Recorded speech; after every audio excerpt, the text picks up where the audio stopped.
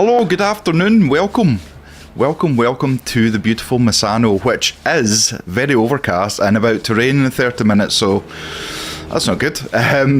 Qualifying has just started, as you can see, and welcome in everybody who is watching King Sticks on YouTube. It's race day. It almost wasn't. The servers went down earlier on. There was a bit of panic of we're going to be able to do this. But welcome back. I am Mac. I'm one of the commentators at Toga. We are here for the mini endurance. So we've got 30 minutes qualifying and then we've got 4 hours racing. Lyric, hopefully I've said that right. Actually, you're on YouTube, sorry. King Sticks, you're on Twitch. I've got my windows wrong way around, so I just automatically assume that. Zeta, how are you doing? Yeah, I know it's going to be more like Silverstone yet again, Zeta.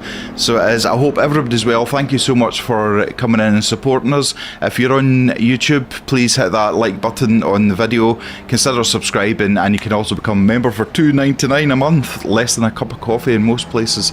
If you're on Twitch, please consider hitting that follow button, and if you do have your Twitch Prime, you can obviously use that to subscribe, or subscribe however way you want to. If you're on Kick, then welcome in and do the exact same. We are all one big happy family. So Lyric, shall I go over to... No, you stay where you are. It's just I've got my windows round. In fact, I'm going to switch my windows round so I don't get confused. YouTube's always on my left, Twitch is always on my right, but for some reason I had it all switched over. So no, Lyric, you are more than welcome to sit where you are in YouTube. So yes, this is a mini endurance. This is race 2 of the championship, which we are at Misano. The first race was Silverstone, which was a little bit mildly moist, I think. Did we decide that's what it was, Zeta? It was certainly wet, which absolutely was superb racing. Before I go any further, I am delighted to... You hope Luke qualifies a car well. Fingers crossed, Lyric. Fingers crossed. I am going to switch over to a car that's not in the pits, and I am going to introduce you to this young man. I say young man because he's much younger than I am, which probably isn't actually that difficult. But he is Alex. He is one of the latest additions to our commentary team. He has got bucket loads of experience commentating, and I'm going to hand you over to him to welcome him in, and let's see some love in the chat for him. So welcome, Alex. Good evening, everyone. My name is Alex. Thank you very much for the introduction, Mac. I'm mostly known for a few major leagues that I've done. I've done SSRI in the past. I work with FRL pretty closely as well as Pitskill as well, and I do a few other freelancers in the background as well. I'm honoured to be on part of the Toga Motorsport team, along with Mac and all of the other commentators. Obviously, another very good skilled commentator will be joining you at the halfway stage of this race, which is Zeta. That obviously was in the voice of the last race as well, so we'll be splitting it at the halfway point of this race tonight. Absolutely, couldn't have said it better. So Alex has got loads of experience. He will probably talk me under the table today about commentary and things like that, I have absolutely no doubt. So obviously Alex wasn't here for the first round, but yeah, I mean, we've got some very good teams. We've got some very good drivers. And what I would like to point out, I mean, Alex is very experienced, but he might not know all of the Toga drivers yet, and the only way you get to know them is by commentating on them. So, you know, we've got like Willamot, who was superb last season and last year. We've got loads of different people who are really good drivers, and it's going to be exciting to see. Now, I have synchronised the liveries, so fingers crossed all the liveries are going to work. And as I say that, Willamot goes in with with fastest time so far, with a 1:33.9. That can only get faster. Now, the track is fast.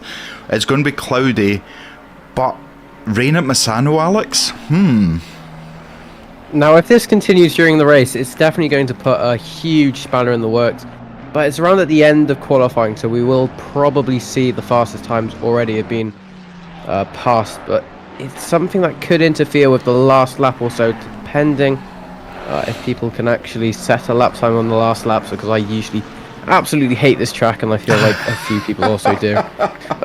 That's not because I'm skilled, trust me. But a few drivers are already saying very, very high potential times. Obviously, as you were saying, Willemot already doing a 1:33.7. As you said, it was also going to get faster throughout the qualifying session. But there are a few other drivers as well, like Fernando, who's currently 5/10 up on their personal best lap time, currently with a 1:34.9, but sets it up into what seems to be a 1:34.4. So quite a big improvement already, but still a few tenths off the leader so far.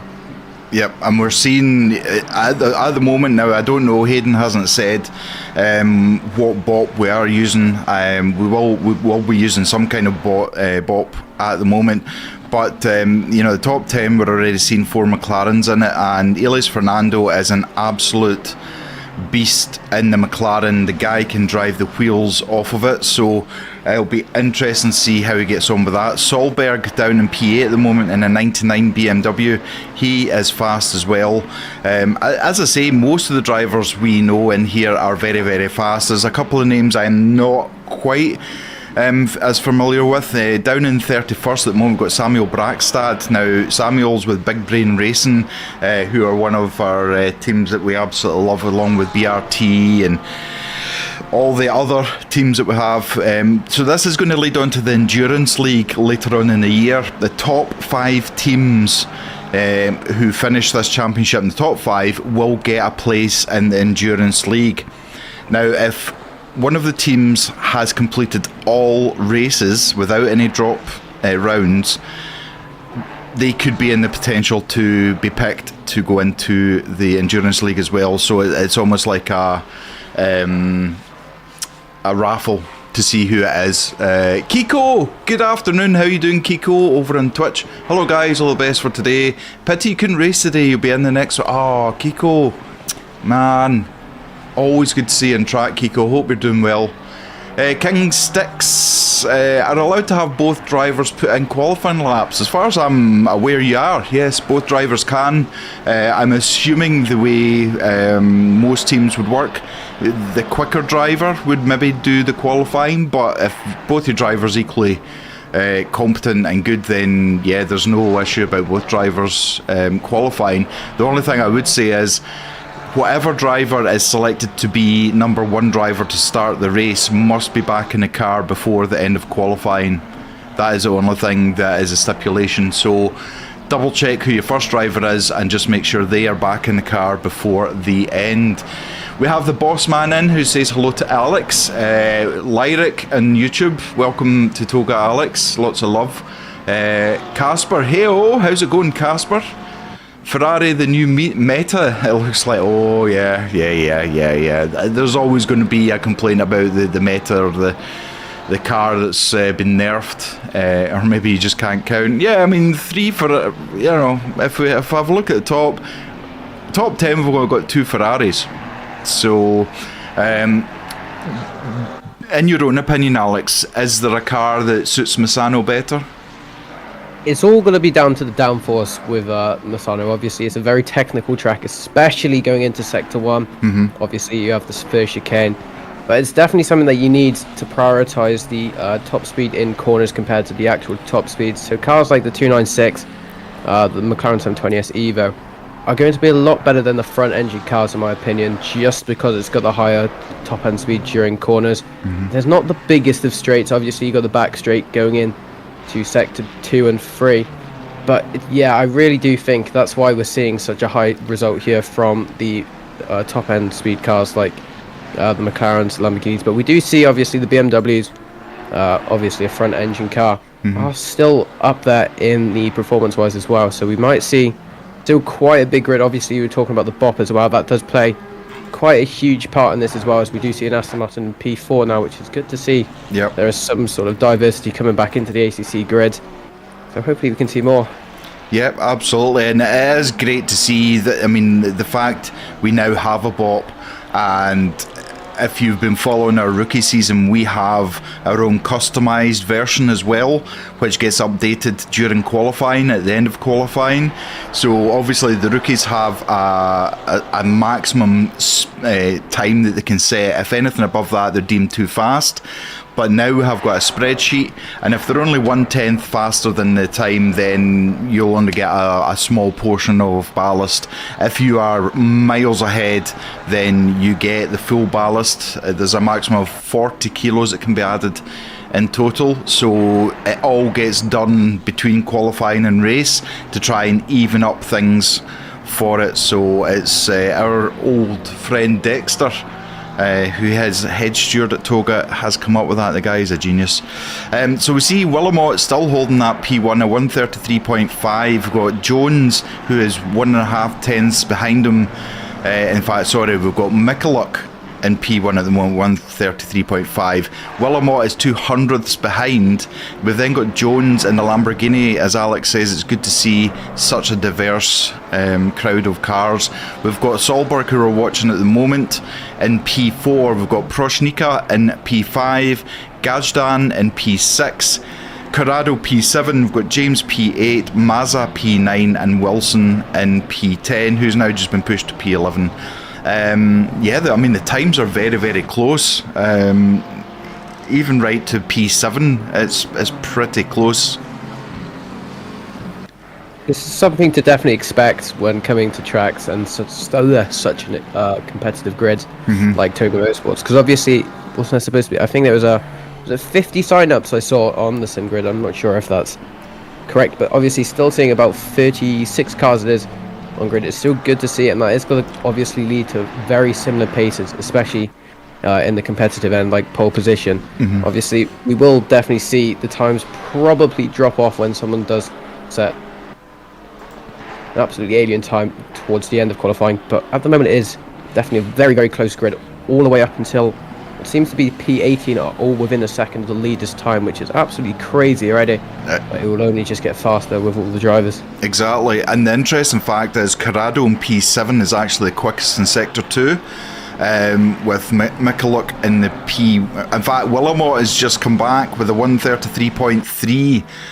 He is now fastest in the second sector, Michaluk fastest in the first sector by 200ths of a second. So these two really fighting it out. Because, as Alex says, right up to Alex Hertz in P15, as 1 second covers, 15 cars. That's, even if you go back 6 months, I think that would have been pretty difficult to see. I think, the bops work. There's different bops out there. And... I think we should actually talk, Alex, a little bit about the track limits as well, because Misano is renowned for track limit warnings and just how tight they are. 100%. We're definitely, unfortunately, most likely, I'm going to say all of those 3 words, that'll be a completely different meaning, but we will most likely see people with drive-through penalties throughout this race. Obviously, 4 hours trying to hold just 3 track limits is quite a task, so we'll definitely see some drive-throughs to happen throughout the race with these sort of penalties. Obviously, very, very strict track limits around this track.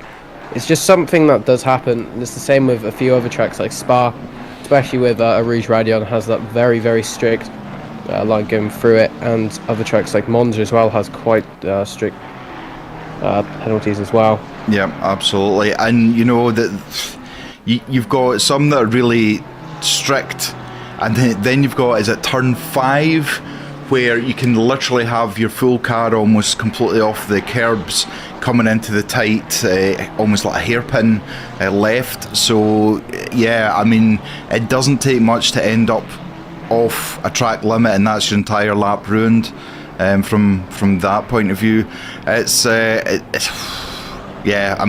couldn't call it just now. It is so close between everybody, even in the top 5 at the moment. Anyone could absolutely steal this. I'm just looking, there's no improvements as such at the moment. We're looking, the best improvement at the moment is Simeone in the 619 Ferrari, almost 1.5 tenths up now, so that will bring them up if they can manage that. But an Aston Martin in P8, that is good going. I think Hayden and myself are testing the Aston Martin. We are entered into the driver swap.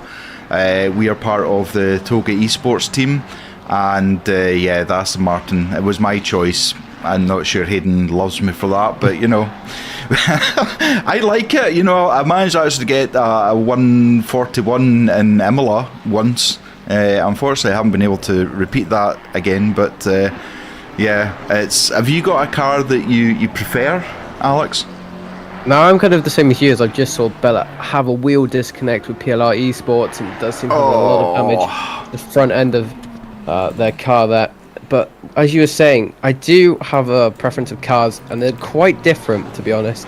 My main car with the most amount of success I have is the 720S. Oh, nice. The normal one. Yep. And then it would probably be the Lexus and the V8, Oh. and sometimes the V12, depending on how psychopathic I feel on that day.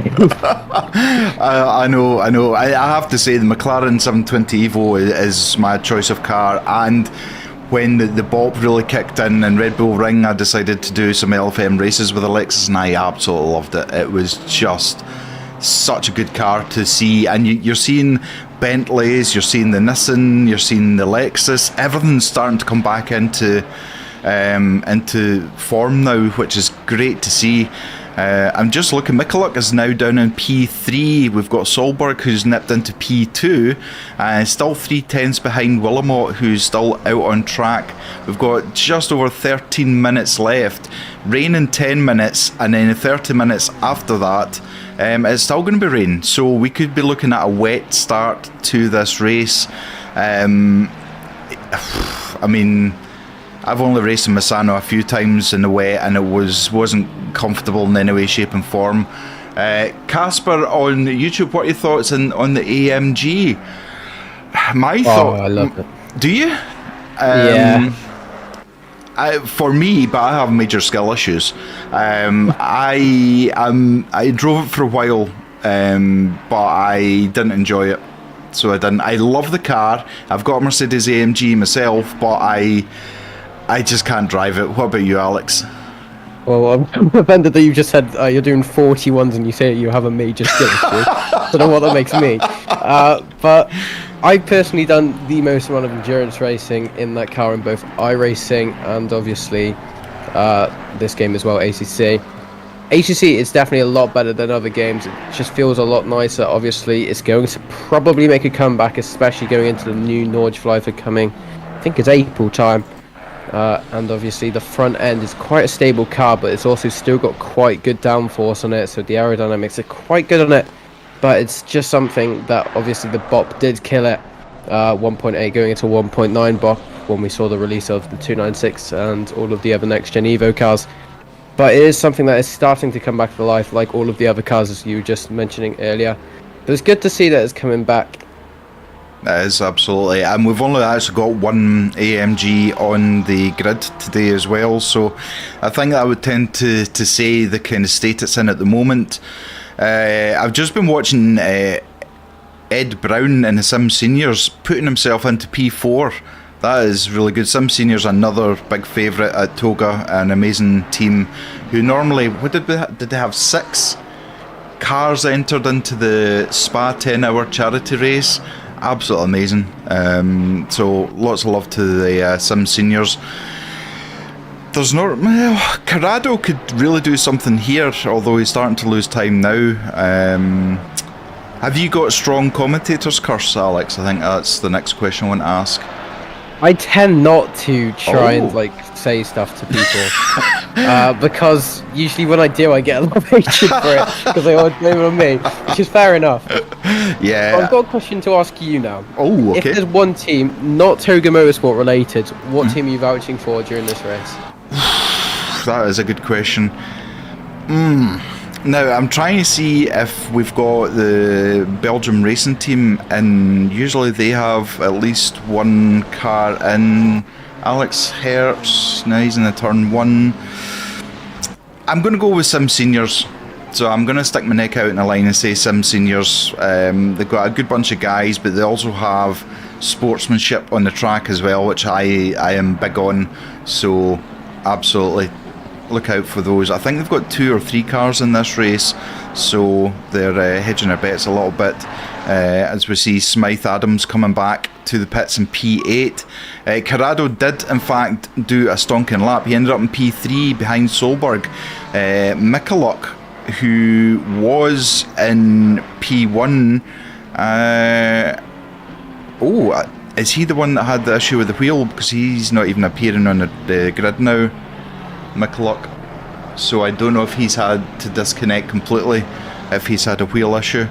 My commentator's curse is basically I go choose a car to watch and all of a sudden they go into the wall or they go into the gravel, or there was one poor guy, Tippy Boss, last year every race he was in, I went to it, he ended up crashing or he ended up coming together with someone, and I actually had to promise I wouldn't even look at his car in a race because it was just that jinxed. So maybe it might balance it out. Alex's non-commentator curse with mine might balance it out that we don't. There we go. That could be a win today. You've said it, not me. I know.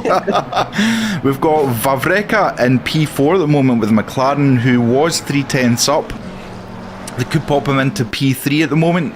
He's sitting in P4, and it's a nice livery. He is looking though to actually take away pole position. Sorry to interrupt. He is actually. He's now 8/10 up, going up to 9/10. Wow, what a lap he's putting in here. He has got a bit of traffic, but I think he's going to be okay. I think they're far enough away. They're not going to be too much of an issue. Again, the McLaren looking quite strong here, but not as strong as I thought they might be. There's only 4 in the top 10. I say only 4. We've got 3 Ferraris, we've got a Porsche, a Lamborghini, and a BMW, so it's all to play for. But Vavreka now 1.2 seconds up on his fastest lap. That will absolutely demolish P1 if he can keep within track limits, very, very close to the solid white lines there on the track. He's got that McLaren absolutely dialed in at the moment. 1.5 seconds faster. I think we're going to see our new pole sitter. So we are King Sticks on Twitch. Well, 26 now. Oh no. Well, you got us up to 25 for now. Okay, right. Well, we'll see how it goes. Vavreka crosses the line. It's an invalid lap. Invalid lap. That's why. Oh no. See, too good to be true. Yeah, it was, wasn't it? It was commentator's curse right there again. The top 3 are showing green improvements, not enough to really get excited about. Willamot is about 1/10 up on his fastest lap, so he's just looking to try and capitalise, make sure he gets as many tenths up as he can to try it. So we have obviously been running a poll to see whether you think it's going to be rain in the race. I would say yes, might be a good shout because I think it could be. Misano's not well known for rain, but I think we are running the live weather of yesterday at Misano, if that makes sense. So we are now starting to do the day before. We'll take a snapshot of what the weather is. We'll then put that into the server so that it's the weather. So thankfully it's not Spa, because I think, Vavreka goes all wrong, taking too much carb. Yeah, that's ruined the poor McLaren behind them, theirs as well. Samuel Brackstad up into P7, that's 2 Porsches in the top 10. Well done to Samuel, an amazing driver.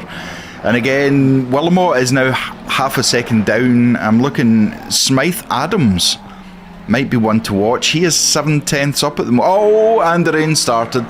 There you go. There we go. I told you.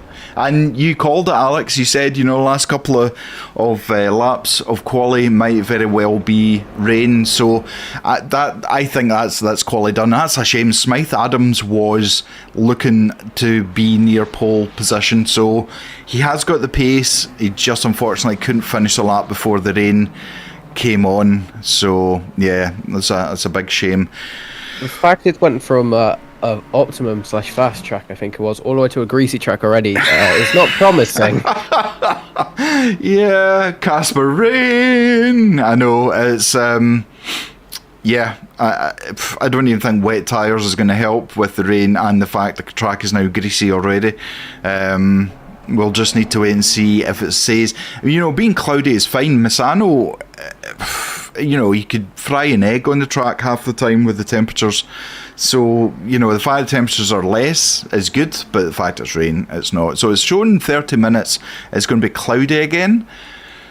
So it could be Silverstone last race, it was rain off, and it actually messed up some people's pit stop strategies because they were having to come in earlier to put wets on or having to come in later to put dries on. So I think that's what makes endurance racing a lot better when there is intermittent showers and stuff, when it goes from a wet track to a dry track very quickly, and it just makes it a lot more interesting for both the drivers and obviously us and commentators as well. Yeah, absolutely. It's a great leveler.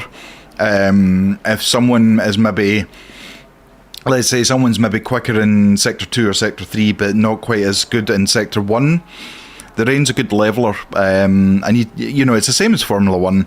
You'll have some drivers who actually prefer the rain or just seem to get the car working better in the rain. So it's going to be an exciting time, but we've got 4 minutes left. There are cars out there, maybe they're out testing the wet just to try and get a feel for the track before the end of the time. In fact, you can see some going back out.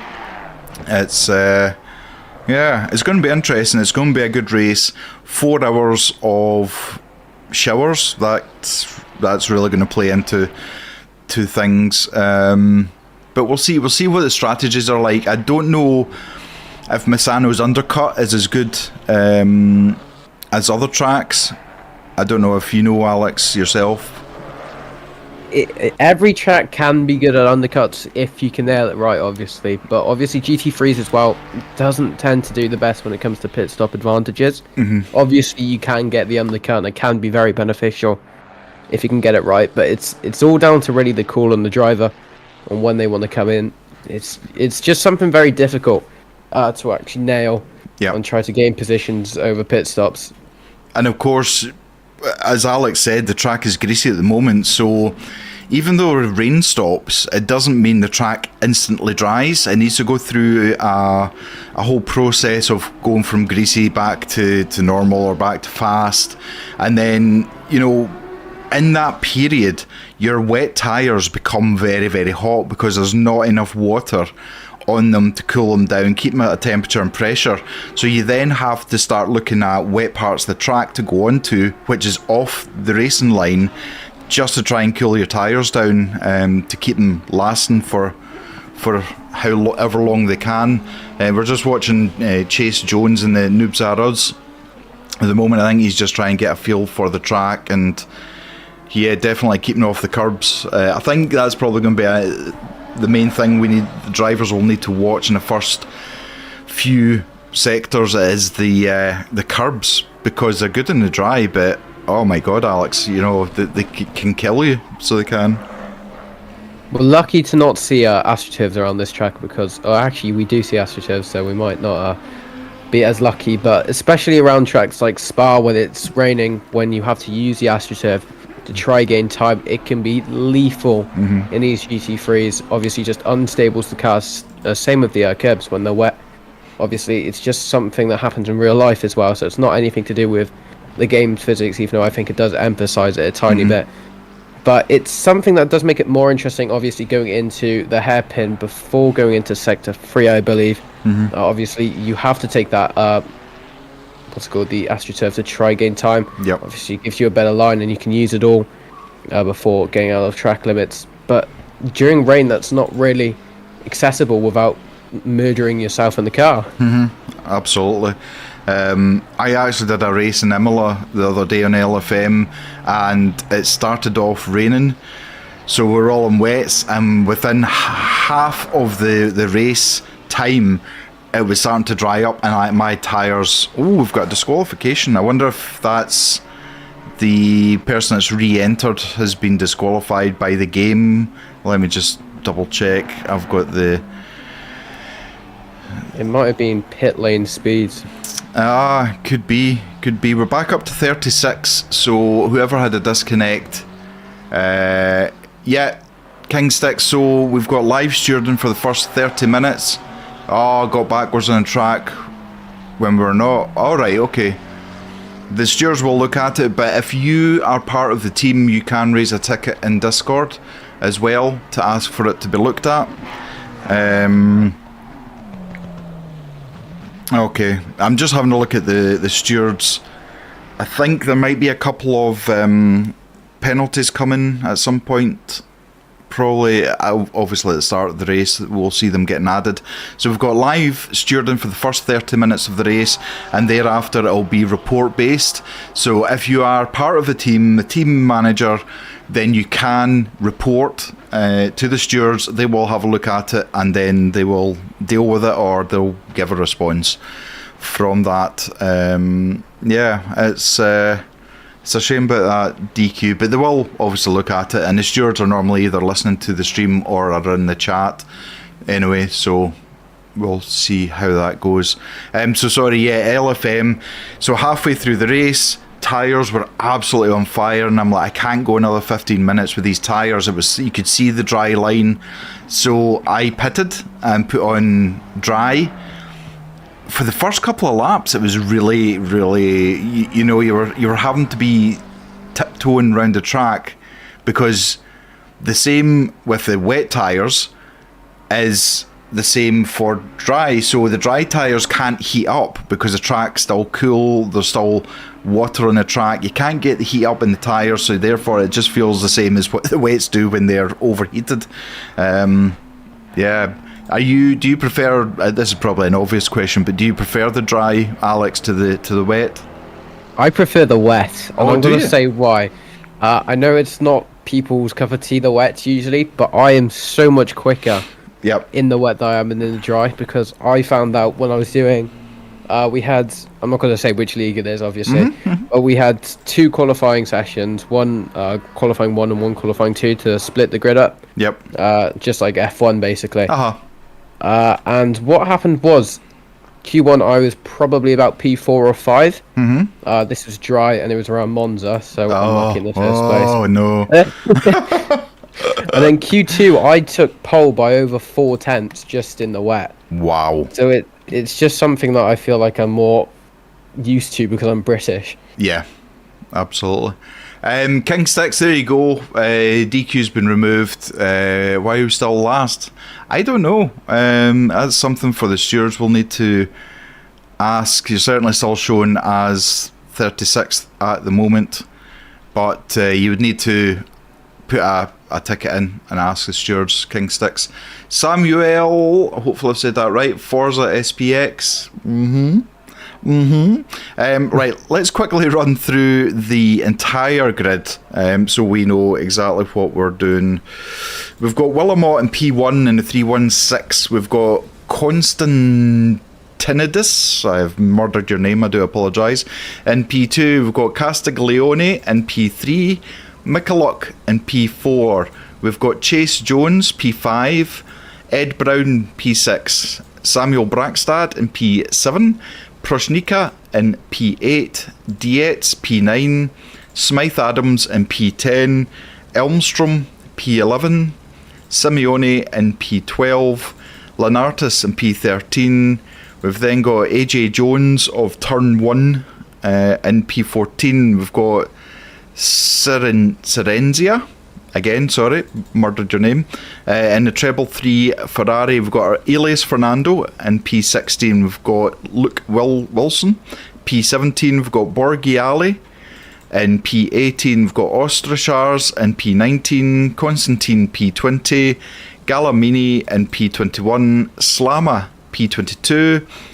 Lazar in P23, Wallace in P24, Soboli. Sorry, I honestly, can I just call you Tibor? In the 33 Ferrari, we've got Dos Santos in P26. We've got Crepesi in P27. We've got Alex North in P28. Nicholas in P29. Jansen in 30th. 31st, we've got Perez. 32nd, we've got Zappi. 33rd, we've got Vandenbroek. Dismukes in P34. We've got Enrique Mar in P35 and Gappa in P36 at the moment. Kicking sticks, is that a bug? Why are we still last? Yeah, so as I say, so we've got a 15-second penalty for Mar and P35 already. Let me just have a little look at the stewards and see. Yeah, so a bit of contact. There's been a little bit of contact in multiple places, so there's a 15-second there. Car 619 is getting a 5-second penalty for an unsafe rejoin. Car 316 is getting a 10-second penalty. It looks like possibly an unsafe rejoin again. So for the first 30 minutes we'll all be able to see the what penalties is going on, but after that we won't have access to it. So that will just be that. So we've got Willamot, who's in P1 with a 10-second penalty. That, I think, Alex, that's good. That could play quite a big part for the two guys behind him, at least. The fact that 10-second penalty is there. It could do, depend. Obviously, I think they were quite close on pace. Yep. In the qualifying session, but obviously it's a 4-hour race, so we will just start seeing the pace drop off of a few drivers, either pole or the other two behind him. But that's where, if it was a sprint race, it would absolutely affect him, because their pace is very similar. But as it's a endurance race with different drivers going into the car, obviously there's 2 drivers max, as you probably know, Mac, because you do it yourself. It's definitely something to see, that we will see 2 different variations of paces going into the car. Yep. In both 3 of the cars, either if this is their fastest driver, which it definitely should be, and then going on to their second driver, it could be up to about 3 tenths you could see, variating in pace. Yep. But obviously, again, with rain as well, which can play a huge impact in people's confidence in the car, which will impact their pace as well. So we will have to see if that 10-second penalty will actually do much towards the end of the race. But for now, I don't think it will be able to. Yeah, absolutely. And it might be in Willamot's mind, you know, he has been the fastest on the track, although Smythe Adams was certainly looking as if he was going to take that pole position.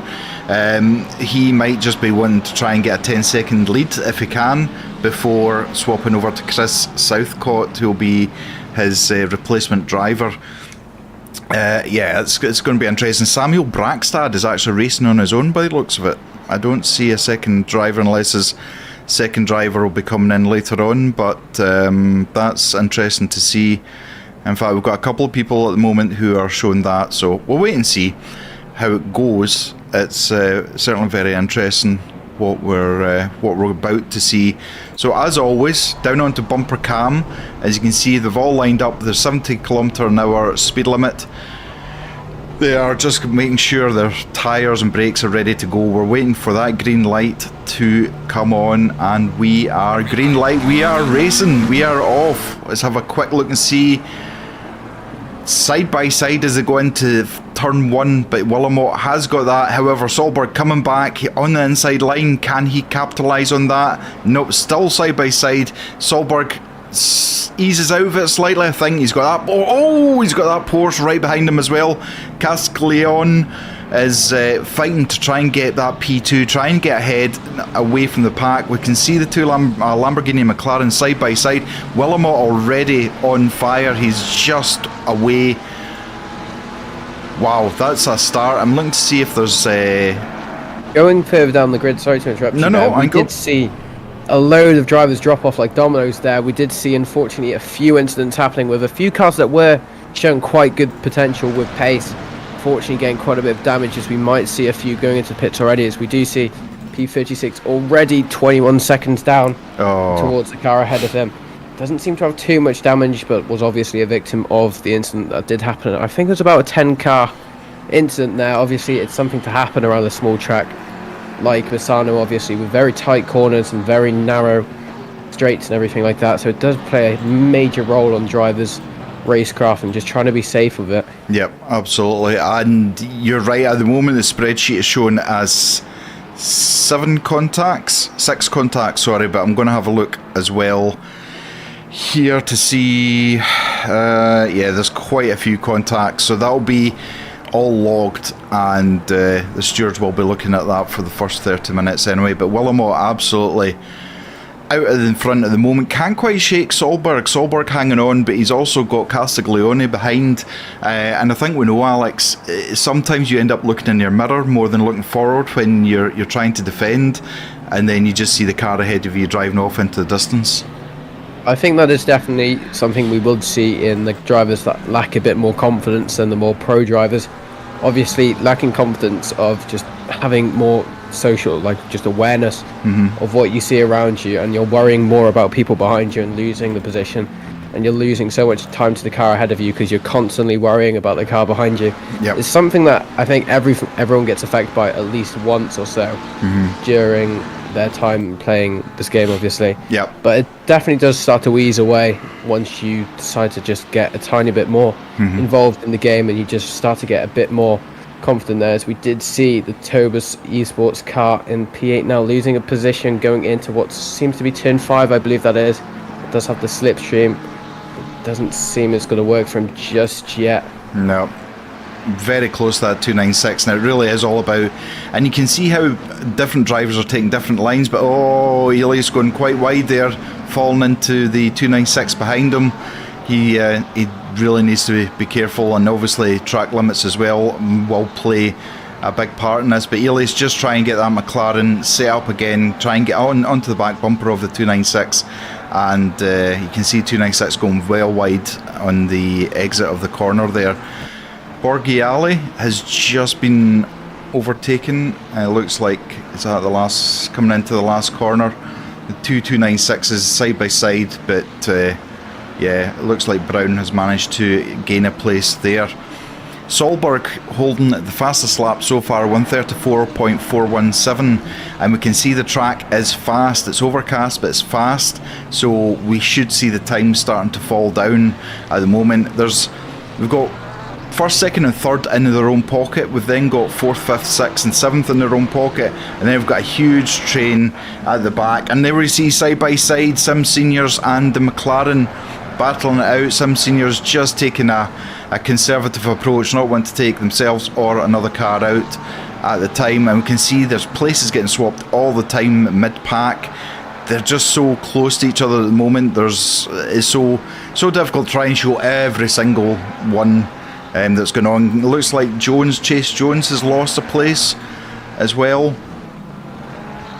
It does seem quite a few positions are fluctuating at the moment, as we did see, I don't know if that is a start of race penalty, but one of the WRT cars of Enrique Martin, the McLaren Racing, has been given a 15-second time penalty, even though being part of that huge incident that did happen at the start of this race. So we'll have to see if he's able to play off that penalty while trying to get further up in the grid, because obviously during endurance races I believe the penalties are served during the pit stop time. Yep. But I could be wrong with that. No, they are. They'll be served when they come into the pits. And that is looking close. So there's going to be a 5-second penalty for car 102, which is let's have a look and see where 102 is. Quite far down, I would think.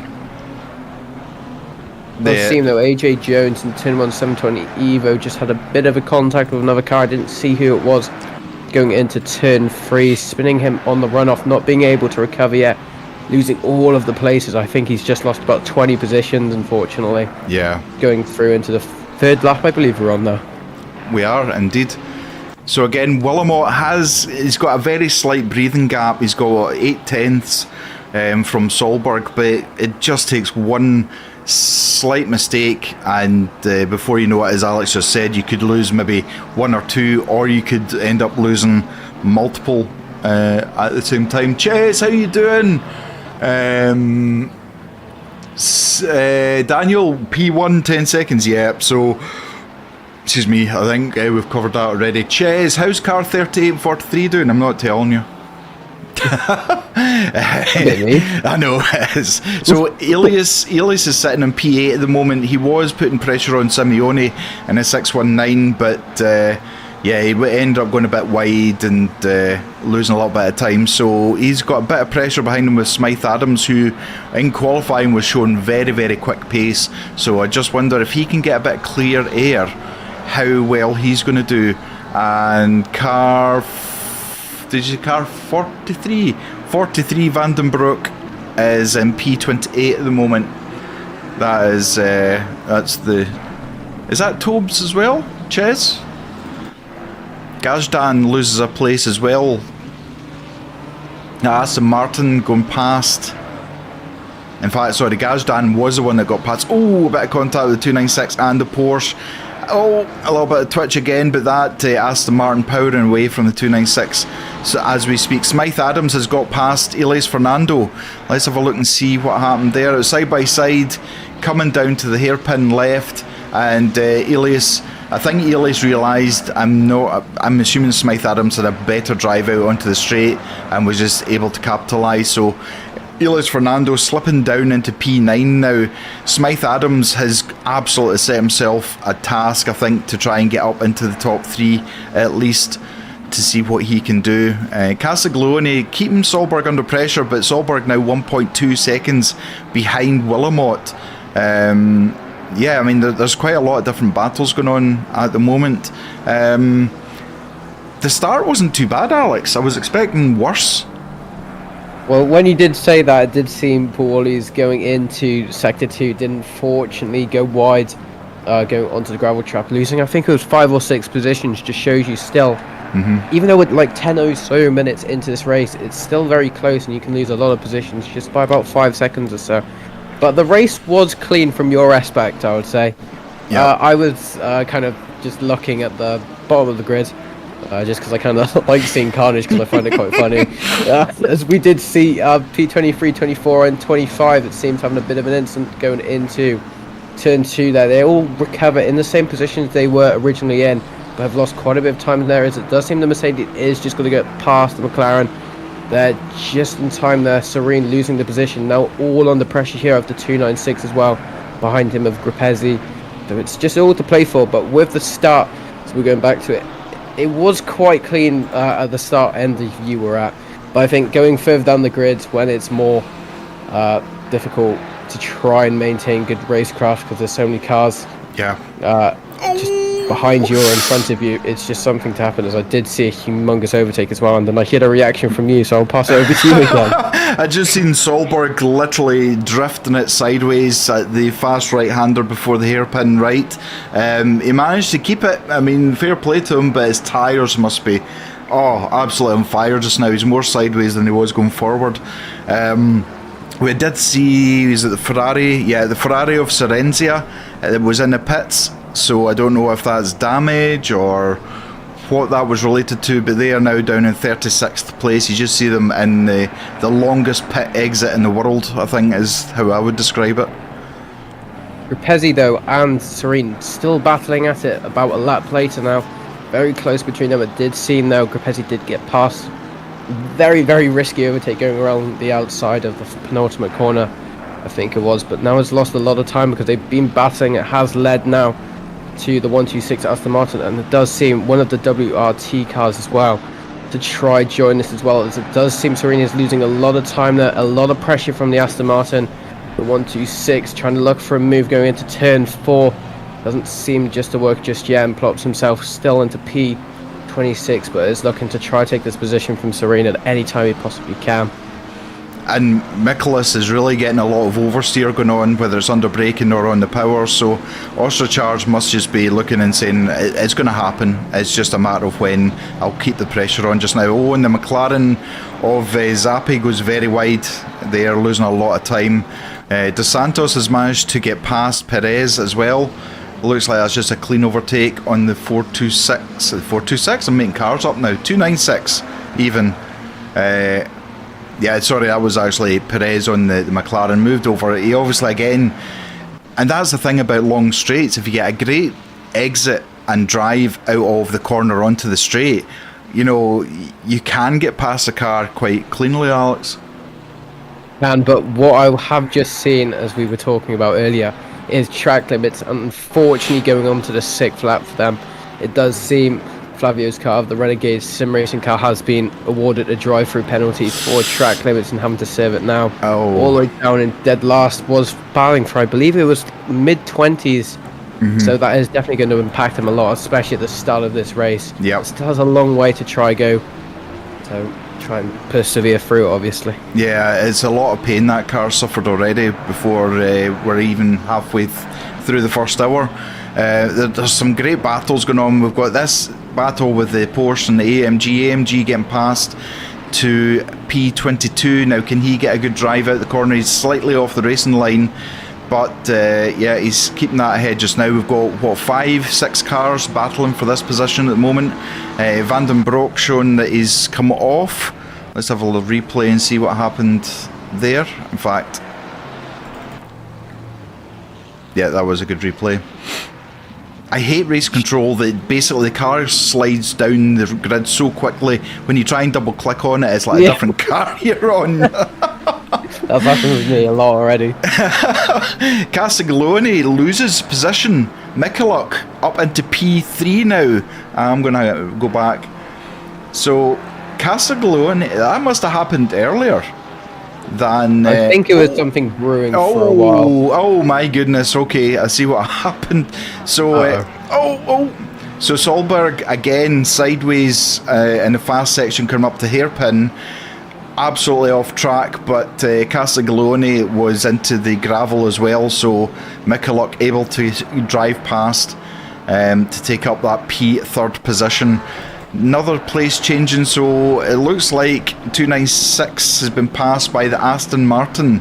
So that is Gajan making another place up into P14, but it looks like some seniors, 296 trying to come back, try and go for the switchback onto the straight. Very, very close on the back of that Aston. Aston instantly goes into defence mode, coming up to this sharp left-hand corner. Again, still there, not the optimum racing line. Is the 296 going to get past? It's side by side as they come up here. They're coming up to hard braking zone on the right-hand kink.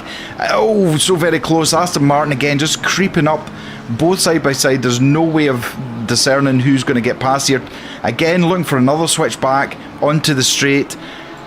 He is right on the bumper of that Pro League racing at the moment, but it looks like the Aston just has a little bit more of that power at the moment. Let's see what happens. We've got a car off on the right. He's stayed off to the right. That's fine. Coming up, heavy braking again, and it looks like the Aston is going to hold that place for Gajdon. But some great racing going on just now, Alex. It's good to see good racecraft. I know Bella quite well. I know the PLR guys pretty well, so I'm quite biased in this, I'd say. But they are obviously very capable drivers. Obviously, you probably won't know this unless you do know PLR well, but Bella did win the last PLR race on Monday, so he definitely has more experience in the rain, as we were talking about. Excellent. Than probably in the dry. But we do see the 296 starting to lose time. Bella does seem just to be stepping up the pace now, starting to maintain quite a big gap between them. But you also do see what seems to be Boraghiali. I'm sorry if I say that wrong. I have to say it with the Italian accent, obviously. But starting to get closer as well. That's mainly because of the battling that we are seeing, which they have lost time, obviously, to Wilson as well, and Jones, who are battling, as we do see whatever happened there. You can. Oh wow, that was unfortunately McLaren, 490 McLaren, just getting all kinds of wrong onto. Oh, he actually got rear-ended by the 296. He slowed down so much that where you wouldn't expect, and unfortunately became the victim of a punt from behind, I think is the best way of describing that. I must say though, I'm very high respect there for Derby. I just watched the replay there. Yeah. Doing the best thing you could do is just stay still during that, because obviously you're just a spectator during that. But it did seem very, very well done to all of the cars managing to avoid that. Absolutely. Mere millimetres between them both, and it did seem it was all fine in the end. Yeah, absolutely. Yeah, I know that's. Yeah, apart from that, it was good. But no, he did well to hold his brakes and just wait and hope and pray that no one came up and absolutely took him off in a T-bone. But we're looking at Chase Jones down in P12 at the moment, being challenged by. Sorry, we've got Lenartis. I'll get this right eventually. This is not my first day, I promise. Lenartis, who is battling with Chase Jones. You also have the BMW Luke Wilson behind as well. So 296 under pressure from the Lamborghini. Lamborghini looking quite tight going round the complex here. Has he got enough in the power? But the 296, obviously, the power in that is just going to keep it well ahead at the moment. There's so many battles going on. It's so difficult to try and keep hold of. We've got Samuel Brackstad, who is actually on the back of Mikuluk of that 224. So Samuel very good with the Porsche, as we know in previous races. So he is trying to claw his way up there. Willamot, interestingly, is now 5 seconds ahead of Solberg, so maybe is playing that game of, I've got 10-second penalty, let's just try and get 10 seconds between us. Yeah, Ches, 43 Lambo is Tobes, but with a lack of livery. I see. It's the battle here. Oh, look how close we are now. As we look on the wing, we've got that Lamborghini breathing down the neck with the Sim Seniors 260, and it looks again 296, can they just keep the power on? But again, given the tow to the Lamborghini as he's setting them up for the start finish straight, both trying to be as neat and tidy as possible. We've got quite a few penalties been issued, so let's have a look at the first one that I'm seeing. We've covered that. 500 has got 15 seconds for making contact and a dangerous rejoin. We've got 500 again getting another 5-second penalty, which was unfair pass possibly. 303 has got 10 seconds as a Lambo goes for it. Lambo is passed side by side as they come up here, and he gets it made before the next corner, so well done to Chase Jones. It does seem that kind of looked like a let go. I have a feeling that was probably something that was strategized by the 260. Obviously, there's still 3 hours and 41 minutes left, so it's not all about battling it all of this time. Obviously, we're still early into the first stint, so you don't want to wreck the tyres, because this is a very tyre-used track, not compared to other tracks as well. But I will say, I will admit this, I did do a rookie error just earlier. I was talking, but my mic was muted. It's okay, it happens to us all. I've done that as well. I've done horrible things as a streamer when it's been Toga or my own channel, but yeah, well, it's fine. If you hadn't said it, we would never have noticed, so, but kudos for being honest about it. We've got 313 with a 5-second penalty. 88's got a 10-second penalty. 88 looks like he's going to get another 10-second penalty for another collision, so that is not a good racing day for car 88. You can see the penalties are coming in thick and fast. We've got 10 minutes left of stewarding, live stewarding, before it goes to report based. And again, Willamot is now 6.5 seconds ahead. Castiglione looks like he's trying to hang on to the back of that BMW. As we know, as the fuel starts getting lighter, the Porsche ends up with a little bit more understeer, just due to the position of the fuel tank and the way it handles. But Castiglione absolutely keeping Solberg true and honest. Samuel Brackstad has not been able to get past Mikuluk yet. You can see the Porsche flashing. Do you know, I used to hate people that flashed. I absolutely hated it.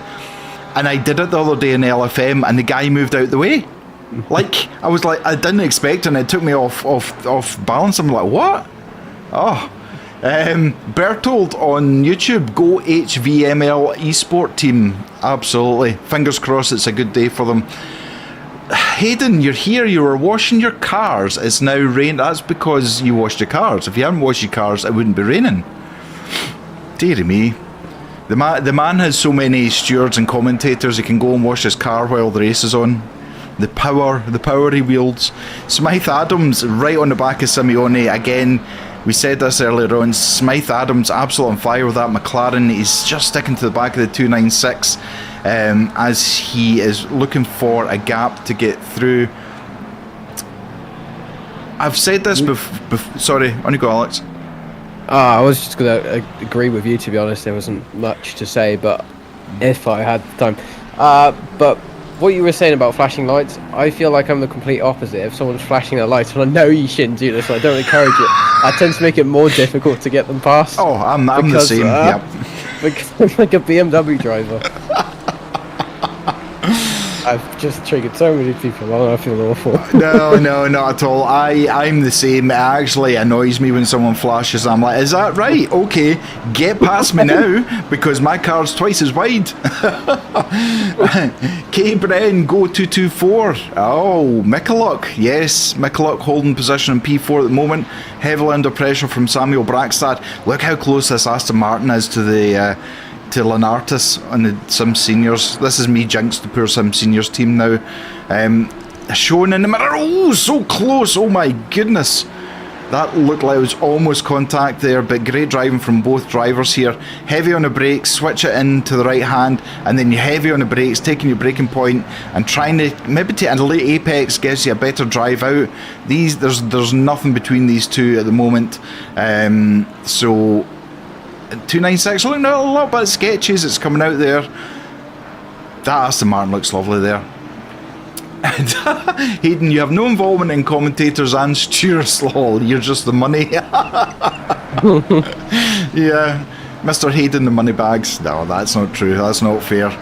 Hayden basically pays for all the running costs himself. It's only any monies that come in from streams, from memberships and things that go straight back to the running costs. So I'm being a little unfair to poor Hayden there.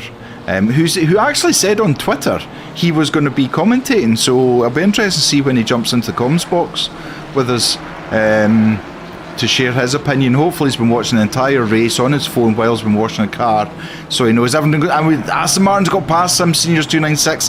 That wasn't a difficult pass, I have to say, and it was good racing from Lenartis. He didn't push it more than he had to. He knew it was a kind of done deal. Yeah, it's good racing. You can fight for so long, but if you know the car behind you, Alex is faster, it's only a matter of time it's going to happen. I think between both of these two, though, they have very similar pace at the start of the race, but they have started to drop off. When I mean started, I mean Lenartis, and that's why we've seen that position change happen so quickly, and we obviously saw a bit of a mistake there from Lenartis, which did cause Bella to go by into what I believe was turn 5.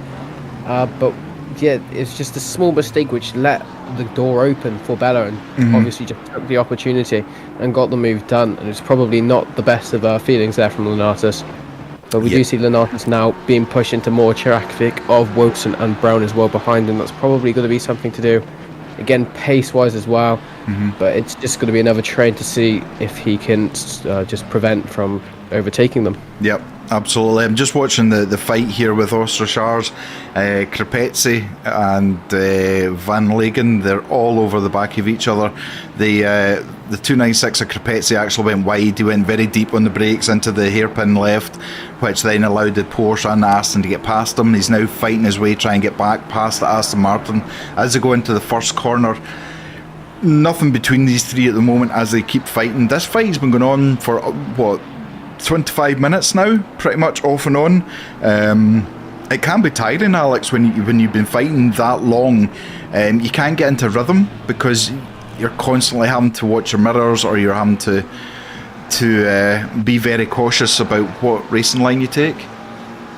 I must just say though, as well as that, there is another quite vicious battle that is starting to happen between Simone the 619 Ferrari 296 and then Smith Adams and the 86 McLaren 720S Evo. They were probably side by side for the best part of a lap, and it's good to see good racecraft from here, but you can only do it's just cringe to see if they actually make a mistake between each other, and it's just something that's been happening for a while. They are not leaving much room for each other, but enough to be a racing room and not to get penalised for it. Absolutely. Now, actually, just as you were talking about that, I'd switched over to that battle, so we're obviously commentators' minds are linked together now, but Smythe Adams not being able to get past Simeone's 619 very easily, which is hampering any progression that he can do. Dietz isn't far behind as well. I think, in my own mind, that Simeone is maybe looking more on his mirrors than forward, because he does have that McLaren all over the back of him just now. For that, yes, as Hayden says, if you're on YouTube, please smash that like button. It really helps us. If you're not already a subscriber, please consider subscribing, and also you can become a member for £2.99 a month. We'll be bringing member only material to YouTube very, very soon. If you're on Twitch, hit that follow button, and if you feel like it, hit that subscribe button. The same on Kick as well. So Alex on YouTube, hi all. How do fans stand for hours? I don't know. How do fans? It sounds like a joke, but I'm not sure if it is. I was going to say that. Yeah. So how do fans stand for hours? Alex, how do the solo drivers get on at Spa in the end? They did immensely well. We had 2 solo drivers doing 10 hours in the car. Absolutely smashed it out the park. So they did. We made sure that multiple times we shouted them out for what they did. And I think that's actually a back marker they've just passed there.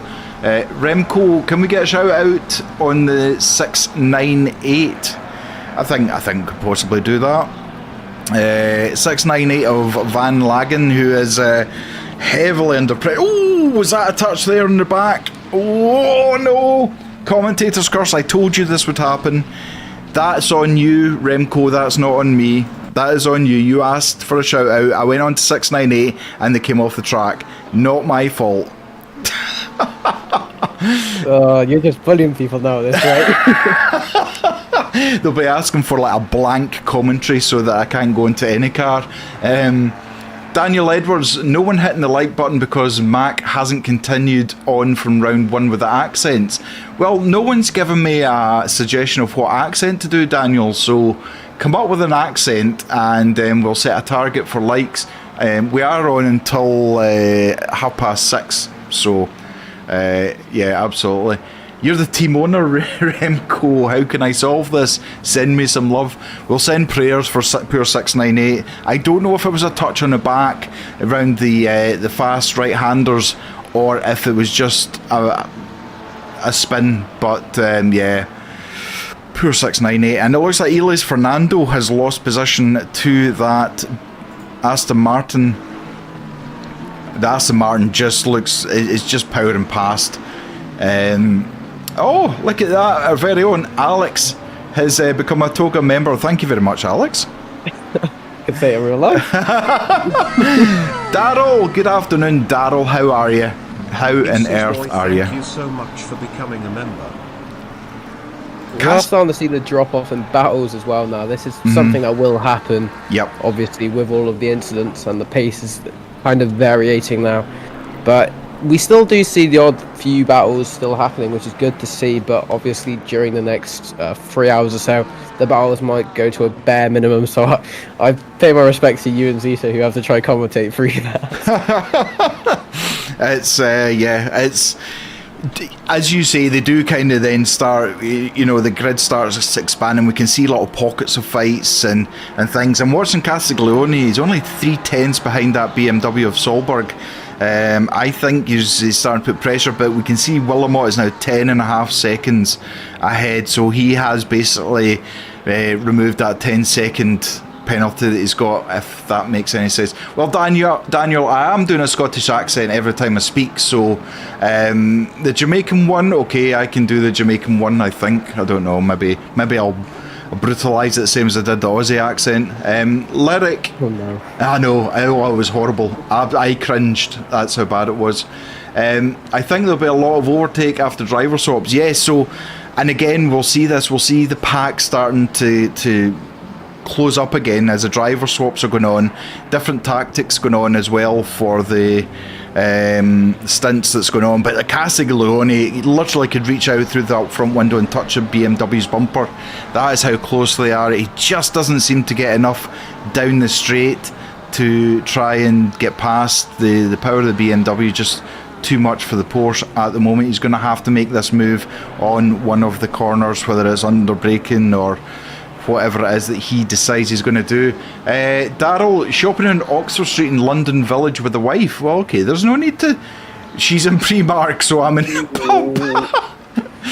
I'm just saying now, this battle between Simone Smith-Adams is going a bit rough now. They're starting to flash their lights in a bit of a angle with each other. A bit of door rubbing happening going into Sector 2.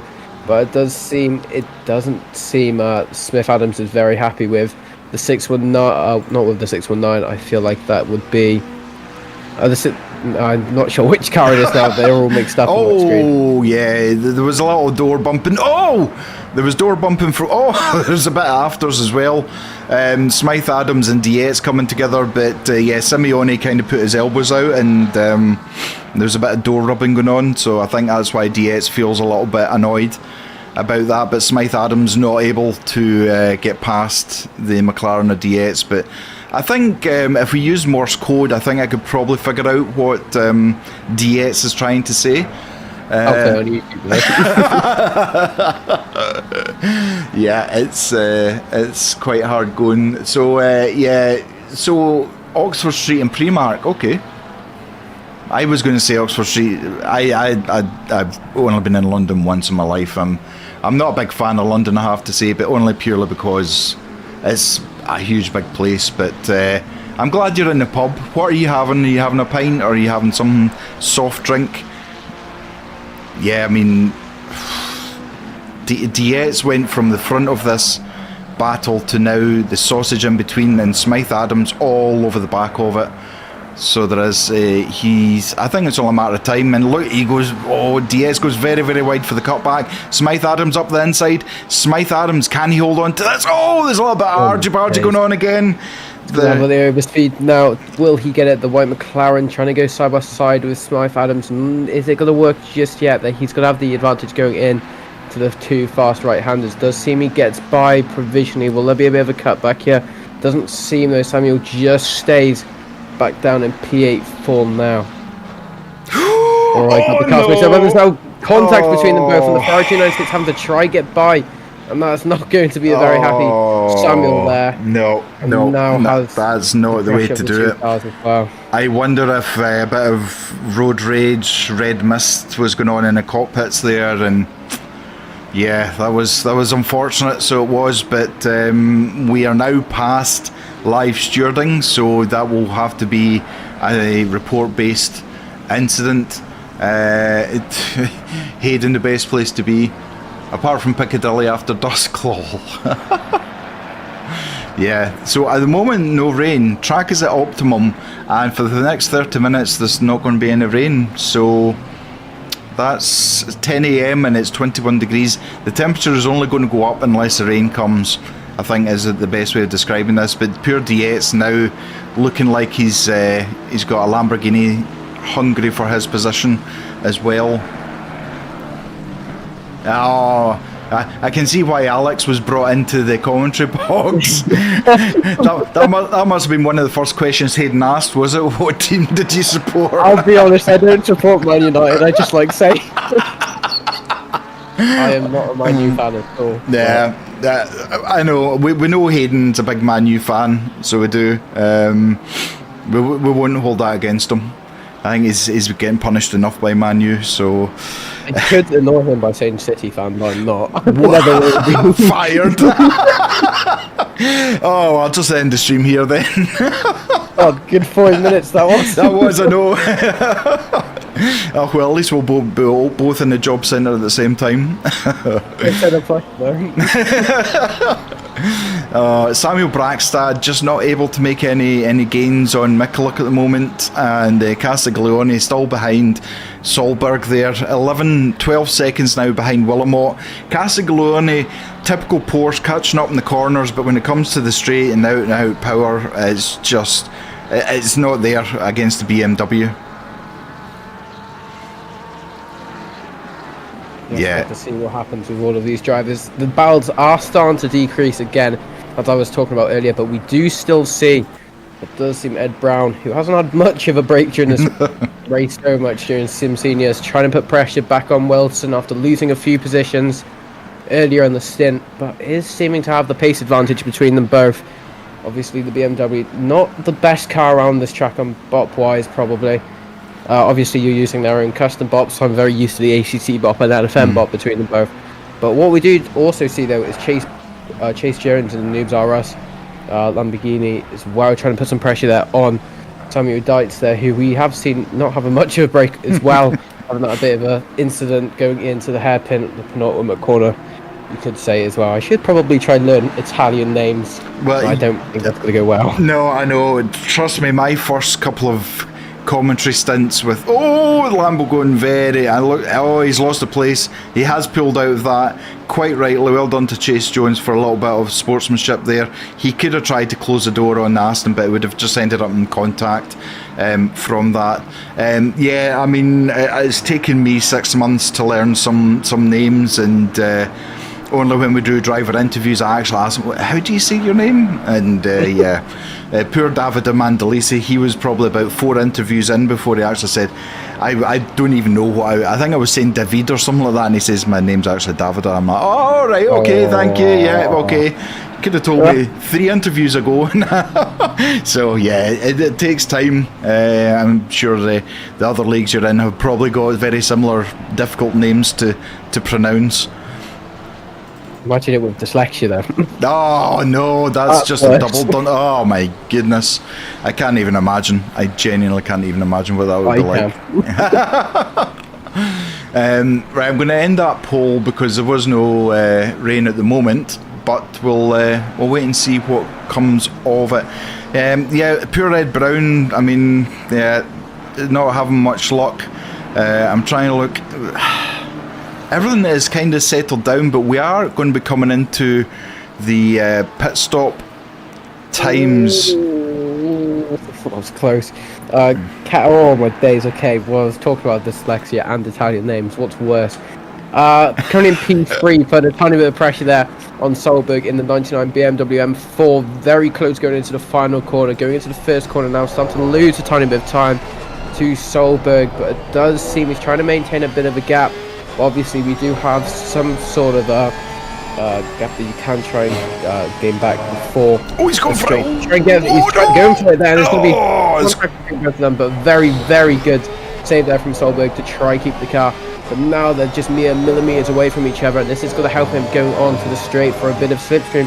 It's not the biggest of straights, so slipstream isn't going to be a lot, but trying to maintain the gap for the bigger straight going on to sector 3 will be all of the justice he can try and get in that Porsche 992. Yeah, absolutely. That is that was yeah. I mean, Castiglione did slow down to make sure he didn't pass Solberg, so that was some good racing, and obviously Solberg was able to save the car. It was just a little bit of trying to. I wonder if he's a little bit frustrated he's not managed to get past the BMW. That can always go in. Dexter on Twitch, few live stewarding over. That was some bumper cars for that 30 minutes. Yeah, it looked at. I was looking at the stewards spreadsheet, and it was looking quite busy. So yeah, you'll be probably quite happy now that it's not live stewarding. But yeah, I mean, Castiglione just not able. And I wonder if Castiglione got past Solberg, would it be long before Solberg got back past him again on a straight? And you know, it's a punishment of a Porsche driver, I think, sometimes. Faster in the corners, but terrible in the top speed. Lyric, you gained 48 kilos in the BMW from last time. Oh, that's a bop. I am going to put my hands up and say it's nothing to do with me. So, but yeah, I don't know. Hayden might be able to tell us in chat if there is a bop, what bop it is. In fact, bear with me a second. I'll see if I can. Looks at that. Yeah. Does seem Nathan Smith-Adams is very, very close to what seems the back of Simone. Once again, these two have been battling for probably the past 40 minutes now as well. But it does seem we'll just keep an eye out on this while we see. Oh, Castiglione trying to take a different line, trying something different, try and get past Solberg. He's now right back up on that bumper again. Very, very close this time. Flash of the lights, trying to distract Solberg from that. I'm sure Solberg's going defensive as they go into the fast sections of right-handers. Solberg pushing everything in the BMW to try and stay ahead. Now, this isn't playing into the hands. Mikuluk is 1.8 seconds behind, with Brakstad about 1.2 behind. If these keep fighting the way they do, Willamot is not just going to start racing off into the sunset. He's now 17 seconds ahead, but Mikuluk and Brakstad are going to be in the back of that. Smith-Adams has got past, so he has. Let's see that. Oh! on the... there's a bit of switchback going on. That was into the right-hand hairpin, but... very, very close.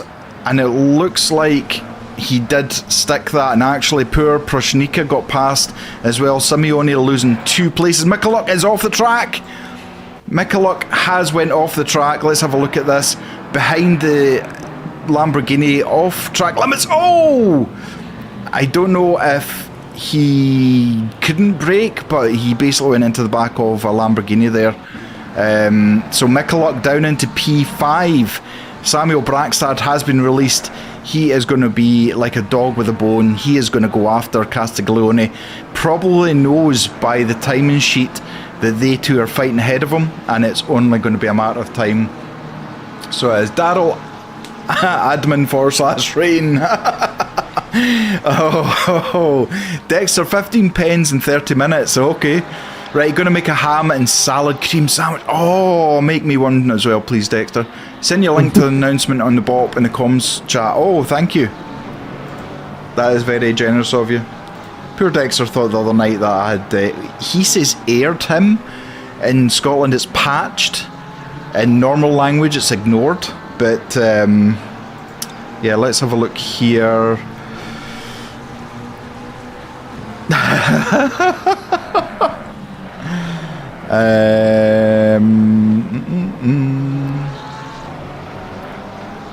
I've just got this out and I'm going to try pronounce corner names. Go on. I've got all of my track maps in the thing, but I'm going to try start from the start of them to the bottom of them. Bear in mind, I'm very dyslexic, so this is not going to go well. First one, Variante del Parco. I think I nailed that one. The Italians are probably going to be absolutely fuming with me after this, and I apologise. You did well. But, yeah, luckily half of them are actually just corner numbers. But the next one's Rio, pretty easy. Then the next one's Tremonto, going into what seems to be turn 10. Then obviously Curve 1, I think it says, in turn 11, the fast right-hander, the first one of them. And then Caro. So, yeah, that's all of the corner names, so... absolutely nailed that. You did very well. Did you do the Italian hand gesture at the same time?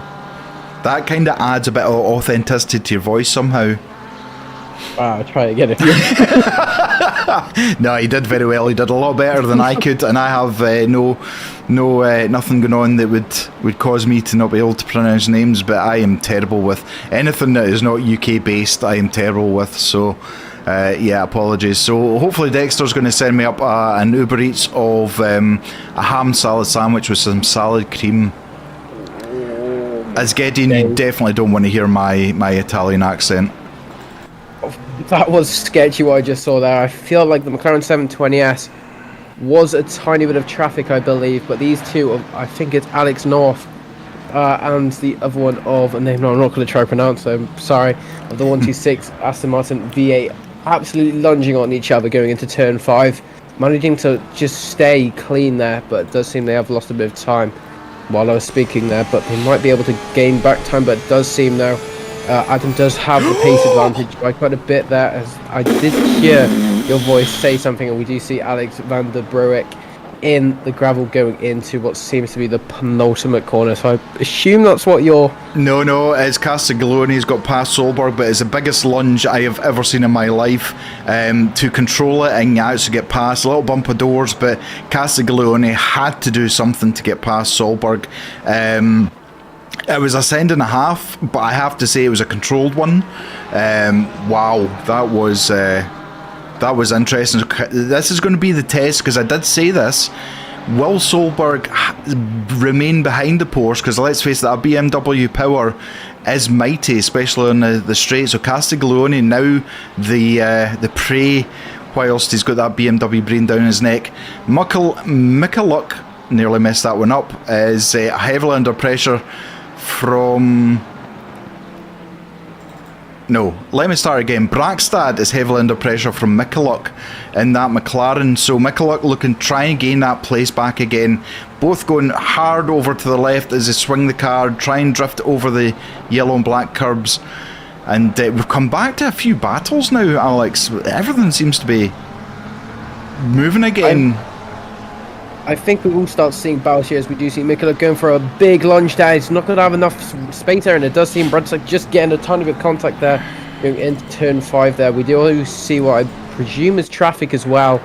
Yes, it has to be traffic, so this is something that is also going to be a humongous factor during this race. It's the traffic that's going to possibly hold up cars there as a reaction to your voice. I feel like that might be a bit more interesting. Sorry, that was Brackstad and Mikulok with the traffic and a bit of bumping doors and a little bit of paint getting traded even.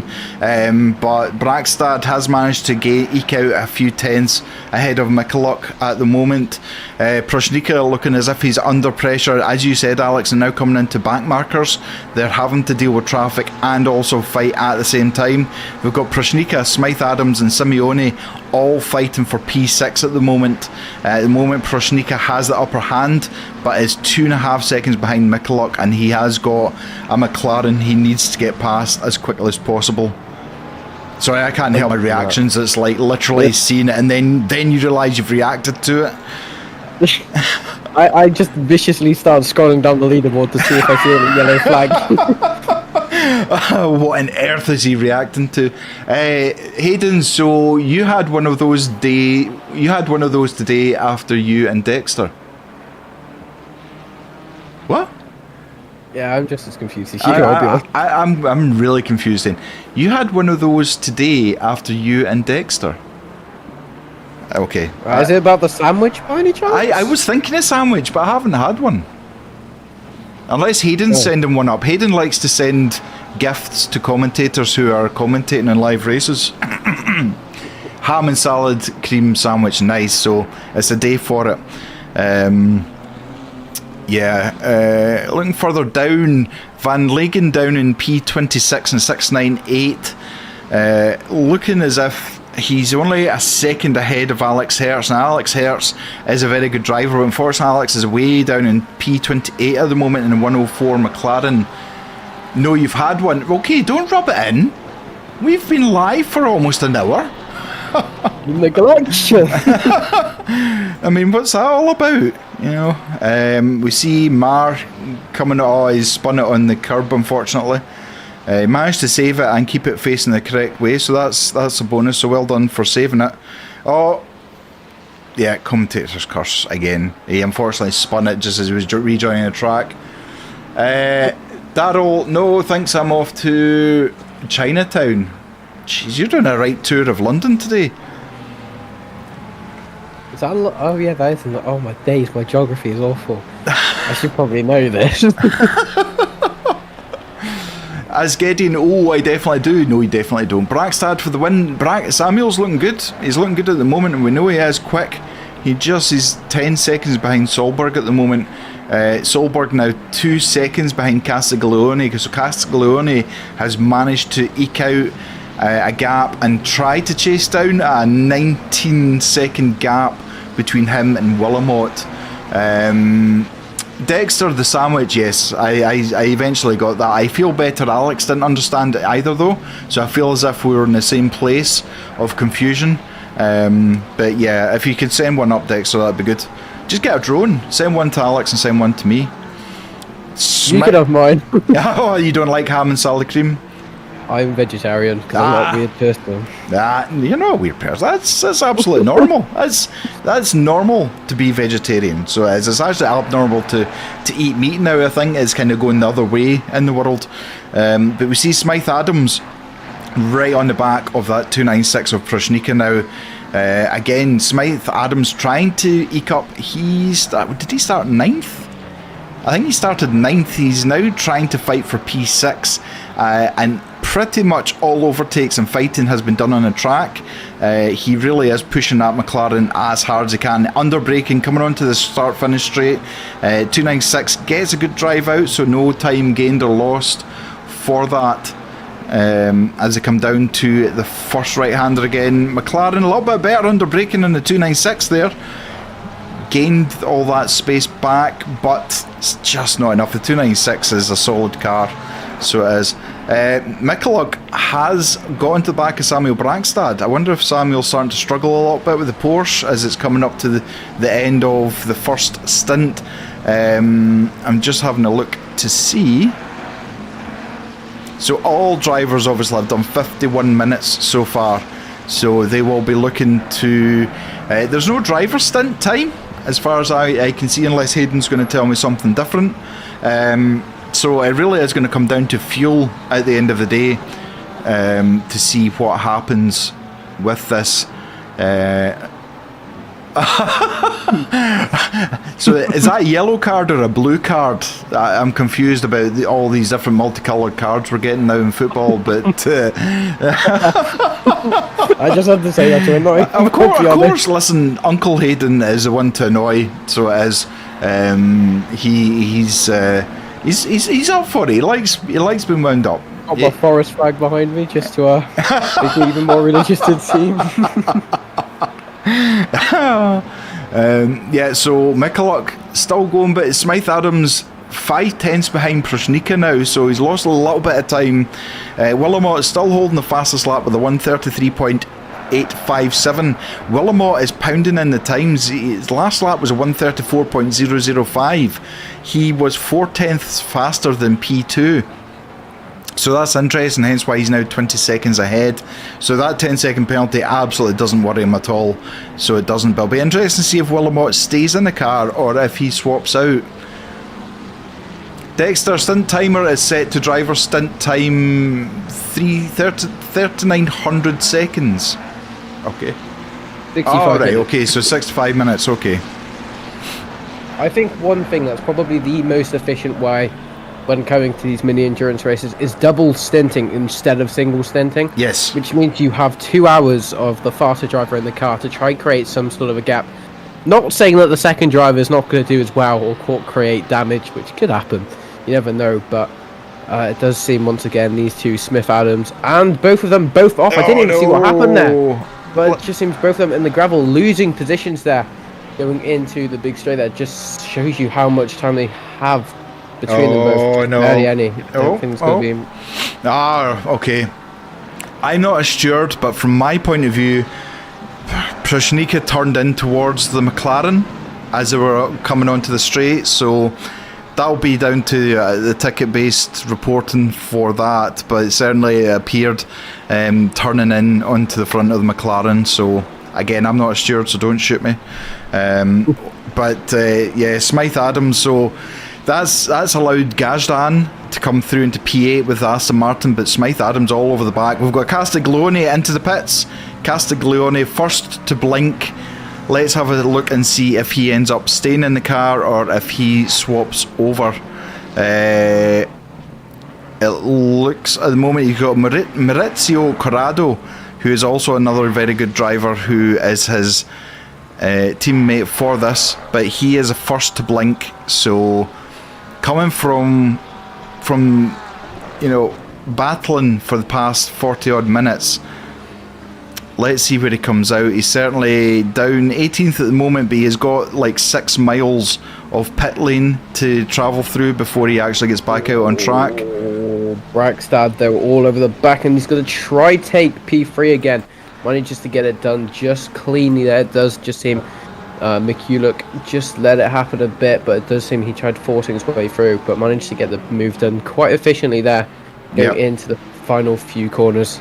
That, again, to me, that was some good racing. I know it appeared on stream that he just let him through, but to me, that's not how it works. Samuel was coming to the point where they were going to be side by side, and instead of turning in and possibly causing a collision, they've remained.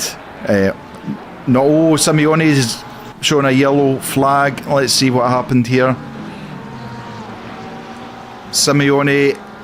Oh, he gets tagged by a 296. Oh no. Simeone dropping down to 10th position. I think that was Prushnika. It was. So Prushnika and Simeone tagging each other. I do think Prushnika maybe was the bearer of bad news there, and poor Simeone was just the passenger. We've got Borghiali who's in pits now in the number 3296. So our top three are Willamette, Solberg and Brakstad at the moment. Brakstad heavily under pressure from Michaluk again. This battle's been going on for quite a while, swapping positions back and forward. I mean, it can be exhausting doing 65 minutes, let alone fighting for half of it or all of it. It's exhausting physically and mentally. Have you done much in the endurance side of things, Alex, with racing? I have, and I'm lucky enough to win quite a few as well. Oh, good. Endurance-wise, I usually think I'm an alright driver, but I'm not going to put my ego up too much. But it's all about consistency at the end of the day. Consistency and racecraft, because I did, not this year, last year, I believe it was, the Nordschleife 24 on iRacing. And I saw one team got 0x for the entire race, which is absolutely insane. Wow. Tried to. I think we had about 5 or 6x, which is still quite clean. And we were thinking we are so good with that 6x, and we saw them with 0x. Yeah. But it's just something that you need to... Obviously, Nordschleife coming to the game in mid-April, I think it is something these drivers are definitely going to have to try practice more, because it's going to be the most intense of the endurance races they'll probably see in ACC if they haven't played other games in endurance races like AMS2, iRacing, and potentially even LMU that has shown promise, but not any obviously intense circuits like Nordschleife, unfortunately. Yeah. But it's just tracks like Nordschleife just show so much potential in a GT3 series on ACC, but obviously we'll just have to see what happens with that track. It's definitely a track that a lot of drivers have been requesting for a while, seeing Jaria's posts about it every other week for it, and it seems if you beg, it does happen. Well, exactly. Plus he's been doing a bit of AC racing recently on the Nordschleife as well, so he's absolutely getting his practice in before it comes to ACC. Just looking, we've got some pits. We've got Gajan and Aston Martin pitting. We've got Van Lagen and 29th. He's pitted as well. Yep. So it's some of them are now starting to come in. Brakstad has just been passed. Samuel Brakstad has just been passed. He goes offline, and unfortunately loses a place due to that. So he's going to have to fight to try and get past Michaluk again. But Brakstad is into the pits. Samuel has come into the pits. I think one of his tyres have completely shredded. So he is the next one to blink in the top 5. Smythe Adams now promoted up to P5. Proshnika P4. These will all have to pit soon. I'm going to have a quick look and see where...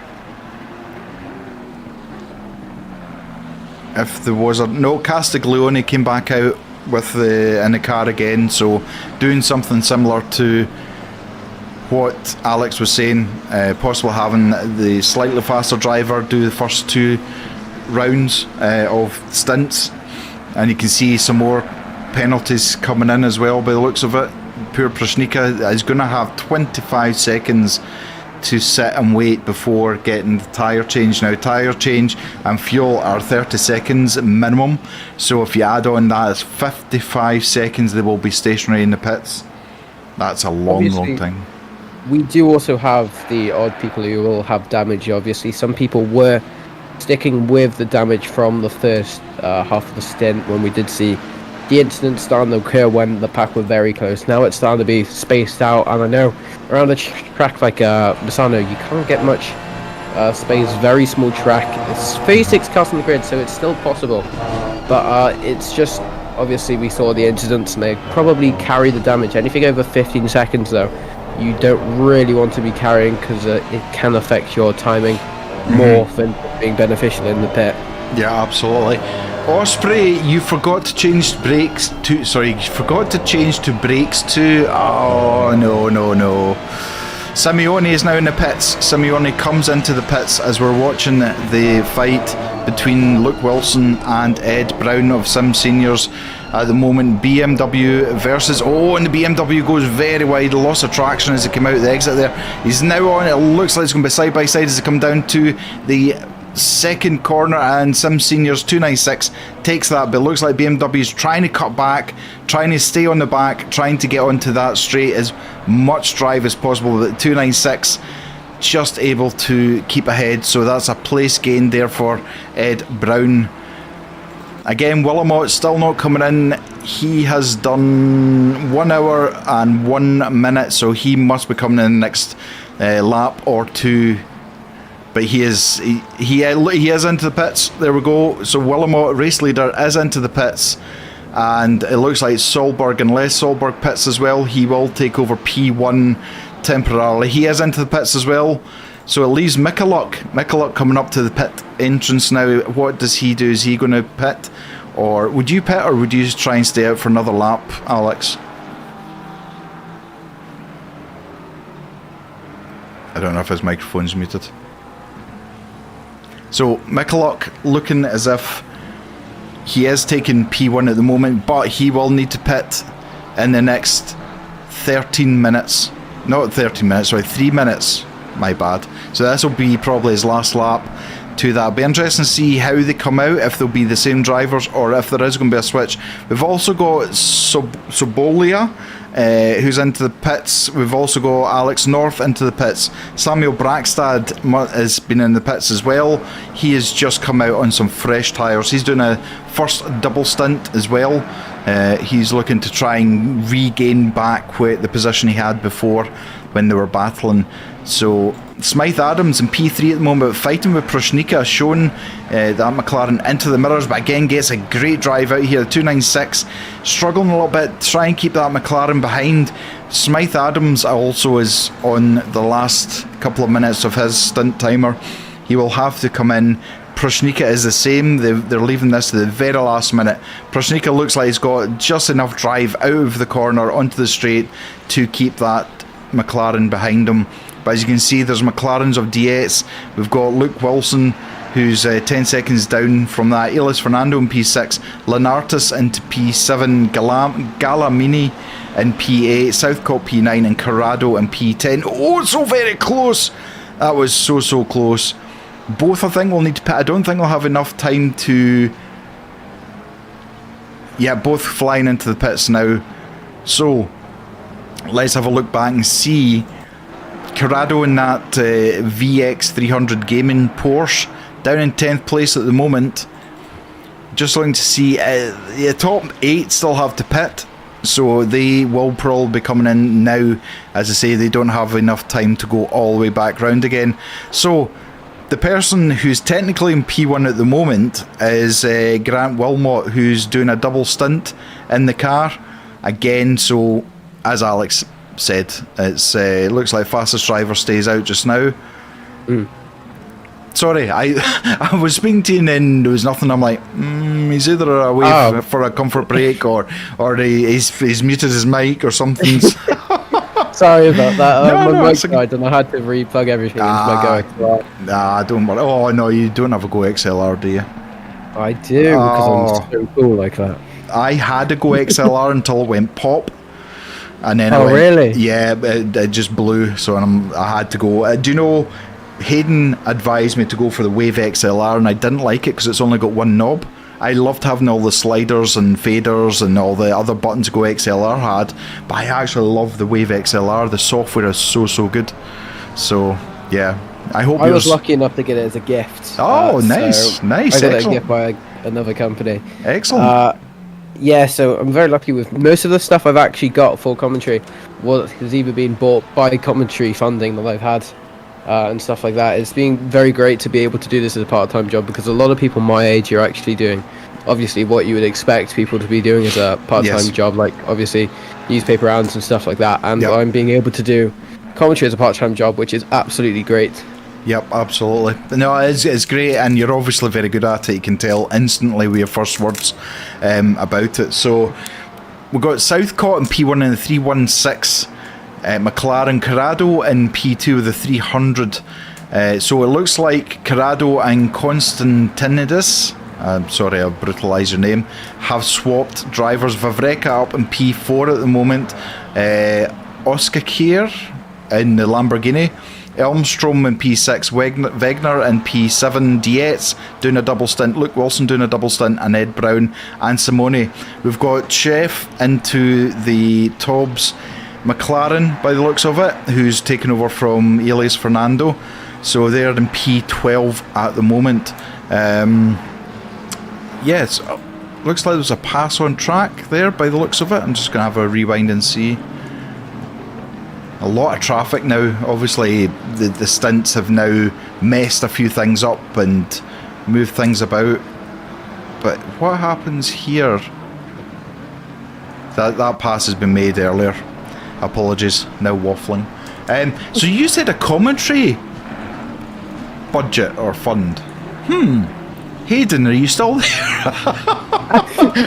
I can imagine which finger he's holding up right now to the screen, so I am obviously only joking.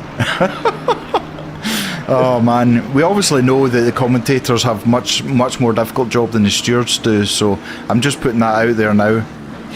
Oh, no. I know. Do you know I started a whole rivalry with the stewards, but Dexter's such a nice guy that I actually can't have that rivalry anymore. He's kind of ruined it for me. So we've got Ersic in P19 battling with Gregorelli in P18, the two 296s battling. But did I see a yellow flag flash up there? Ed Brown, but it just didn't seem to be anything too major. I think it was just a bit of a loose moment, but it does seem to be back on track. Still in P10, a bit of a time loss there to Simone, who we can see in the distance as well. Still quite a big gap between them both. The slipstream isn't going to be too strong between both of them. But I thought my mic wasn't on for a second then because it wasn't glowing, but it started glowing again. That's the hard job. I hate it when you get that and you're like, oh no, there's a bit of it. No, it's still working. Okay, right. Yeah, it's like a commentator and streamer's worst nightmare, so it is. We've got Dietz, who's all over the back again, so we've got Wegner, Dietz, Luke Wilson's a little bit further behind. And Sim Seniors gets out of the way to allow these two battling to get on with it out of that way. So look at the back, the two McLarens fighting. Looks like he's going for the move, pulls out, he's side by side, he has made that move. Dietz side by side with Wegner, and it looks like he's made that stick. Can he make it stick down the long straight? Looks like it can. Yep.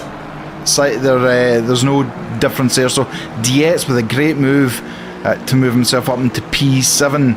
He's now trying to find Oskaker again, sorry, in a Lamborghini, who's 6 seconds up the road, but he's also fighting with Elmstrom in that Aston Martin for P5. Simeone moves past Ed Brown as well, so it's all going. That I genuinely thought things would calm down after the first hour. We're like an hour and 10 in, and there's still people fighting as if it's the first lap of the race. It's calmed down a tiny bit. Obviously, that's something to expect, but it hasn't calmed down as much as I expected it as well either. We're still starting to see battles starting to occur again. Obviously, the pit stops are starting to make quite a major, and same with traffic as well. That's all starting to play their parts in this race. So you see Brekstad setting the fastest lap of the race. Not sure what it seemed to be last lap with a 1:33.8 down on P17, but I don't think everyone in the top 16 have pitted just yet, so might just be in the net P position that he might be in P2 or P3. I'm not sure if he has overtaken who was in the lead, which I think it was who was it in the lead? Wilmot or something? Wilmot was in the lead. I think they've swapped. Southcott is now in the car. But actually Samuel is in position where he should be. Everyone, the longest driver stint at the moment is Corrado with 15 minutes in P2. So I don't know if Samuel didn't have a time penalty against him, so that's strange why he's so far down the pack, considering where he was. I don't know if it was an issue with the pit or what was going on, but yeah, Samuel Brekstad in 17th position with the fastest lap at the moment, and the two fastest cars on the track in the speed trap is Elmstrom in Aston Martin and Luke Wilson in the BMW with 254 kilometers per hour. That is mighty. Those just seem though as well, just changing the subject a tiny bit, unfortunately, sorry. No. But the gaps are starting to decrease again between Gabriel in the Noobs RS Lamborghini and Elmstrom in the V8. I'm not sure if there was a position overtake earlier during the first stint, but it does seem now Gabriel is starting to gain a bit of time there compared to Elmstrom, who I think has been in the car longer than Gabriel, who's only doing their first stint, and I think Elmstrom is on for their second stint now. Yep, Elmstrom got past the Lamborghini a couple of laps ago, but it looks like that Lamborghini's not finished with him yet. It's desperate to try and get back, and you can hear the tyre sliding. Oh, he goes quite wide there. This looks like Lamborghini's chance. Lamborghini Olive, but he goes defensive, but he's not actually going that defensive. Lamborghini side by side, it looks like Lamborghini. Oh, tighter under braking, but what a move there for Oscar Kerr. Back up to P5 for the Noobs RS. I get my words all mixed up, can't use my words now. But that Aston Martin isn't finished. I mean, we know that Aston Martin is fast, but I don't think there's going to be any gain here. Just looking back towards Aston Martin as we go around the fast section of right-handers. The Aston is closing in. He's looking to the inside. I think that was more a distraction technique. Oh, so very close. Oh my goodness. I could actually see the white of his eyes there through the windscreen. He was that close as we come through. But that Aston Martin is hanging on to the back of the Lamborghini. Losing a little bit of time now as the Lamborghini is just skirting across the curbs as they come onto the start-finish straight. And yes, Lamborghini has got that well and truly made. There's another fight here. We've got Dietz and Wegner both battling still since the pit stops, and it doesn't look like they're any more further forward. There's about 7/10 between them at the moment, with Simeone who is catching up with Luke Wilson in that 420 BMW, but again not quite on the back bumper yet, as Alex said, to get any kind of tow. Do you think the further back you are, so if you are like 5/10 behind or more, you get more dirty air than you do a tow, if that makes sense? I do think it all comes down to that as well. Obviously, it isn't something I've mentioned very much in this race or much at all. It's just because I don't understand it that well. I've tried learning it before, but it's just something. Obviously, I know the basics of it and all, but I don't. Yeah, I'm not a physics guy, to say the least. But yeah, I do agree with you on that point. We do start seeing more dirty performance when it comes with the car. And I feel like there is someone who has just joined voice chat. I think it's a little Hayden there. Oh, is it Hayden? Is he best behaviour now? Is he coming to say that he's found a commentary budget now? No. Don't swear. Don't swear. No, I said no. No, I thought I would just pop in because obviously, I do nothing. I want to do my little participant. Is that why you went and washed your cars? It's like, I've got nothing to do, I'm going to wash my cars. Yeah, basically. Now it's raining. Honestly, it's absolutely peeing it down where I am. Oh. I've been outside. I was outside from about 10 o'clock this morning, UK time, until whenever the race pretty much started. Driver briefing. I downed tools whilst driving my car to come do driver briefing. So yeah, and now it's absolutely tipping it down outside. Oh man. It's not funny. It's not. It's not, but it is. I've got sun here for once. It was really lovely. I mean, I always do this when I join. I talk about absolute rubbish that's not racing. But when I went outside this morning, it's lovely blue sky, and now it's absolutely terrible. I had going off topic a little bit. I had a friend, and I'm going to show my age here, who had a Cavalier SRI. It was his ultimate dream car. It was black, full aero kit. It had oversized OZR wheels, everything. He washed it every single week, and every single week he washed it, his dad would throw breadcrumbs onto the roof of it, and the amount of seagulls that would, so you can imagine what his car looked like after it. It was horrendous, honestly. But he might have also had it chipped slightly and went off the speed limit a few times. But Oh, Yeah, we wouldn't condone such a thing. Sorry? it looked like a Dalmatian, did it? Yeah, pretty much did. So yeah, I think he would only do it now and again, but it was you know that you know that's just war when somebody does that to your car. So it is. It is. So have you been able to see much of the racing then? Yeah. So Mrs. Toga's. So I've come in from the car cleaning duties, and then Mrs. Toga had, and I was going to swear then. I have you not. She's left me a list of jobs. If you're not a married man or woman,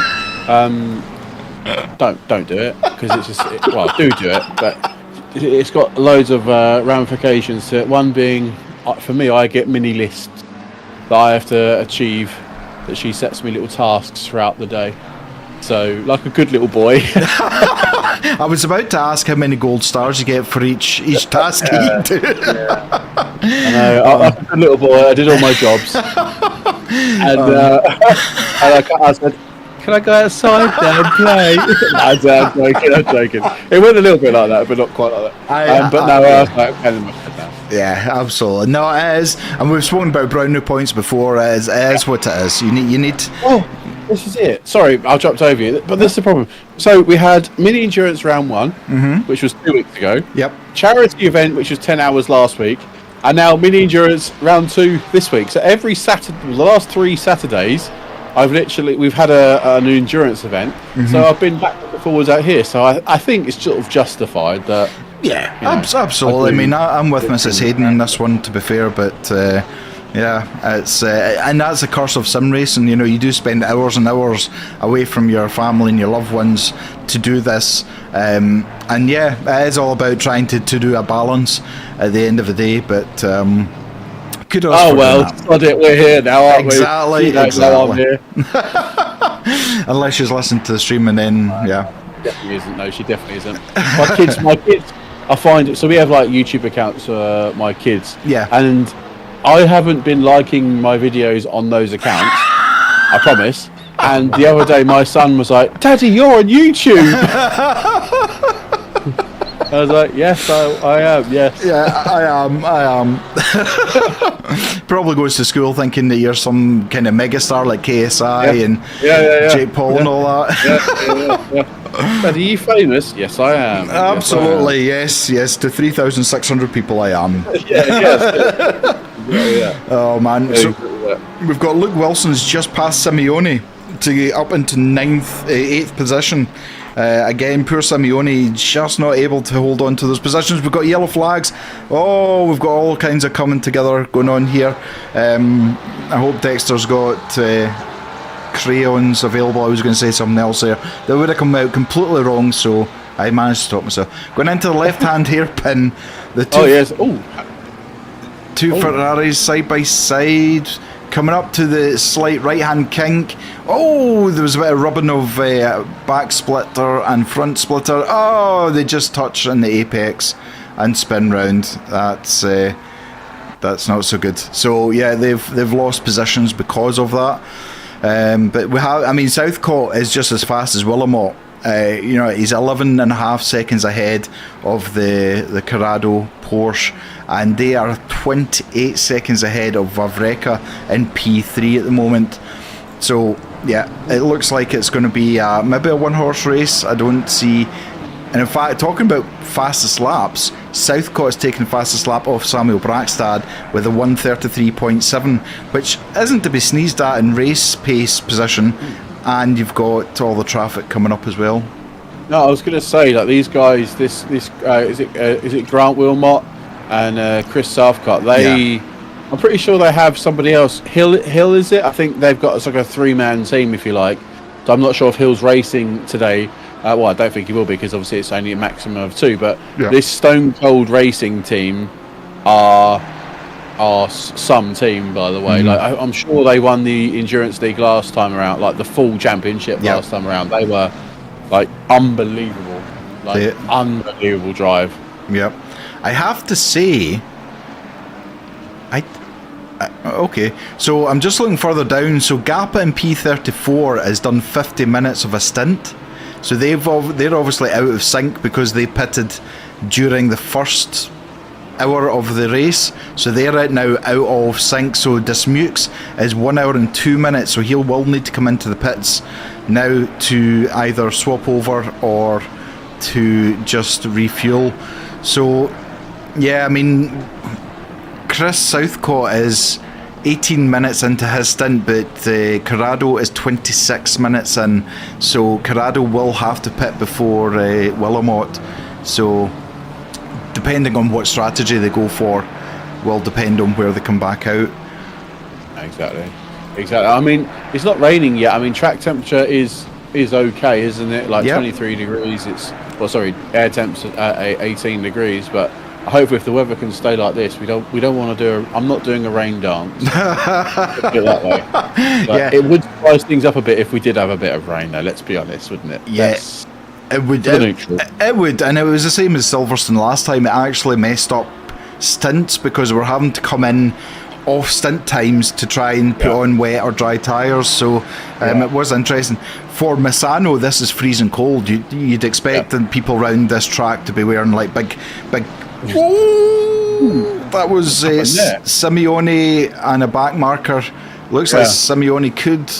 No, he's managed to keep position from Luke Wilson, but look, there's contact and Wilson comes off. Oh, that is going to cause damage. We're in the pit. Why didn't he go into the pits? The pit entry's there. Yeah, no, that is a lot of damage to that car. It is. Wow, that's going to have to be, poor Lyric. No rain, please. I was struggling. Oh, sorry. No, we won't. We will. Slash rain. Admin slash rain. Daryl had mentioned that earlier on. We're requesting kudos. If I'm not mistaken, this was the weather yesterday at Misano. Are we using live weather? Yes. So basically, to stop any mass changing the weather settings, I take a look at the weather setting like a few days in advance. I know weather changes, doesn't it? Quite often. Yep. And actually, I think the weather was about 16, 17 degrees. So I sort of went around that really. So I think I did have to change the cloud level. I think because it was raining in the practice server. Obviously, it's not raining in Misano right now. I think it is overcast in Misano. Yeah, like it's not, absolutely scorching hot. It's not quite that. Well, I hope not. I look a right fool if it is, but I'm pretty sure it isn't. I'm pretty sure I did. Yeah. And that's the thing, as you say, weather changes. But I think the fear was going into, and Alex called this out, that the last couple of minutes of qualifying would just end up with rain, and it did. So Okay. So if you hadn't got, the thing is, Smythe Adams was very, very quick. He was going to take pole when the rain started, and that scuppered his chances. So he probably wouldn't have been happy, but at the end of the day, everyone else who'd set their fastest laps were quite happy just to sit in the pits when the rain came on. So let's hope not for rain. Sorry, let's hope not for rain. No, absolutely. Luke Wilson into the pits now to change that damage that he's had, which is unfortunate. We can see Kieran Chef in the Tobbs Esports. Traffic in the way, but Prashnika's got a yellow flag. Prashnika's into the barrier. Yeah, is that hardware failure? Because he's gone straight on there, hasn't he? Is that an RTG or a rage? He's left, hasn't he? He's gone. He's a straight. It's been a disconnect or a hardware issue. Yeah, That's. I don't know if it was maybe his pedals, but that was a horrible hardware. That looked like hardware failure for me. Absolutely. That's a weird place to go off, isn't it? Yeah, absolutely. And he just went straight. There wasn't even any steering or anything to try and stop it. So, that was. I wonder if that was the same one, Alex, from earlier on that had the hardware failure in qualifying. It could have been, but I don't think it was the same car, was it? Sorry, Southcott is into the barrier. Our leader is into the barrier. Oh! Let's see what happens here. Yeah, Christ. That's a change of leader then. He's oversteered basically into the hairpin. Let's see what happens. He is still shown as he's not. Yes, he is. No, he's 4 seconds No, behind. Corrado in P1 now in the Porsche 300 car. Yeah, race controls had a brain fart. Yeah, mine had exactly the same thing at exactly the same moment. Yeah, that's bizarre. So I wonder how much damage is on that, because that was a hefty touch on it. Let's have a look at the camera. It doesn't look too badly damaged, so It hopefully... didn't touch the wall, did it? Oh, did it I was not? looking at the replay and it was very close to the wall, but wasn't He's in the wall. managed to save it, so I mean that's going to be in the back of his mind now. Every time he goes to that corner about the oversteer, he obviously just got on the loud pedal a bit too early. He did, yeah. He's obviously running with quite low TC. We're aware of the zero TC and all that debate that goes on in social media, so it is what it is, but that's interesting. That's actually brought this race back to life a little bit. We've got Oscar Carr, who is fighting with Vavreka for P4 at the moment, so Noobs Are Us are absolutely on point, trying to get into P3.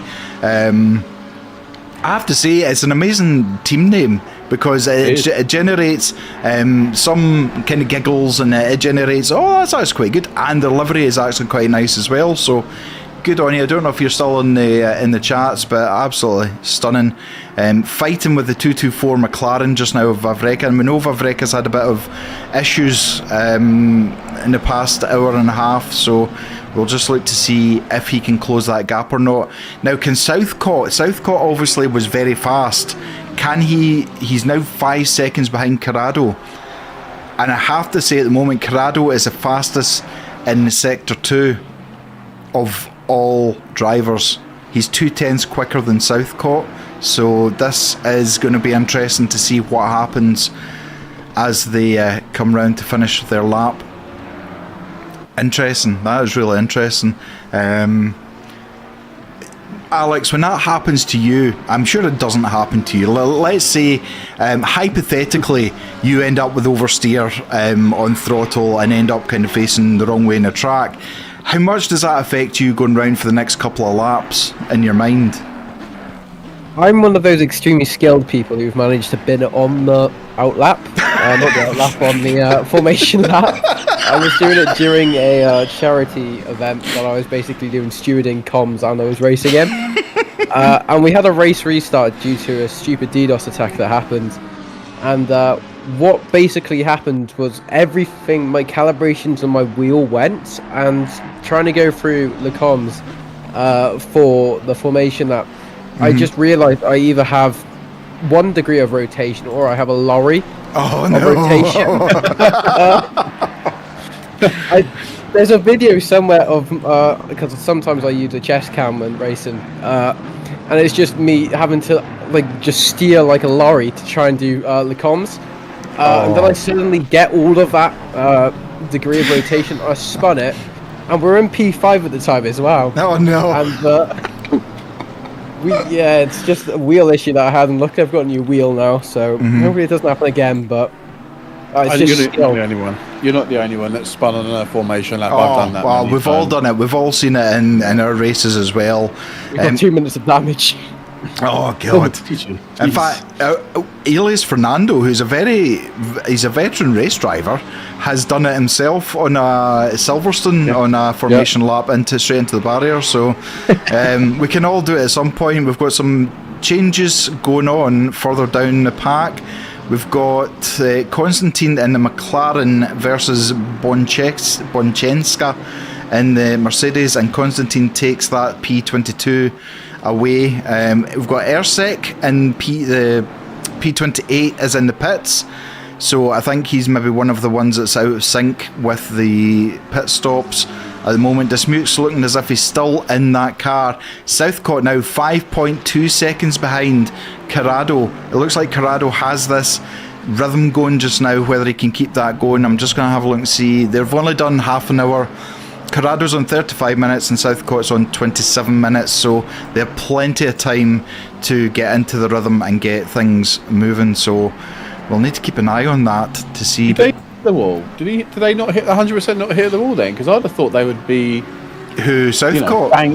Banging on the door to get back up. Like they. Yeah, no, I don't. If he did, it was a very minor of touches. He managed to get on the brakes for it. Oh, there's another car off. Just as we're talking there, that was Mar, who has done the same thing as Southcote on the same, and he's just holding his brakes just now until cars go past, which is exactly what we would love to see. Oh, what's he doing? He's just reversed the car into the barrier. Has he got an issue because he can't see every time he accelerates he's locking up? Yeah, he can't turn either. His wheels look like the 6-pointer turn we see. Yeah, so his steering wheel. Yeah, now, he's got hardware issues. He's basically having to bump the car against the barrier to try. Yeah, he's no steering. His wheel has disconnected or something. Don't come back out onto the track. No, I think he's got that's suspension damage on that car. That looks terminal. That's a hell of a lot of damage in that car. He can't turn right at all, and he's got a hairpin to try do now. Yeah. Mind you, steering wheel's not moving very much in the car. I'm just watching the internal. Okay, it's moving now, so it could just be, as you say, Hayden, just suspension damage, and you just got hit it at the wrong space. No, it's confusing now. His wheel is fully straight. Yeah, it's fully straight, and he's going again. Oh, I wonder if he switched off and back on or something. Maybe that's what the issue's been. But certainly, it looked like a hardware issue. Unfortunately, for that, there's nothing worse than hardware issue when you're driving. No, there really isn't. There really isn't. That's the worst thing in the world. Greg Relly, who has now got a 5-car battle going on for P18. He's got a McLaren, BMW, Aston Martin and McLaren all wanting his position. So he's the cork in the bottle at the moment. Oh, so just to talk about me again. Okay. Just as an observation. I did some open lobbies last night. No. Did some open no. Oh? I won an open lobby race yesterday. In the Aston? In the Aston at Brands Hatch. Oh, well done. Yep. That's amazing. My fastest lap was a 1:24.0, I think. In the Aston. At Silverstone? Did you say? No, at Brands Hatch. I was just about to say, did you cut half the lap off? Yeah, it was a short circuit. Oh, well done! Congrats. That was good. No, it was actually really. It was those setups that we've been working on together. Yeah, You know those ones that we shared. Yes. That we've been working on. Yeah. I managed to take the victory. It gives you confidence in the car, doesn't it? It feels like it's on rails. I must admit, I think I personally don't think Imola and Barcelona are my favoured tracks, and not only that, I don't think the car suits those tracks either, if I'm being honest. But I'm persevering. Mm-hmm. But so I'm pretty happy. I'm pretty comfortable with that car now. Moving into the driver swap car, I'm amazing, ready for it. I think. Amazing. I know that's the thing. I mean, Barcelona's not my favourite either. I'm not. No. Not anywhere competitive. Imola, I've made myself kind of do it. In fact, Imola is my most driven track on ACC. By the looks of it, I've done like 3,000 kilometres or something on it. So it's getting there. But I always say that I'm a bit slow in uptake. So I need to do probably about 150 laps for me to try and get used to the track, used to the car, and then I get the feel of it. So where other drivers could go in and, Alex probably could go in within 5 laps, be absolutely comfortable. So, but no, the setup is such a big thing. It really is. If you've no confidence in turning in a car, it just feels horrible. So. The setups I were using were crap. Yeah. I'm not gonna powder coat it. Yeah. But the ones I've got now, the car just seems a lot more stable. Yes. Yeah. A lot more stable. Absolutely. And the Aston, I actually, it's a nice slide from Luke Wilson there as he's drifting round the corners. I think the Aston, if you punish it, that's side by side for P2. No. What? Yes, P2. P3. Oh, P3. Yeah, sorry, I'm getting confused here. So, wow, this is... So that means that... that's an interesting name to pronounce. Jacob. I'm going to steer away from that pronunciation of that surname. Yeah. Vavreka. Yeah. Oh, he's going to go back for it. He's going to go Yes, dive up the inside. Yeah, he's going to put that move done. He has got it done. Can he stick it? This is a long. He's going defensive. Look at him try and get the toe from that Lamborghini. The two of them fighting. He goes. Yeah. Oh, he's going to go. He's got the long way round to go. And obviously that's not going to help him into the next corner either. Obviously it's tricky under the braking zone here as well because the car really does let go if you get it wrong. But McLaren was they're being respected. Yeah, absolutely. I mean, the McLaren was completely out of the racing line there, so he's done well. But the Lamborghini is not for having this done. He is wanting to come back here, and the Lambo's been quick in the last sector onto the. You can see the oversteer with the McLaren. He is pushing that as hard as he can just now. This battling is going to rage on for a while. I reckon it will, but rain could affect as well because that is still a possibility. Doesn't seem we're going to have any for half an hour. 2.5 hours, so yeah, that is a huge possibility. You're absolutely right, Alex. Yeah, I mean, wow. I have to say, top 10, we've got 5 McLarens. We've got a Porsche, 2 Ferraris, a Lamborghini, and an Aston Martin. If that doesn't say the bop's working, then I don't know what does, because these guys are absolutely battling it out. Look at him, he's switching from side to side. He's trying to distract. Yeah, absolutely. He's trying to play mind games now, and you can see McLaren going a little bit wide on the exit there, pushing as hard as he can. And with the track sitting at optimum at the moment, it has increased by 1 degree on the track temperature, but the Lamborghini come back again, and this is them on the straight again. Let's have a look and see what happens. The Lambo will get the toe, but it's not going to be a long enough straight for him to get good enough toe. He might get disrupted there, which might cause issues with his downforce, but he's right on the bumper of that McLaren again. Oh, a little bit. Ooh. That felt a little bit twitchy there as he went onto the curb for the fast right-hander, right in the back of the bumper. McLaren leaving marks all over the road. Switch to the left, McLaren again. Oh, getting all kinds of sideways there. He's taking a lot of the yellow and black sausage curbs. Some of them you can. There's a McLaren facing the wrong way as he come onto the start finish straight. That's not a comfortable sight to see when you come round the corner. No, you can't park there, sir. But we've got drive-throughs. We've got 3 drive-throughs: Simeone and P7, Ed Brown and P9, and Tartaglia and P17. Those will be for track limits. So the track limits are really starting to take effect now. We're still not halfway through this race, so yeah, it's not a nice feeling collecting a car that's maybe on 2 or 3 track limit warnings, and you know you have to drive very carefully and battle at the same time. Looking but yeah, the McLaren is really, it's either struggling on tyres or pressures or something, because it's not comfortable going around some of these corners. And the Lamborghini again trying to do a cutback, take a later apex as he tries to get on the power down this straight. He is close, but he's not close enough to get a good enough toe. Again, this isn't a long straight. It's not like a Silverstone or an Imola where you can generate a lot of toe. But he is looking to the inside. He's playing mind games with Vavreka and the McLaren. Again, looking how close he gets. McLaren he's trying to get in his head, isn't he? He's really absolutely trying. He is filling that camera full of Lamborghini just now. Just trying to force the issue. Oh, there was a bit of a miss of revs there. What, from the Lambo? From the Lambo, just as he was coming up, you would expect him to be in full power. There was a dip off and then back onto the throttle again. So I don't know if his foot slipped maybe or what it was, but he has lost a little bit of time to Vavreka now as they come back down to start their next lap. So wow. Oh, Ed Brown is into the pits to serve his drive-through. Simeone probably won't be far behind. They've got 3 laps to make sure that this drive-through is cleared. Can I say? Yep, go on. Can I say that the Southcott hasn't been able to close the gap?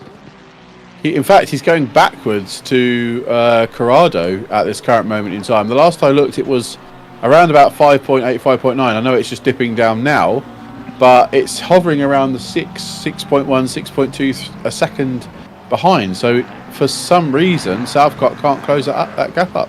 Yep. Whether they're just sort of going, well, we won't push too hard now for the rest of this stint. We've got the pace in the car. Let's not cook our tyres at this current moment in time. Let's wait a bit and then maybe go again in the next stint or something along those lines. I don't know, but that's interesting that they're not pushing as much. Absolutely. I'm concerned. Okay, he's coming into the pits now. The McLaren we saw earlier, we thought had hardware issues, is only now coming into the pits with a very damaged with bumper. a very damaged bumper. He's actually moving out of the way of the 296 that's coming in for the drive-through. So, interesting. Yeah. I was just waffling about P1 and P2. Is it Elstrom is actually now closing the gap to P3 and P4 now? So it's going to be. It's starting to become a three-way battle for the last podium place. So absolutely, obviously with the McLaren not being able to really push on, and obviously the McLaren and the Lambo slowing each other down because of the battling. They're fighting. It's just given the Aston the time to catch up. So this could be quite interesting in a moment if you can close that gap. Absolutely, and as you say, they're 31 seconds behind Southcott. So this really is just dragging them backwards now, but you can't, and that will give Elmstrom a bit of a boost to actually see your competitor. 10 seconds for Simeone. That's I don't know if you've got access to that, Hayden, to see what, or it might be on Discord actually. Let me check. Sorry, my internet keeps dipping in and out. All of a sudden the server just disappears. So I'm sorry if my internet, my Discord call keeps lagging for you. No, it's is it? No, it's okay. Okay, I think. Well, it's a typical Saturday afternoon for me. Yeah. YouTube is being played on 3 of the 4 TVs that we have in the house, obviously, and I'm obviously connected to a server. I'm also streaming on TikTok as well now. Nice. So it's like it's a lot going on. My poor old internet probably can't cope with it. Yeah, it's hard enough. It's walked off. Yeah, exactly. So it's just one of those things. I'm trying to find the spreadsheet. Hang on. Incident report. Who was it? Sorry. It was Simeone, who is he is 619. He's now got 10 seconds, so that's 25 seconds he's been given. Brackstad's Samuel Brackstad's got a drive-through in P12. That is not what he wants to see. That is horrible to see. Sorry, carry on, Hayden. No. So I found it. So car 619 goes for a dive on a less than a car width, causing collision and spinning car 121. Okay. That's why he's been given a 10-second penalty for that. Okay. Yeah. So Samuel Brackstad now into the pits now. Now look at Elmstrom. In fact, sorry, how bad are we at commentating? Oskar has got past Vavreka. And Elmstrom is right now on the bumper of Vavreka. Vavreka could end up going from P3 to P5 very, very quickly. I'm so sorry we missed that. We were too busy trying to work out penalties and everything else. Dexter, what Hayden is not saying is he rammed everyone out of the way and won. Okay, fair enough. He bars his way through, did he, Dex? As Gideon, unfortunately no proof as he didn't stream it. Okay.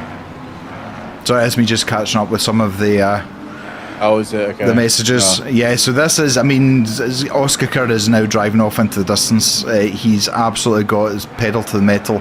But it looks like that Aston Martin is just waiting to pounce now. He is. There must be something wrong with that McLaren, like you said earlier. I think it could be like tyre pressures, or I can't see what the stint's looking like because obviously I can. So Vavreka is on a 40-minute stint. So he's on the shortest time.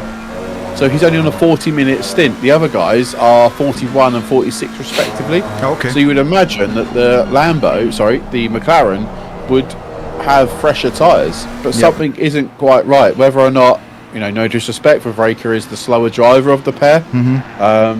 That could possibly be it. But lap times aren't too similar to one another. I think it's just the fact that he's just having one of those 5 minutes, isn't he? Yeah, absolutely. It can get to your head, can't it? It can. Sometimes it just gets a bit too much, and you have to sort of, reset. Yep, if absolutely. you like.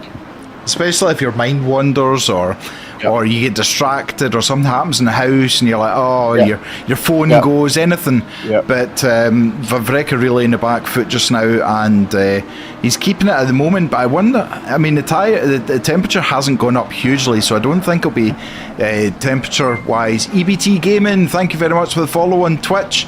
The Discord will come up eventually in the chat if you're not already a member. Thank you very much coming in, and welcome to the community. Hope you're doing well. I mean, that was so close there. I think the McLaren's tyres. Aston nearly went as well. Sorry, I did the same as you. Did you notice the other night on Rookies we were making the same noises at the same time? It was a little bit I did watch it back. Yeah, it was a bit. Yeah, I did watch it back and I was like, "We're in sync here." Yeah, we are absolutely like a soundboard. Good afternoon, people. Whoa! Hello. Poor Alex has had absolutely nothing to say in between us two in the past 20 Alex, minutes. I'm sorry, mate. It's completely fine. He's like, I'm off now. I'm going to go and make myself a ham salad sandwich, even though I don't eat that. But oh man. I mean, Alex, absolutely. I can't thank you enough for your company today. It's been an absolute pleasure with your commentary, and I can't wait to speak to you next time for the next commentary. You're commentating later on tonight, aren't you, in a different league? Yeah. Wow, he is Has he been? Glutton for punishment, I think, is a word. Can we all get some love in the chat for Alex? His debut at Toga, absolutely smashed it out of the park. He is a very skilled commentator, so we wouldn't expect anything less. But it's always, you just never know when it comes to different communities. So, Alex, thank you very much. Yeah. Thank you very much for having me, and good luck to you, Zeta, Mac, and however long you stay for, Hayden. I'll see you guys in a bit. But thanks, mate. Cheers, thanks, Alex. Hello, Zeta, how you doing? Yeah, not too bad. Good. Pretty well all but recovered now, so... Good. Poor Zeta had a cold last weekend. If you heard the 10-hour race, you would have heard how badly she was suffering from this cold that's going about everybody at the moment. It's not nice. Yeah. You've come in at the right time, Zita. I mean, we've still got battles going on all over. Going on. Yeah, there is. Just scanning down through the things. There's a few very close gaps going on. Yep, there is. We're watching Elmstrom, who's in P5, battling with Vavreka, who looks like Vavreka's got a back marker and needs to get past that as soon as possible, because that is not helping their cause at all. Southcott was in P1, but unfortunately binned it on the exit of the left-hand hairpin. I can't think of a nicer way of saying it. So Nice.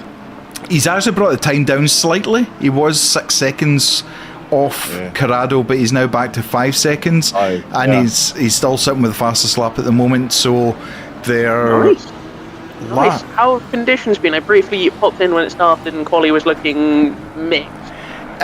So quali was dry right up to about 5 minutes to go, and then the rain started.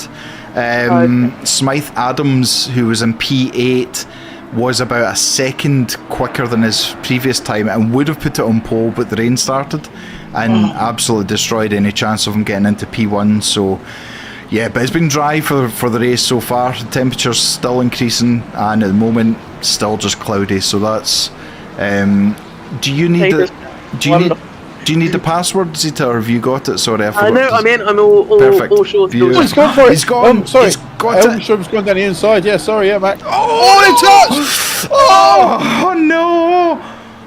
Oh no! So he's watching the battle further back between Elio and Simone, because those two are nose to tail at the moment. Yep, they absolutely are.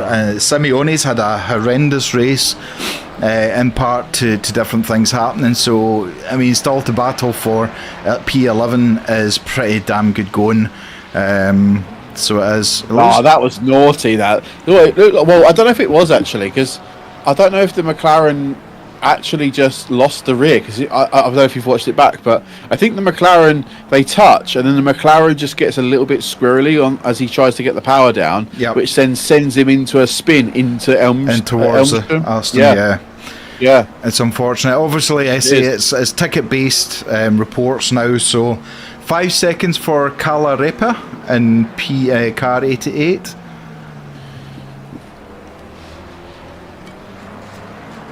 Well, where are we? Oh, we've got loads of battles a bit further down the grid, haven't we? Yeah. We've P26 and P25 have just had a little bit of a coming together, I think.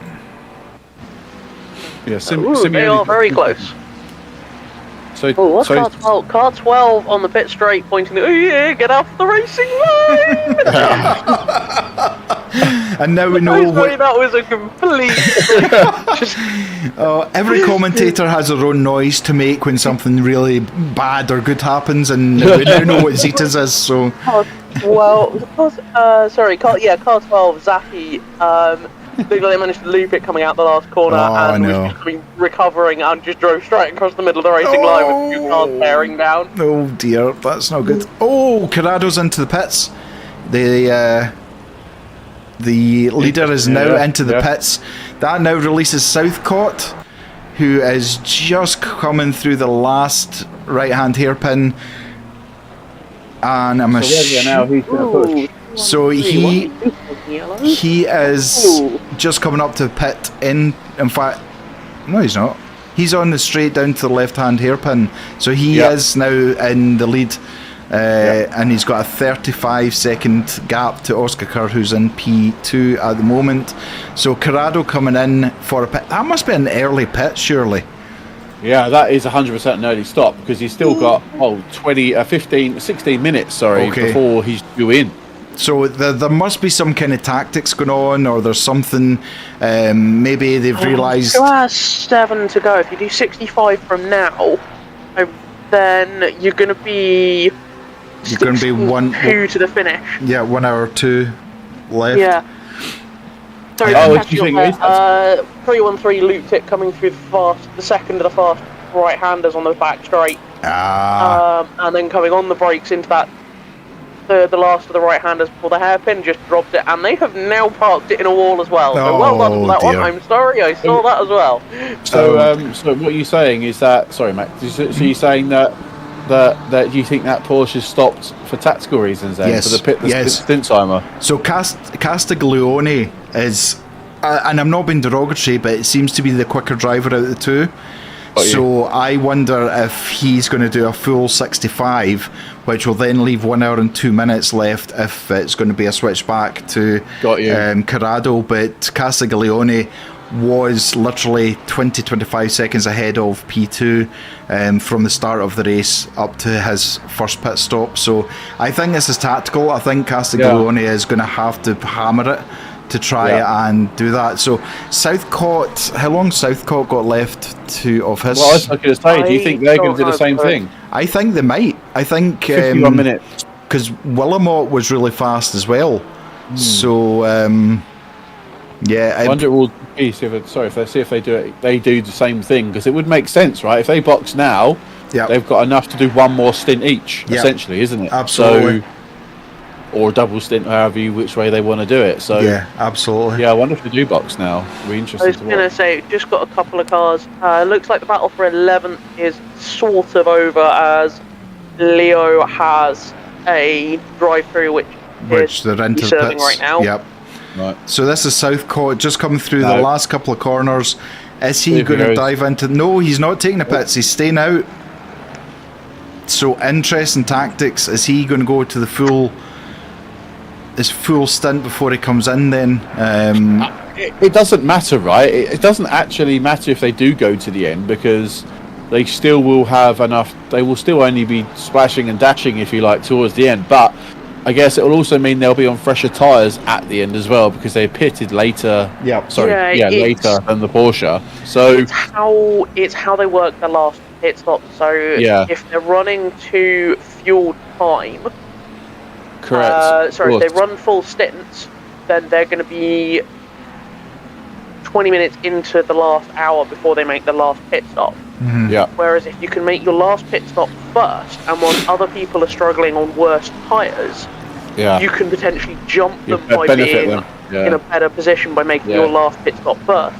The difference being is if you can make a set of tyres do more than an hour, you could potentially do your last pit stop and then the last 30 minutes of the race on just doing fuel, which is a much shorter stop. Exactly that, No, I get what you're saying. And also, track temperature has gone up by a couple of degrees since I've joined the comms box as well. So, I mean, we're not, I'm going to touch wood here.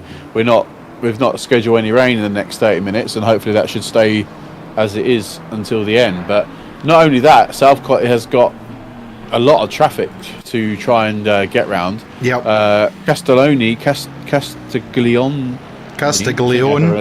That's it. Thank you. He's got free track. So the next car ahead of him is P6. He can absolutely push as hard as he can. Gregorelli's got a drive-through, which will be for track limits. So, Dexter had the look. Obviously, he stopped. Dexter saying, look at car 721 in the pits. He's just rolling back for the past 2 minutes. I think it's like pedals or steering wheel issue. I don't know quite what's going on, but it looks like game over for his race anyway. Tartaglia down in P18 fighting with Constantine in the 104 McLaren for that position, with Gregorelli's just lost a position on track to Janssen in the Porsche. But now we're seeing that difference with the McLarens. The top 10, we've got 5 McLarens still. It's good to see a couple of Porsches, Aston Martin, Lamborghini. It's good to see such a difference. One Aston. Nice. One Aston. You can't be the old Aston. Come on, Aston.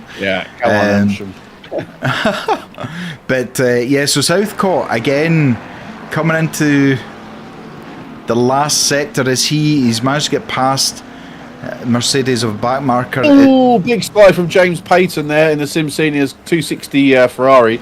Has absolutely, I'm assuming what he's done is absolutely missed his braking point and he's gone absolutely sideways into the off the track. Luckily not he's hit anything already won. That's a flat spot for sure on all four tyres. Absolutely. Southcott's still staying out. Southcott is going to the bitter end with this. He's getting past the back markers now, but as Hayden said, it will be slowing him down regardless, because he's having to change his braking and accelerating if there's a car ahead of him, whereas the Porsche will be absolutely on fire. I mean, he's gaining time all the time on P7 at the moment. Yeah, and not only that, last time around, Castiglione was 4 tenths quicker than Southcott. Yeah. Absolutely. So that's only coming out of the pit stop time, isn't it not? Like every time the lap goes past, that's 4 attempts saved. That's another 4 attempts saved. So sorry, he's going into pits. I saw the same thing. I saw the yellow flag. I was almost going to make the same noise as you. Don't you worry. We were going to be there together.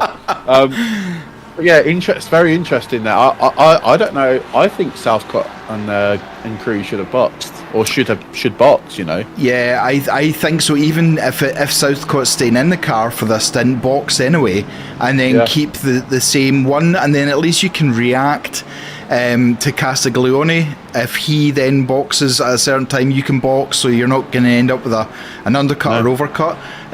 Michelle G, yo mate, what's up? Sending love from Bahrain. Oh my goodness, goodness me, I'm not jealous at all. What temperature is it at the moment in Bahrain? And not only that, have you been watching the F1? Have you also been to the track? Yeah. How do you say your first name? I'm sure it's not Michelle. It's some better way of saying it.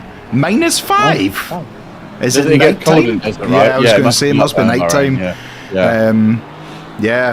Welcome in to the community. That's so. We're eagerly waiting to see what happens. Castiglione has got. He's only 4 seconds behind P5 now. Absolutely. So do you think that spin has essentially, I wouldn't say ruined, because ruined is quite a harsh term to say, but that's definitely hindered Southcott and Wilmot's race, that spin. Yep. Because absolutely. I think there were fine margins between P1 and P2 anyway, wasn't there? But for them to lose time on a spin, Yep. that could be. And did we go? So Southcott's last lap was a 34.8, and Castiglione's just coming past now is at a 33.8. So a second quicker each time. Yeah. So he's Yeah. chewing the time. Absolutely. Elmstrom into the pits as well. So Castiglione promoted to P5, and he is chasing down Wegner in that McLaren. I think Southcott has stop the bleeding now and get into the pits. I genuinely do. I think the longer they stay out, they're hemorrhaging time. Well inside of what would be 2 last stints now. Yeah. As it's just ticked past an hour. 2 hours. To go, so they can do 2 full stints to the end now. And he's not... Whatever state the tyres, whatever state the fuel is, this is what happens is you start running offline, you pick up crap on your tyres because you're going past track markers. You end up falling up behind them because you're just that little bit too far back to be able to actually make a move on them into a corner, or you have to hold off the throttle coming out of a corner because you've caught right up the back of them. Yeah. And it just eats so much time so quickly. Yeah. And what Elmstrom has... Is it Elmstrom? No. Castiglione has managed to do is to make their pit stop, get out into clear air, and they have just been bombing back through the field. Yep. Michelle, is 37 seconds between P1 and P2 at the moment. So yeah, it's a third of a lap between them at the moment. But we're concentrating. So Castiglione in the Porsche 300 was leading and has come in early. Now it was Corrado who was in the car before him. Castiglione appears to be slightly faster driver. He's come out early to absolutely smash a qualifying time every single lap. So he has just... Yeah. You know, I think this is a wrong call. It's just my opinion, but I think it's a wrong call from Stone Cold. In fact, I think they should have reacted to that. I think their reaction... They're in now. Sorry, Zita. They are now in... That's fine. Stone Cold Toga? Is there an announcement or something? No. Not that I'm aware of. Nothing no one's told me that. No, I think that's just what they called their team name, I think. Yeah, just so they know it was Stone Cold Racing, but So they're now in the pits. So let's have a look at Castiglione, because he is now... Oh, he is flashing lights. Like, he has got strobe lights going constantly. He's not overly flashing, but okay, he is now. 3 times on one straight is could be deemed excessive maybe, but he is now coming into the last third. Wegner in P4's got a drive through for track limits. This is another freebie. Yep. So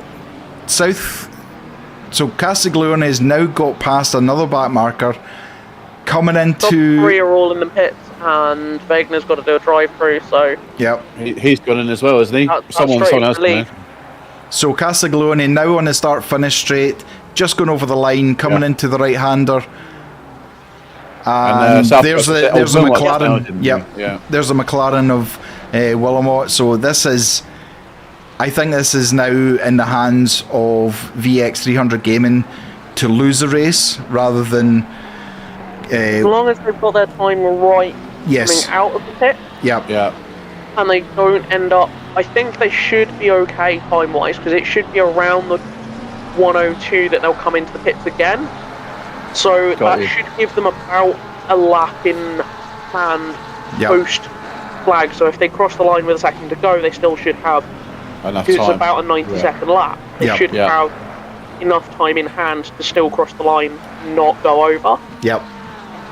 Lyric, why does 619 have a 10-second penalty for contact?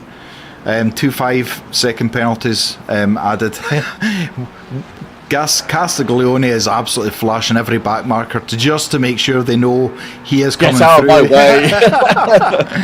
Osprey, GG guys, you ruined your own race. Oh man. Come on, Sam. God's sake. Come on, Braxton, hurry up.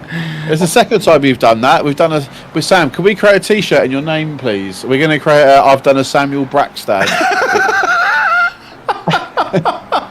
I have only realised that that's Samuel Braxton after you saying it. Yeah. I didn't know that was Samuel till now. No, it is Samuel Braxton, yeah. Samuel, you didn't have the perfect race, but at the end of the day, it was a bit tough. You ended up with a drive-through as well, and it's been it's been a bit hard to watch at times, but can I just say, Tobbs Esport, I know that the pit stops are slightly out of sync, but Kieran Chef in P3 at the moment for Tobbs Esports. Yeah, you've ruined me because I was gonna. I was gonna say it. Simeone Costin Tinidis into the pits as well. So that Wegner into the pits. So we're looking at Chase Jones and the Noobs Are Us. He's not pitting. He will come through and end up in P4. So that's good at the moment. Mikuluk, who was away on the top 3, is now in P11, having not the best day ever. As well, not the best day. Not the best day ever. I'm trying to be nice about things because I know what it can feel like. You don't need someone hitting you over the head when you're already hitting yourself over the head. It's like being given a stop go 30 penalty in a charity event twice, isn't it? Really? Yeah, it's something like that, or just giving an entire grid a stop go 30. Yeah. Thanks for that. I haven't spoken to you about this. We forgot to do it on the rookie stream because we were talking about other stuff. So I could hear everything you guys were saying, by the way, because I had the stream open. As much as it was a little bit delayed, because I was watching it via YouTube, not Twitch, I heard everything you guys were saying. And I'm still in a job. What is going on here? Jeez, well, you just can't find anybody else to replace you. I actually had it all set up, so as soon as you left the pits, I hit click. God's sake! I said to the guys in our Discord chat, and I was jumping in the sim, and I was like, "You do know, guys, that as much as this has been fun, I know we're already at the back, but this is going to make it even worse." And do you know what was even more annoying? I thought for a good half my first stint, we could not be last here, and I realised we were also an additional lap down.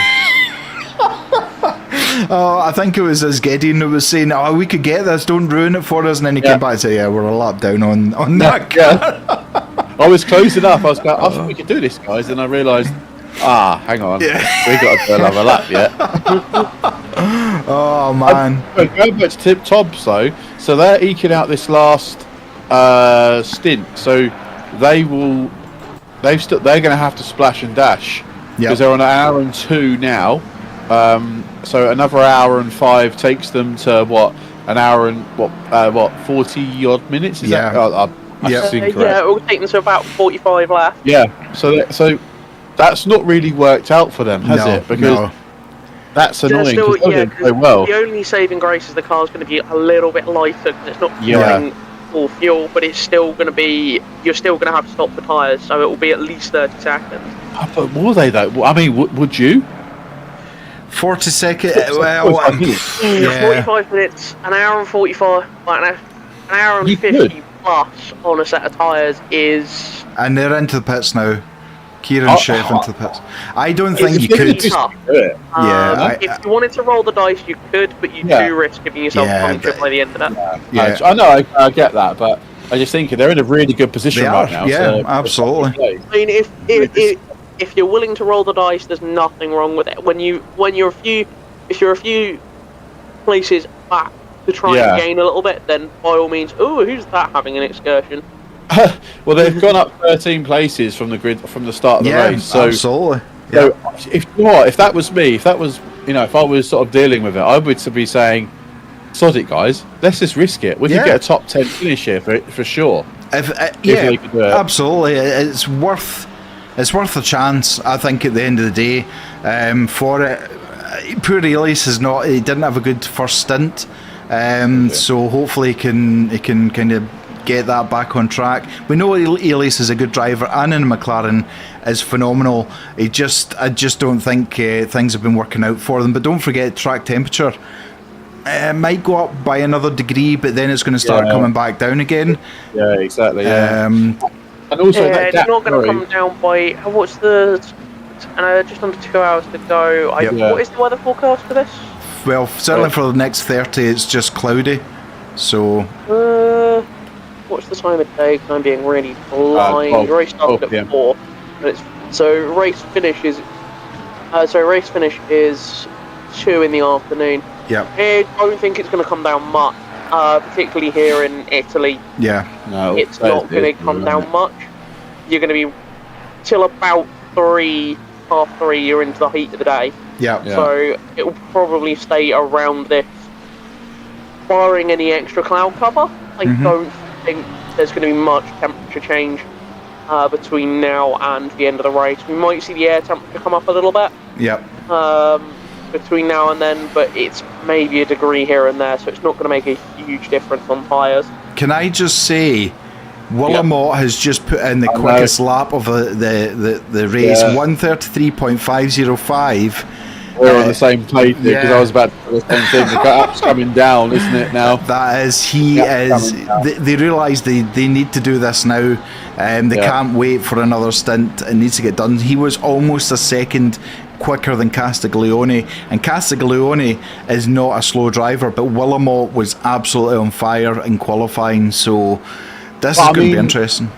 It will be, but then on the flip side, playing devil's advocate, it's great bit pushing now, but it only takes another spin. Pushing too hard. I mean, I know these guys are seasoned pros. They've shown it in other championships, but that, I think, it's one unknown from a back market. It's one bit of traffic. That 8 seconds, you get caught in the wrong place, that 8 seconds can disappear. Yeah. Similarly, you can double for the same reason. Yeah. So, hang on, where are they then? So, they are, they're coming up to a bunch of cars. Clear spot, but they've got a little bit of a clear space. 87's the next car, which is P10, and then they've got 91, which is a further. Is about, so they actually haven't got too much traffic as we stand today. They've got Castiglione. I was going to Castiglione's got quite a few cars ahead of them just now. Yeah, there's 104 directly in front that's catching, and then there's a cluster from 99 through to 99, 256, 38, 1, and there's one that I can't see in there. So Castiglione is now being punished like the guys before were. A few laps to go. Unfortunately, this is the thing with long races like this. It's what the traffic can do. It can give you as much time as it can take away, and it's just how it falls. The other thing is, I'm just watching Castiglione at the moment. He just got held up there with McLaren on the fast right-handers. He has got 3 cars ahead of him as well, which all look as if they're fighting for position, so it's not going to be easy to get past, and if he gets stuck behind cars on that fast section, he could end up losing a few tenths each lap until he gets past them all. So this is playing into hands of Willamot a little bit. His last lap was a 1:33.820 for Willamot. It's now 1:33.737. Castiglione's last was a 1:34.4. Willamot is absolutely on the charge here, so he is. And the problem with the back markers now, they're coming up to faster cars who aren't as easy to get past. So this is really going to be tight. This is going to be a photo finish, I think. No, I think it's going to be incredibly close. I think. Ooh, I am sorry. I'm kind of glad I flicked back to that. It was DeSantos going for a move on North. Got it a bit wrong, ran it in deep on the brakes, and just tagged the back of the Oh my god, there's... It was a low percentage move and a half. Oh, that was never on. Oh dear. Lyric, okay guys, 420 here. We need that rain dance, so please can you do it? Pretty please. We need the rain to mess up. I'm doing it. I'm jiggling in my chair right now, don't worry. He's doing the dance. He's doing the dance. He's having, I'm telling you, he's having not a bad race. So he's having, I mean, sitting in P11 at the moment. He's were lower down fighting earlier on. So, I mean, Smythe Adams is back in that McLaren. He's going to be really tough to catch. He was, I want to see he actually is the quickest man on the track. Certainly by the qualifying, he was quickest overall. So he fought from P9 or 10 up to like P5 or 6 by passing cars, not through cars going off. So yeah, you could still do it, but we're out of pit stop order sadly. Okay, sorry Lyra. I was trying to boost your emotions and make you feel a little bit better, but yeah, apologies. It's we can only see what Luke can do in terms of back markers and things like that. Solberg is right on the back of Elias Fernando just now. This is this is a battle because Solberg is a good driver and so is Elias. But I don't know. I don't know if the setup doesn't suit either driver, because it's not like Elias to be going backwards as much as he has. Lyric, nah, we're all good. We don't care about the result. Okay. You never know. I mean, if you do all 6 races, is that 6 races? If you do all 6 races, then you could be in the pot for a raffle to come in to... Oh! Elias saw Solberg absolutely sending it and pulled out of it. That's unfortunately hurt Elias really badly there. And he looks like he's got a track limit as well. It just wasn't your race. Yeah, I don't know if these two have disconnected or they're just now not talking to me, but they're like... No, sorry, I was just watching a McLaren that down in, unfortunately in last, just come out the pits. I tagged the grass and went for a bit of a bit of a spin. Smythe Adams catching up in the 91 Porsche. He looks like he's desperate to try and get past that as well. His next place is Luke Wilson, and so he doesn't have any issues directly behind him just now. We can see Willamot is coming, so the first and second are now lapping up into the 11th and 10th positions. That's how quick they are. Right. That is and that really come fast. down by another 3 seconds. I was going to say, it's now 6. It was 10. Yeah. Under 6 seconds. It's 5.7. It was 8 and over 8.5. So I think 6 laps and he'll be in the back of Castiglione. I think he won't be. Yeah. Well, it depends on the traffic, though, right? Yeah, it depends on the traffic now. Castiglione's just gone through the pack of traffic that Willamot's now in. Okay. Yeah. So it's now, if Willamot can get through it better than Castiglione did, and then can continue that momentum, then they're going to be on. If they get held up, which doesn't look like they did. Backmark's being quite nice there to be the fast right-handers. But we're now, we're looking. That was some contact in front of them. That's not what you want to see when you're coming through. No, I think the Porsche just got oversteer. I don't think there was contact. I was watching that because this is where Willamot is at the moment. He's coming through P10 and 9. Hopefully, Smythe Adams, I don't think he would cause too many issues in the Baller Squad racing. That was a battle that was really hot enough. Yes, as well, it was. The two of them. Yep, you're absolutely correct, Zita. So this, if Willamot can get past now, he does get past. So Smythe Adams pulls over to allow him past. We will see. And even he's got free air now. Sorry, he has got free air. I'm looking at the last time. So Castiglione was 4/10 slower than Willamot in the last lap. That is a lot of time. So it is. He had back markers traffic. Willamot had back marker traffic. Yeah. This is exciting. If they added rain into this, I think this would become. I'm still doing it. I'm still shuffling. He's still doing the dance. He's still dancing just now. It's a bit of dad rain dance, but it still works.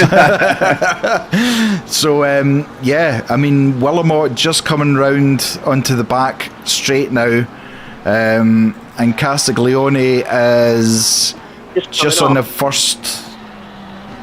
Is that the first straight? Yeah. No, 300 they've just gone through the hairpin after the backtrack. Right, okay. So, I mean, now down to 5.3 seconds. Very interesting. Castiglione's going to go through the start straight now, so he's on the start straight now, the leader. So what's he going to do? What lap time is this going to be? A 34.3. Yep. Just looking at Willamot, 133.9, so still 4/10 faster. Yeah. Wow. It's come down a good chunk. It's gone from 5.7 to 5.2 now. So. Yeah. I'll be honest. If I was a betting man, and I am, and I've just written Stone Cold Racing off, I think this is back on for them to still win this. Yep, I agree. I think they could win this. This is going to come down to who comes out where at their last stop. Yes, 100%. One of them gets traffic out of their last pit stop, it's game over for them. If they get clear, if they both get clear, it's fully on. Yeah. If you'd asked me about 10 minutes ago who I think will win this race, it wasn't going to be these guys. It would have Yep. been Castiglione. But Grant Willamot, I don't know why I ever doubted this guy. He's absolutely rapid in this car Yep. around this track. So I think Stone Cold Racing are on for a victory here. Yeah, I agree. It was written off, but Sam, rooting for Chase Jones. Yeah, I know Chase he's been in about a lot of things today. Davy Hill never write us off. Lol. I know you guys. It's just the way things were happening. We just I did write him off. Yeah. I apologise. There's Castiglione's 28 minutes into stint. Willamot is 16 into stint, just coming 17. So there's 10 minutes between them now. If Willamot at 1:30, so that's what, 4 laps. If Willamot decided to go a full on right up to the end of a stint, he would have about 4 laps in extra to go.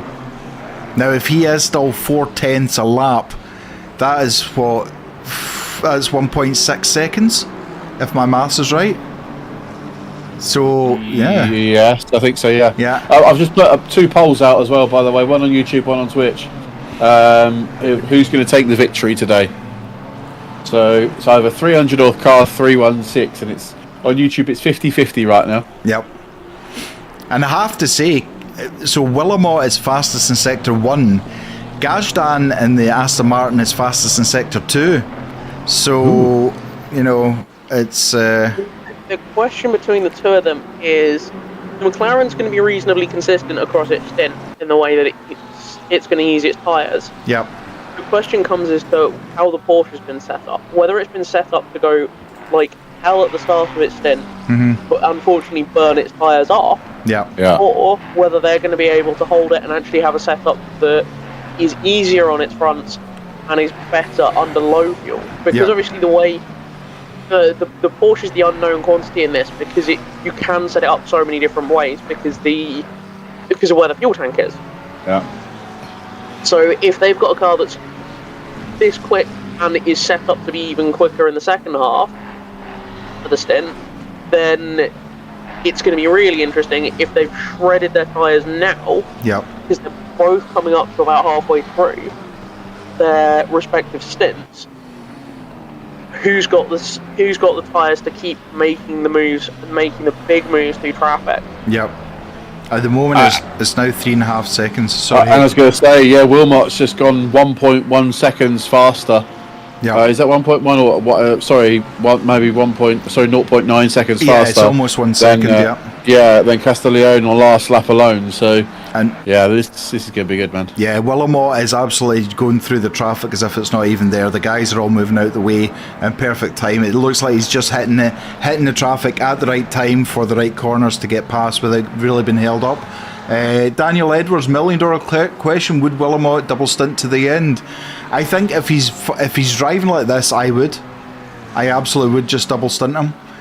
But driver time's not a problem. They got enough driver time. Yeah, that's not an issue. So yeah, I mean, yeah. And you know, Castiglione, and this is no offence to Corrado, but Castiglione is slightly faster in the Porsche. So you would think, would you then just double stint Castiglione as well and just let them race it out to see what happens? Yeah. But at the moment, I think this is going to be. It's going to be the 316 to lose now. Yeah. Whereas we, as Hayden said, we had almost written off the 316 altogether. But what a drive from Willamot. Absolutely. Hands down. He can actually see Castiglione now. He's 2.5 seconds. They're coming right up. I think the trouble they're having now is one of the reasons that Castiglione lost so much time on the lap before was the back marker they've gone past. I'm just trying to see what position they're in. They've gone past 8. Yeah, so I was going to say... They're hanging on the coattails. Yep, absolutely. So it's evident that car's very, very quick. It's quick overall. Yep. And the further through they get in terms of back markers, the harder it's going to be. The same as when you're catching to overtake. Mm-hmm. It still becomes harder because the lap time difference comes down. Yep. So as they are now catching up to 7th, Fernando in 7th, Solberg in 6th, it's going to be harder and harder to make those passes and make them stick in Yeah. a way that doesn't slow yourself down. Absolutely. So if you're more likely to get stuck behind them through a section because you're both carrying a lot of speed, as we see that McLaren now of Milnik just closing up at all sorts of places on that Porsche. Mm-hmm. So it's going to be an equally big problem for Wilmot catching up. Yep. There you go, even Castiglione almost having to go defensive into the first corner there. Yep. Because the back markers are having to catch up. This is still costing them time. Yeah, absolutely. At the moment, it's playing into Wilmot's hands. Yep. But it may suddenly go back the other way once that car's been... Once Wilmot... Because they will have to let Wilmot through. Yep. That's then going to put them on the back of Wilmot. And if Wilmot has to then go defensive to stop a back marker unlapping themselves, that's going to give the chance to Castiglione to pull the gap back out. Yeah, it's going to be interesting because that's Mikuluk that Wilmot's now just coming up onto, flashing the lights, just trying to make sure. Sam, over on Twitch, you had to change your brakes, that's why you lost so much time in the first stop. You were wanting Chase Jones to win Porsche's faster in middle stint.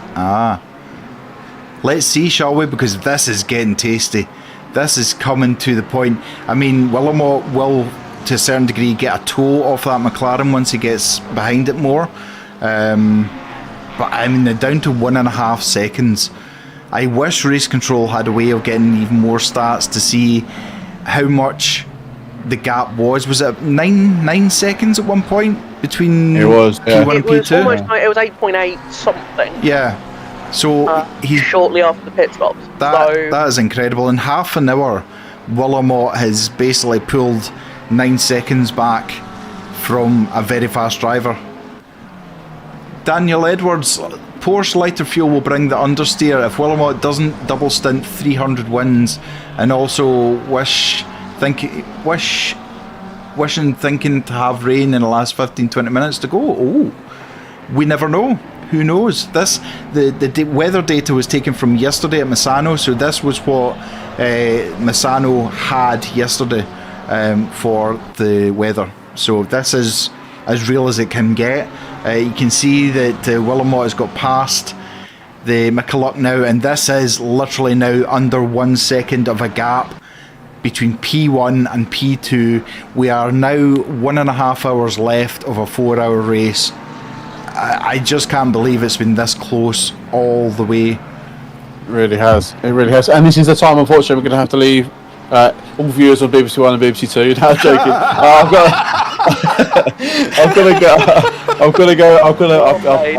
I've been summoned. I've been summoned in. I might be. I should be back for the last 30 minutes, possibly. Yeah. Not the last 20 minutes. I'm still streaming on TikTok. I've just put a little note on to say I'm not here, but you still hear the comms, and pointed people over to Twitch and YouTube if they want to come and speak to you guys. So perfect. Yeah, so I'll keep it running. I've got the sort of auto camera on, so they do sort of see things slightly different to you guys, but yeah, it's the best way. And but yeah, no, honestly, Mac, legend on for the comms so far, and Zeta, I'll speak to you guys in a short while. Yep, no problem. Take care. Okay, catch you in a bit. Cheers. Yeah, I mean, as much as I didn't want to take my eyes off this because I've got it up on your screen, the stream up at the same time to see what's going on. I've also just dropped further back down the field to see some of the gap, and Van Langen and Green. I am really sorry. I am absolutely butchering names today.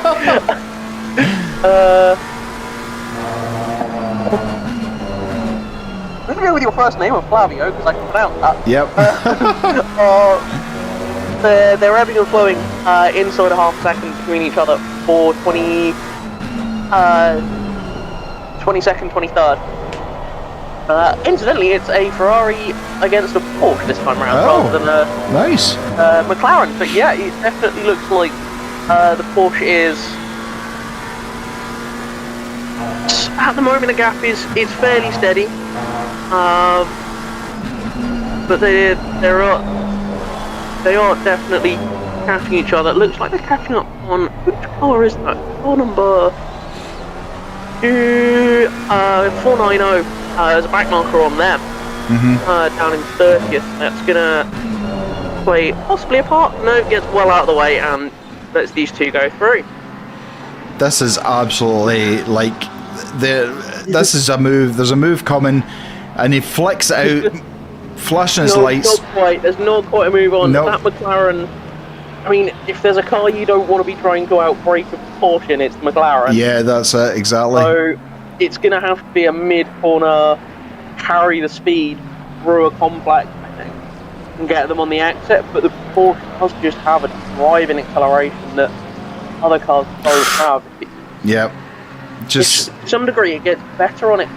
Whilst the understeer comes in, Porsche gets better as their weight comes out the front end, particularly on corner exit, because the weight comes well over that back axle now, and you can just drive the power through those rear tyres. Yep.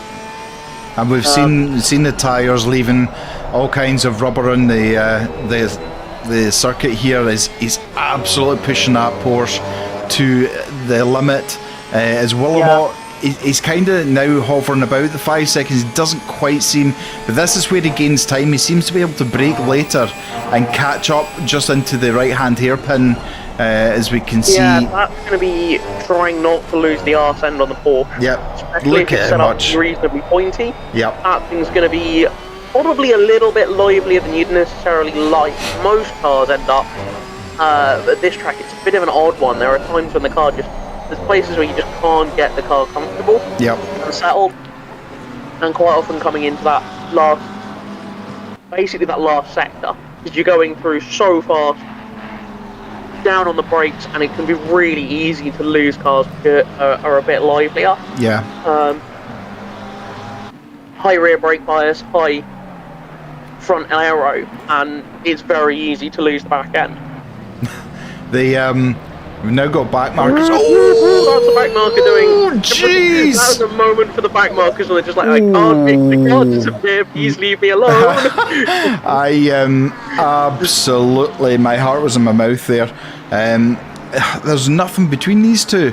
Like, look how close, but it looks like the Porsche on the second sector is maybe slightly quicker, but there's nothing between these two at all. In fact, last lap Castiglione was 1/10 quicker than the McLaren, but look how close the McLaren is coming onto the straight now.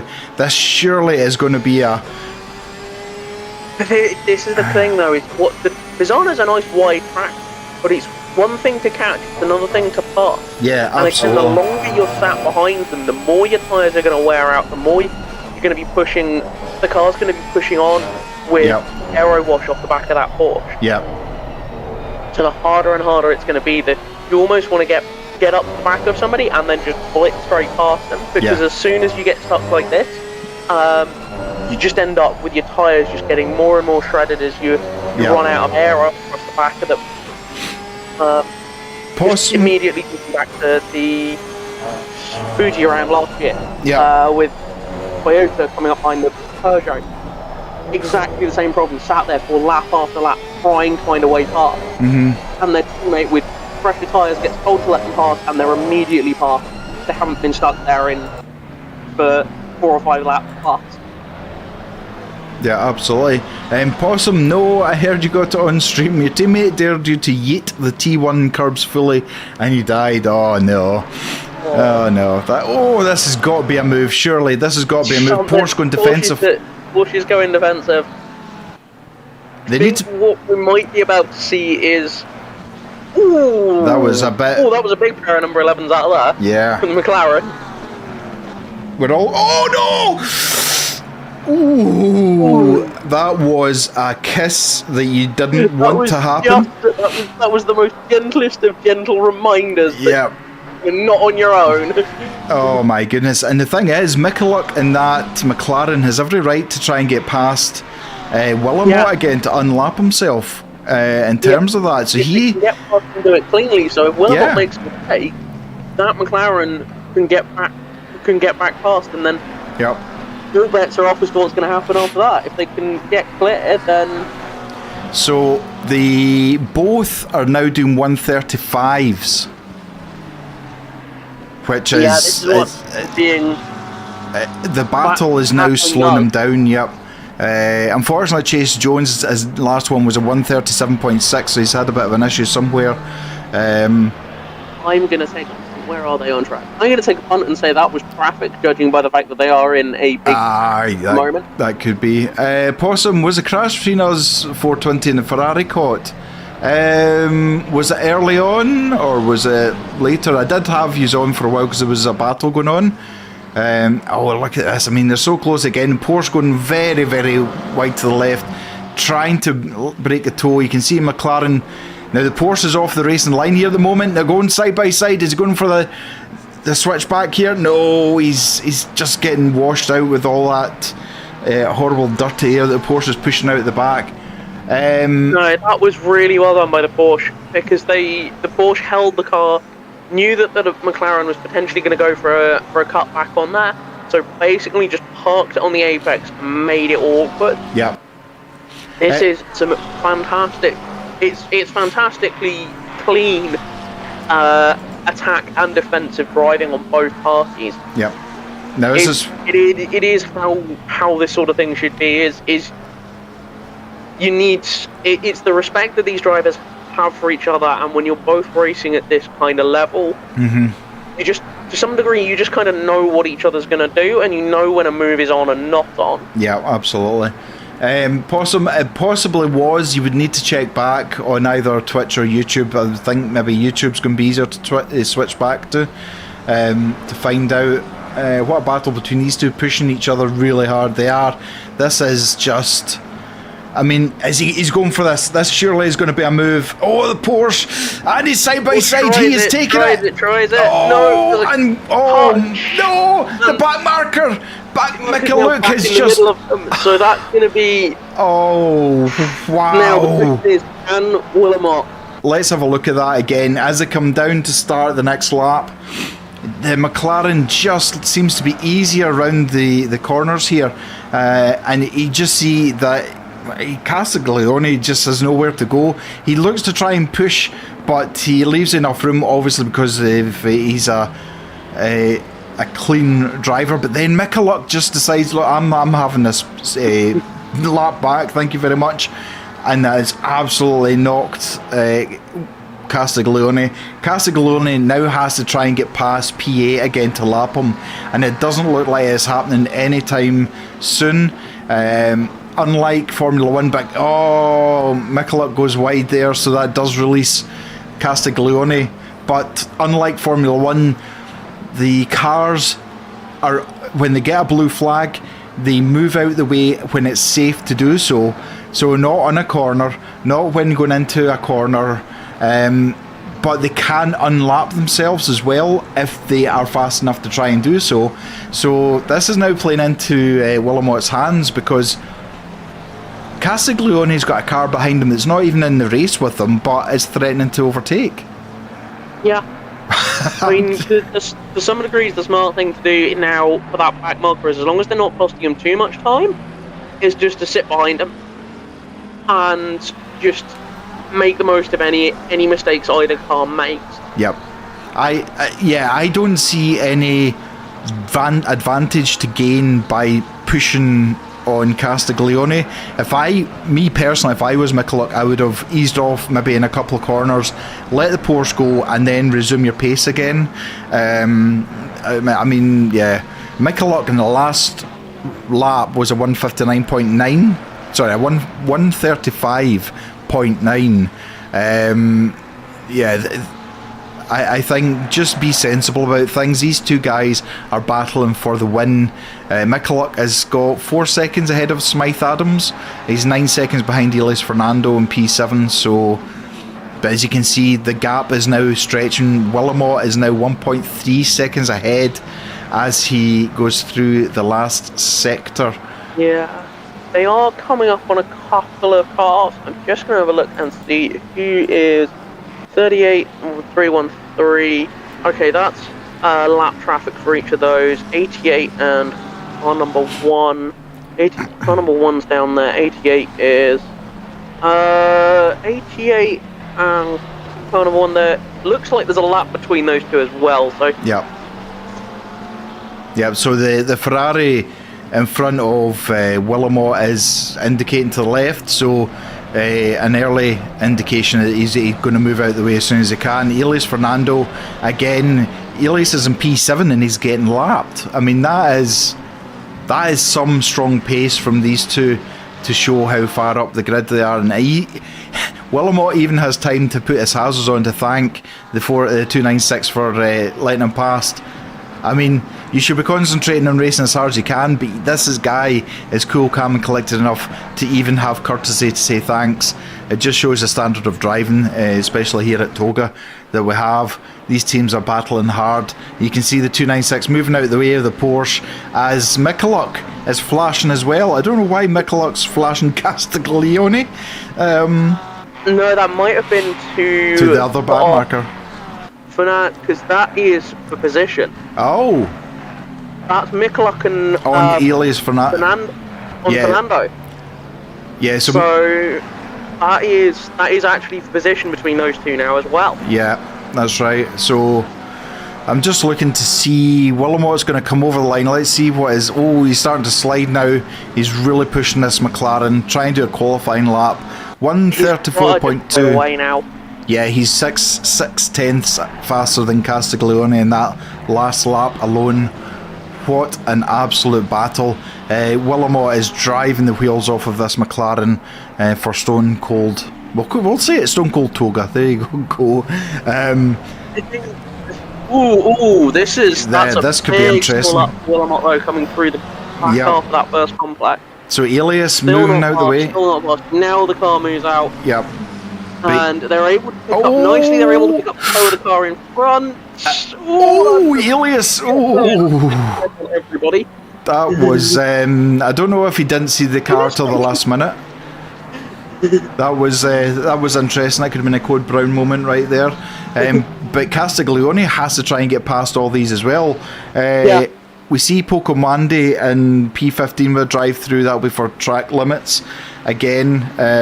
So Elias Fernando is between these two fighting, and they're going into the fast. In fact, there's two cars now between Willamot and Castiglione. That is not going to. Oh, Elias going quite wide in the right-hander there as they come up to the hairpin. So this is not playing into the Porsche team's hand at all. He's now only got Elias between them now, but I mean it's 2.3 seconds gap, and they've obviously got 10 minutes stint more left than what the 300 Porsche has. I think it's in their hands to lose now for the Stone Cold team. Yeah, I was going to say Castiglione is 50 minutes 28 now. Yep. And Willamot is 39:20 and change. Yep. So there's about 10 minutes between them, so that's going to make a difference. Now the question is, excuse me, I might have to go and grab some water in a sec. No, that's okay. Is how where they come out between each other. Yeah. Now, Castiglione has basically locked themselves into this strategy. Yep. They have to run a full stint now, otherwise they don't have enough time. They have to run to the absolute limit. Yep. Absolutely. They have got... Willamot has a few minutes in hand. Yep. So they can pick and choose a little bit if they want to go... If they want to react and pit slightly earlier, they've got the time in hand to do it. Yep. Whereas, like I say, Castiglione doesn't have that. So if they're struggling on tyres or just struggling with the car now as it's late on into the stint... Yep. Then they're going to have to just make that work. They have to take this to the limit on their 65 minutes. Yep, and it's not going to leave much stint time for the Porsche team. It's going to give them about 2 minutes, 2 to 3 minutes, I think. Yeah. Yep, to finish, which isn't an issue, but that's 10 minutes longer on tyres than what the McLaren's going to be. So now this is what it's going to come down to: is who is quicker early in the stint. Yep. And who has the clear traffic to start with. Absolutely. And at the moment, and then who gets through who gets the clearer traffic coming out of that as well. And the thing with Willamot is he's hitting the traffic at the right time, where they're just going into a corner, they're just coming out and they're able to move over quickly. It looks like Castiglione is hitting the traffic at the wrong time, but you can see that McLaren squirming under the throttle as Willamot comes out of the left-hand corner. This is... I was going to say the Porsche is looking more and more like a handful as the stint's gone on, because you can see the front end of the car starting to push wide through the corners. They're really... I don't want to say it, but I almost want to say that it's beginning to look more and more like a GT2 in the fact that the front end just doesn't want to comply with what the driver's asking it to do, so they're having to get on the brakes harder and earlier to get the front end through. Yep, absolutely. And look at this, Michaluk is still on the back of that Porsche. Michaluk is determined to unlap himself from that Porsche just now. That can't be helping Castiglione's concentration when you get in your head. It's going to annoy you. Yeah, when you see. If nothing else, it's going to be like having a fly you can't do anything about. Exactly. Buzzing around in the room. What's going on? Possum. No, we got a drive-through. Fully my bad. I left Michael on only one warning remaining. Nah, it is what it is. Misano is renowned for how bad and how strict the track limits are, but I mean, Michaluk is just like flashing lights. It's almost as if Michaluk is fighting for P2 and Castiglione's in his way. That's how this is coming across just now. And as you said, Zita, this is just an annoyance that Castiglione could really do without, because he needs... Yeah, he needs to be able to concentrate forward and just get on with the job of trying to minimise the damage. And I wouldn't be surprised, I'm keeping an eye on stint times. I haven't been doing too well on lap times. I wouldn't be surprised if this is costing lap time, because they're having to make corrections and changes to just ward off having a car behind you that you don't necessarily want to have to be fighting with. There's only 2/10 between Willamot and Castiglione, and it was for the favour of Willamot. Now it's 4 just seconds. A little bit here and there. Yeah, it is. Michaluk getting all kinds of wrong in the curb, but he's managed to save it. He's right. That Porsche is not great on the hairpins under heavy braking. The McLaren's able to close right up. It's really starting to struggle now. I think they've got the car set possibly a little too aggressive to be quick early on. So they're driving a lot more on the nose, and as a result what's happening is the weight's coming off the front end, and you've already got fairly shredded tyres to start with for that, because you've had to drive it hard, and it's just shortening the life of what you've got in the hand. Yep, absolutely. Possum, if you haven't already, raise a report for it and let the stewards look at it if they aren't already looking at it. You're going into a 6-hour Red Bull Ring in 30 minutes as well for a double stint. Oh man. Poor Castiglione is having to fight every second. Oh, I thought Michaluk was going to take that back. No, Michaluk got a big wiggle on the way out there. Yeah. I think all of these cars are starting to... Michaluk's on 45 minutes as well for a stint, so Michaluk and Willamot will pit about the same time. Yep. Castiglione's going to be going in a bit later. They've just gone over 56 minutes now on their stint, so they're into kind of the last 10 minutes of their stint. Ooh, that was... yeah. that was a moment. Going through there at that speed and getting that much rear end airborne.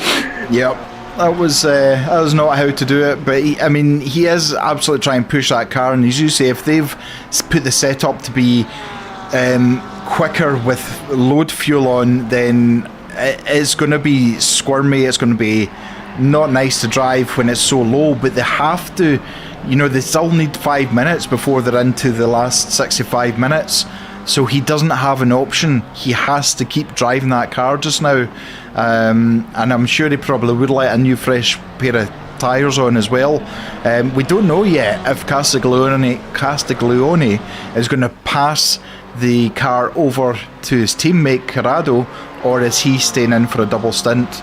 That's going to be the next question, as does Willamot. Is he going to stay in for the last hour and 5? Let's see. They've got driver total driver time left then for both drivers, and they're the quicker of the two. This is kind of when you want them in the car. Oh, McCulloch had to absolutely come out of that. He was about to take Castiglione out under braking there. Sorry, Zita. Yeah, you're absolutely right. So there's yeah, I think it was a great tactic by Stone Cold to do what they did.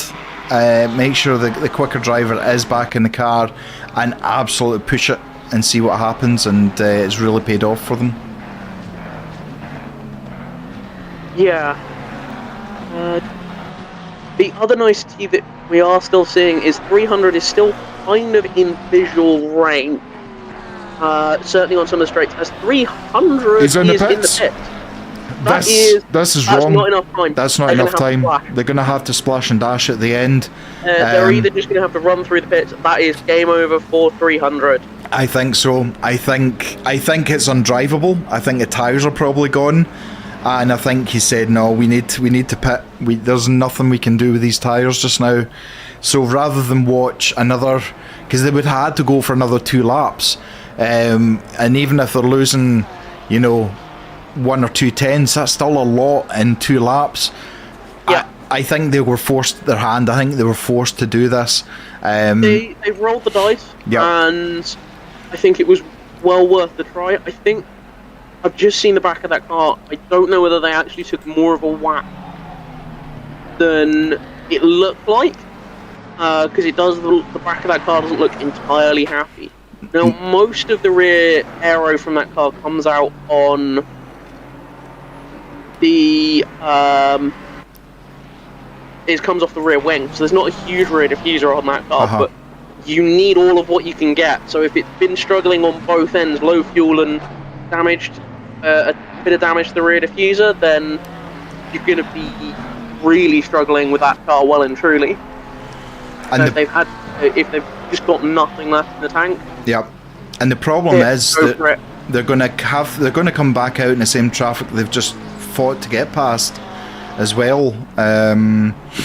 This has not gone well. No, it's not. And at the end, Unfortunately, it looks like this is 316 is now a lose. yep, absolutely. And they've Jones. still got 17 minutes on the stint timer, just under 17 minutes, so they could afford to go for another couple of laps before coming in.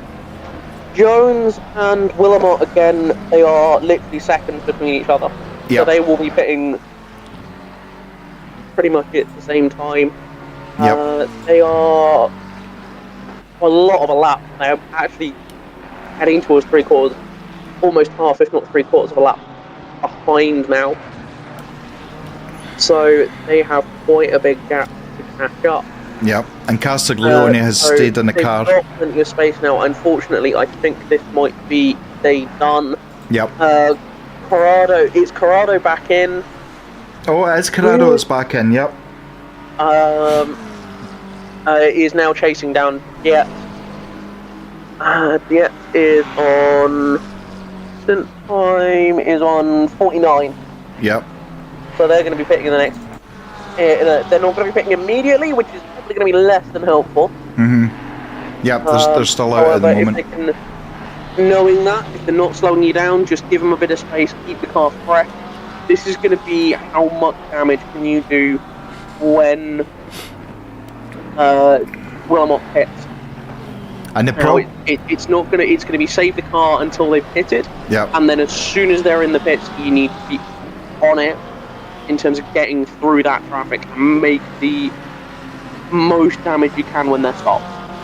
And the problem is Corrado is going to have to fight his way past these cars to not be held up, which means his tyres are not going to get a chance to be running gently. They're literally going to be driving as hard as they can to try and get past. And as you say, if you don't get past quickly, you end up straightening your tyres behind a car that you can't get past. So I think he's going to get past Yates. He's certainly having a look just now, but he's not quite close enough just now.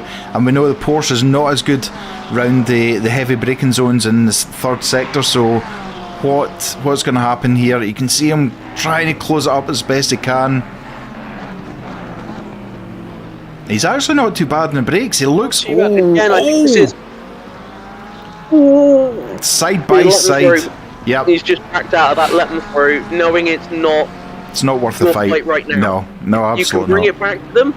You still have them pit stops to do. They've made their last pit stop. Yep, absolutely. And he's now 14 seconds behind Gazdan in P3 with Aston Martin. As Zeta says, this looks like it's Stone Cold Racing's race to lose, more than the VX 300 gaming to win, unfortunately. But it's not over till it's over. Anything can happen. Certainly the next 30 minutes, there's no change in the weather. Track is optimum, and it's actually up now to 25 degrees for track temperature, so it's all of a case. I wonder if Castiglione just wasn't as confident on the brakes, because there was no issue going into the last sector on the brakes for Corrado, so, or maybe it's the weight of the fuel that's helping with the braking now. It's going to be the way the weight shifts the weight back forward. Even whilst these cars you have are very stiffly sprung race cars, inertia is still going to be inertia, and it's still going to shunt weight forwards on the brakes, so your front brakes are still going to do a surprising amount of work. Yep. And again, because your fuel load and the balance of the car changes, you're gonna, as you drive that car, you're gonna have to back the front brakes off. Mm-hmm. So if you haven't got any more to back off, you're gonna be struggling later on. Yep. So you can crank the brakes up further towards the front, which makes the back less twitchy under brakes. Mm-hmm. It does mean trail braking becomes a lot less effective. Yeah, absolutely. Possum, alright, gotta go. Good luck to all drivers, thanks to the commentators for some great coverage. Possum, good luck with your double stint for the Red Bull. I hope you have a good race. Hoping for a top 10, yeah, absolutely. Let's hope and pray for it. So, I mean, Willamot's in amongst the traffic again, but I don't think there's much pressure on him now. I think as long as he hits the apex, hits his braking, it's just a case of being consistent. I think they're home and dry now. Yep. Barring a drive-through, I think they're home and dry. If they get a drive-through, everything is back on, because that's essentially what Corrado has to do at the end of the stint. Yeah, absolutely. So it is about trying to remain within the track limits at all times, as well. And you know, they're quite fortunate. Most of the back markers are actually moving out of their way for them. They're not having to go round them. But having a look at Smythe Adams, he's 2 tenths behind Elias Fernando just now. He's looking to try and fight his way back up, which he did previously. Elias goes wide. Oh, still just ahead of Smythe Adams at the moment, but this is just two McLarens battling it out. Elias taking a wider line there. Oh, Elias. Looks like Elias had an issue there. He was a lot wider coming in, and Smythe Adams has taken that place. Smythe Adams up to P8 now, and chasing down Michaluk, who's 8 seconds up the road. Jones is now into the pits as well. So that Jones is pitted with 53 minutes in their stint, so they hadn't even made it to an hour, and they've pitted a little, I would say possibly a little early. Yeah. I would definitely be trying to get into the last hour before you make your last pit stop, just because it gives you the most flexibility on time. They've pitted, they're going to be coming out with around a minute left on the pits, or on the hour. Maybe just inside the hour. There you go, they're moving now. Their stint time will reset. So there's 1 hour left, exactly. So yeah, they're going to have an hour left to run with this one. I forget how horribly long the pit. You're on the. Oh, it's so horrible, the exit in this. It's like, it's because they stick a massive chicane in the middle of the lane, basically. It literally is, and we can see this must be Solberg, so this is now Willamot lapping P5. That wow. I mean, just wow. Willamot is absolutely on fire. I'm just flabbergasted. Gajan into the pits as well from P2 with the Aston Martin.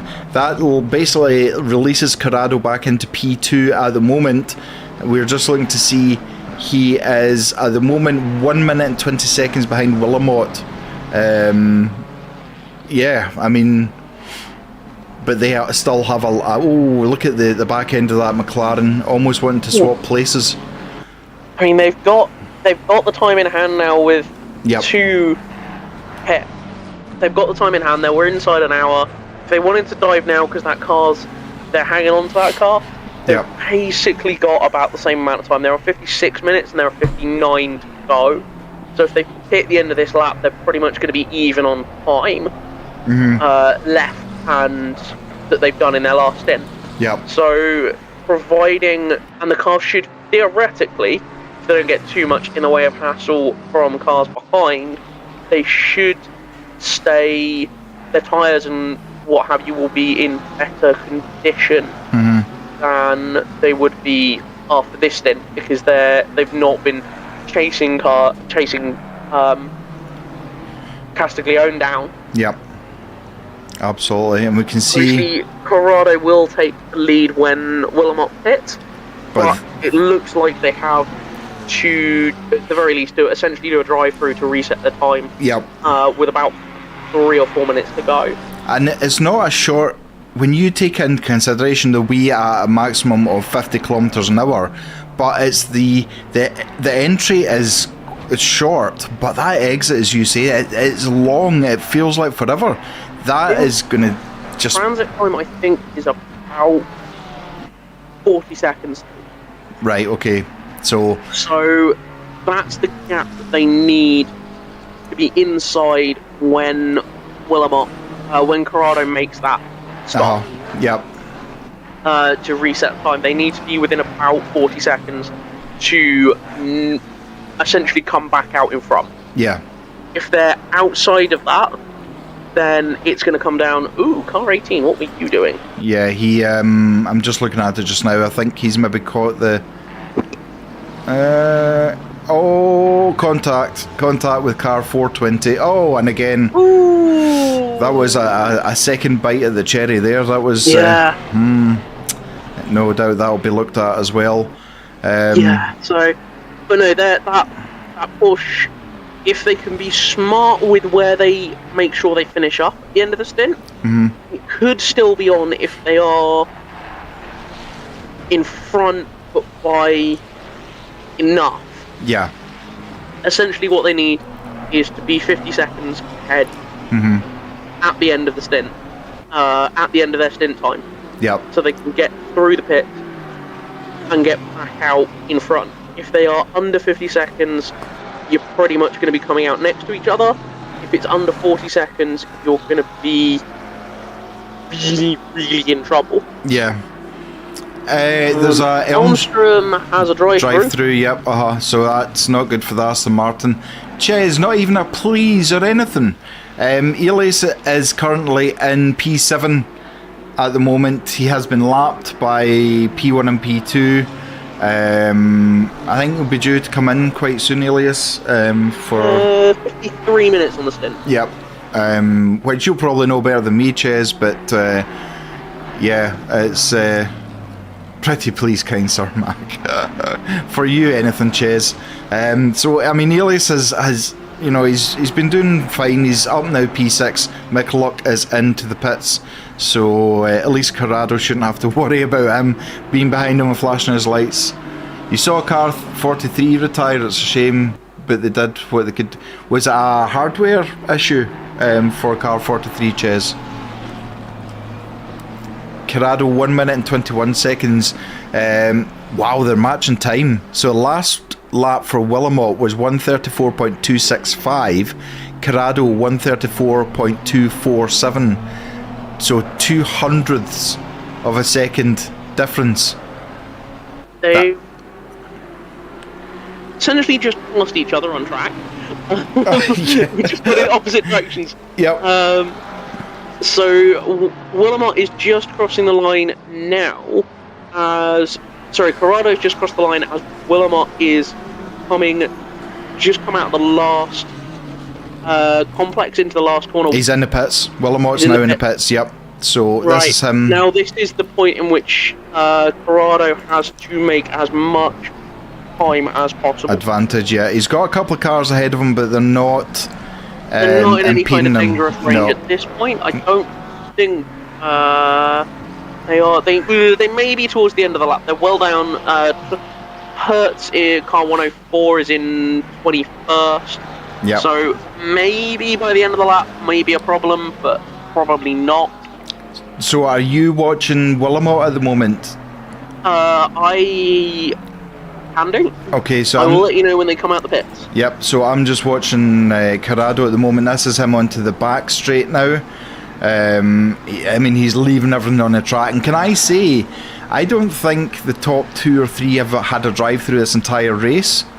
That shows, although they're pushing the cars as hard as they can, they're sticking within track limits each and every lap. Well, I'm on the move.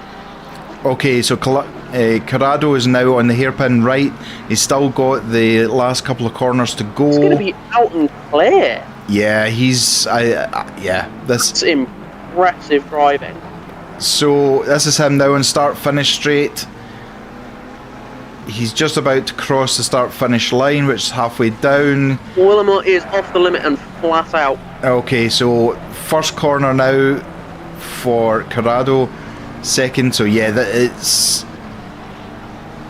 It's game over for 300. It is, absolutely. They are 14, almost 14 and a half minutes into their pit. Yep. And they've got 53 to go. So they have to at least run it down the pit lane. Yeah, absolutely. Even if that car is completely brimmed, they still have to run it down the pit lane for to reset the time. Yep. So I mean, what? Wow! I just can't believe it. Southcourt in 3:16. Yep.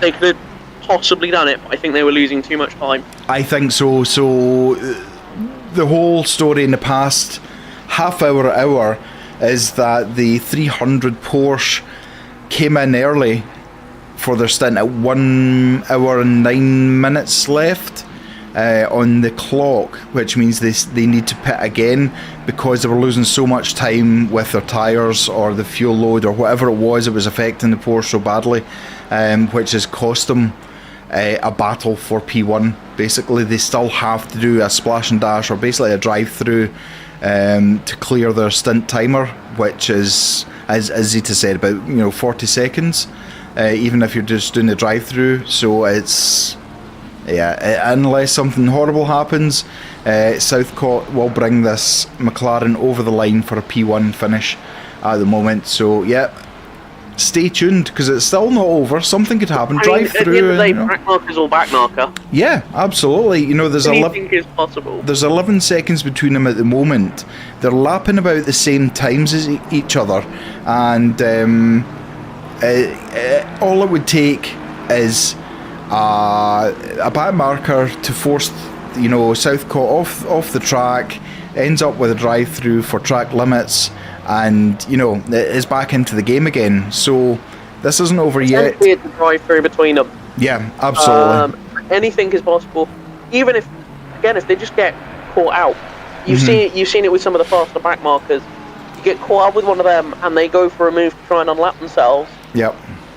And it can be game over for both of you at that point. You can both end up in the wall. Yep, absolutely. Obviously, Misano's got plenty of runoff area, so it's not as big of a deal if it goes wrong. You do have plenty of space to recover, but it's the time you lose recovering.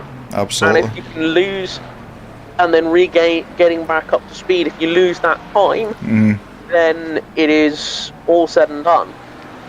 So the interesting thing, I'm just looking at the time for pit and the time stopped. So the total time in the pits from start to finish for Southcourt was a 1 minute 15 seconds. Corrado 1 minute 18 seconds. Time stopped was 33 seconds for the Stone Cold team and 35 seconds for the 300 Porsche. So I thought they must have picked up some extra damage. Yeah, so that's a couple of seconds of rear aero, front aero, just a niggle somewhere. And if that's the case, that would make a lot of sense as to why, as we see car 32 having yet another off. You don't like the exit of that compound. I've seen you off so many times through that. I feel so sorry for you at this point. Pocamandi has yet another drive-through. Come on, you must be on the absolute... limit for what you can get away with now. Yeah, exactly. In the 420 BMW, so that's interesting to see. But yeah, at the moment, unless something dastardly happens, it's looking good for the Stone Cold team. I mean, this has been an epic race. We're 50 minutes left now of a 4-hour race, and there's still battles going on everywhere. Smythe Adams now into the pits from P5 to obviously they ran that long. They went 103. So yeah. Just looking they're at going to drop back down. They were 8 seconds ahead of Oskar is the way I say it, but He's just run past now, so they've lost that one. Elmstrom, they've dropped behind. Morat is in pits. Yeah. They've dropped.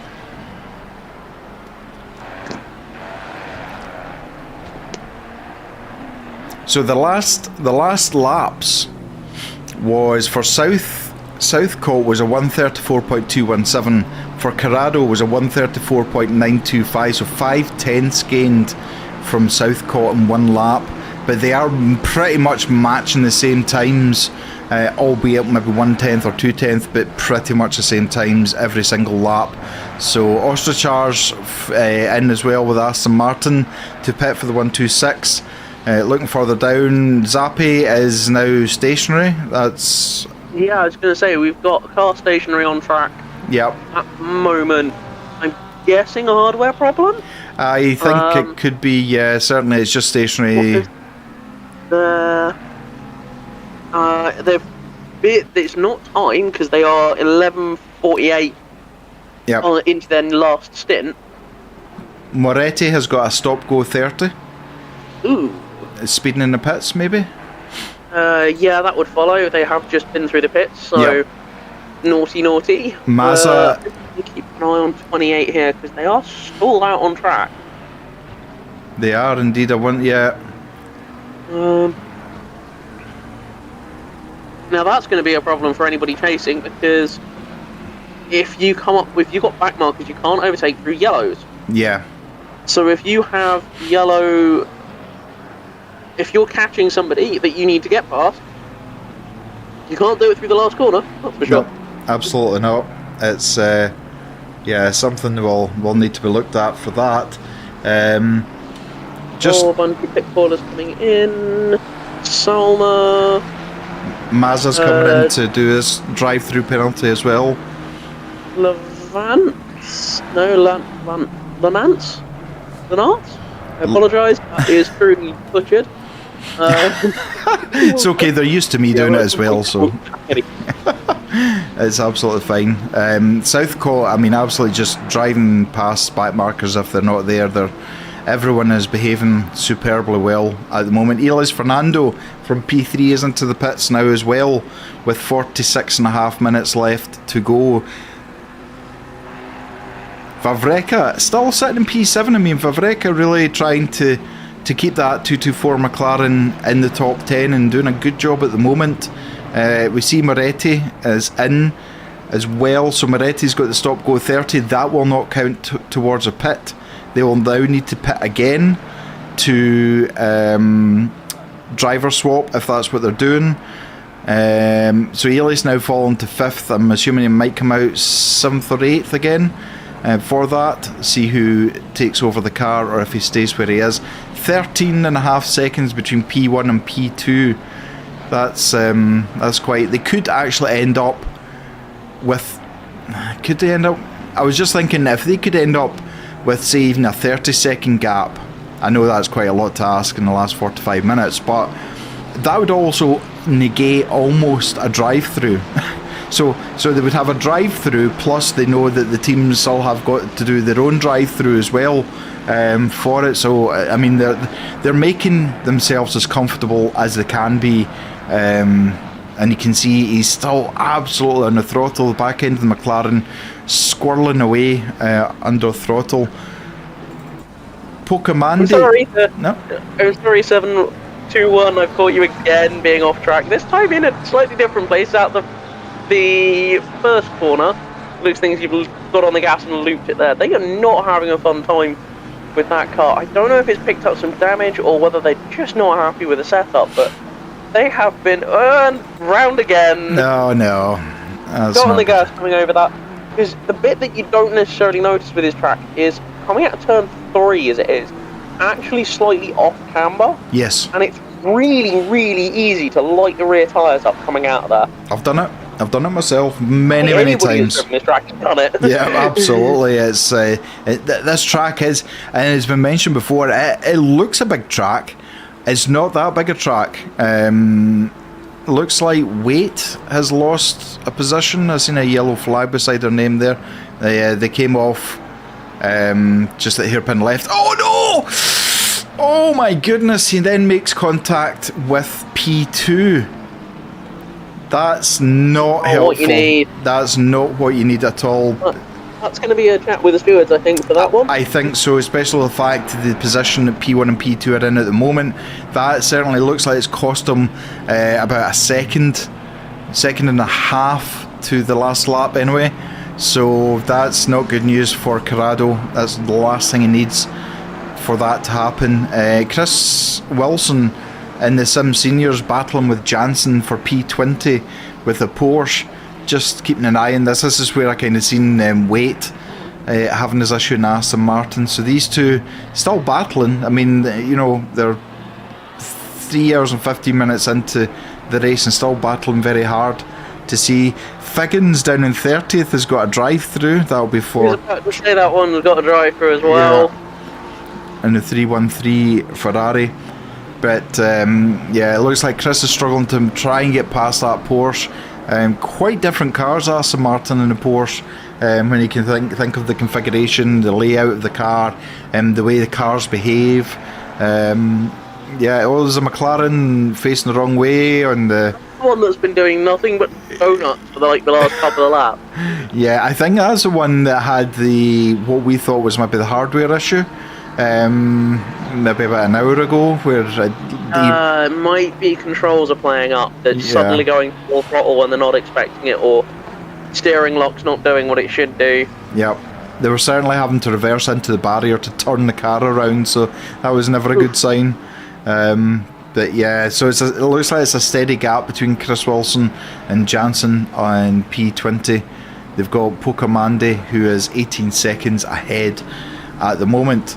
Wegner, oh look at this battle. We've got Wegner against Juvelic for P7, and they've got back markers all over the place as well. So 3 McLarens and a BMW, not all racing for the same position, I hasten to add.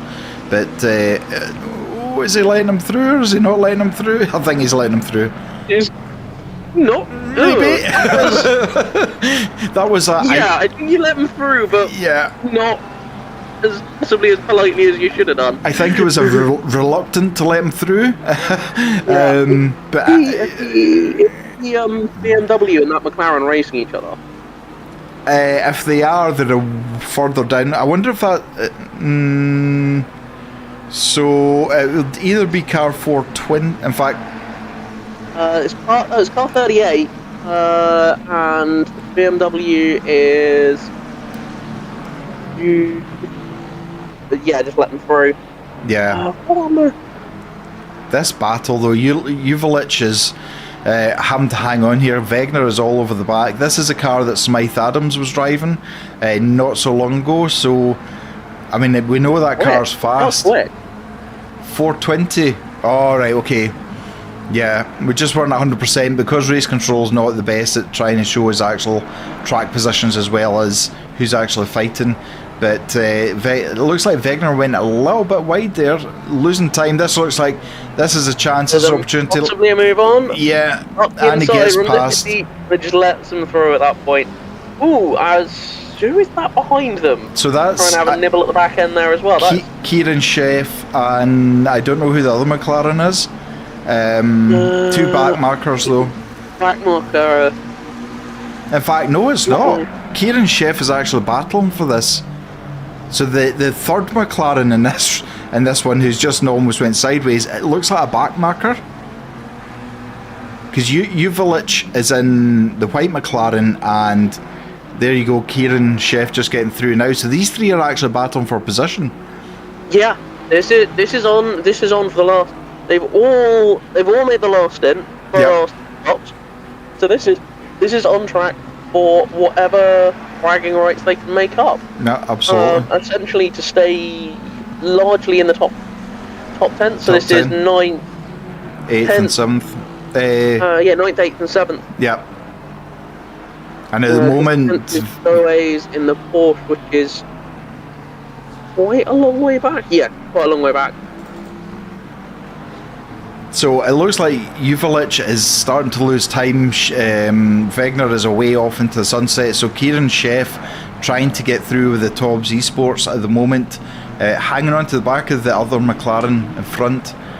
That other McLaren behind him is a back marker, but look how close he gets. I wonder if Uvilic is struggling on tyres, and there we go, Kieran Chef gets through as well. Oh, but Uvilic comes back. Kieran Chef, it's side by side as they go into the last bend before the straight. Oh, Uvilic all over the place.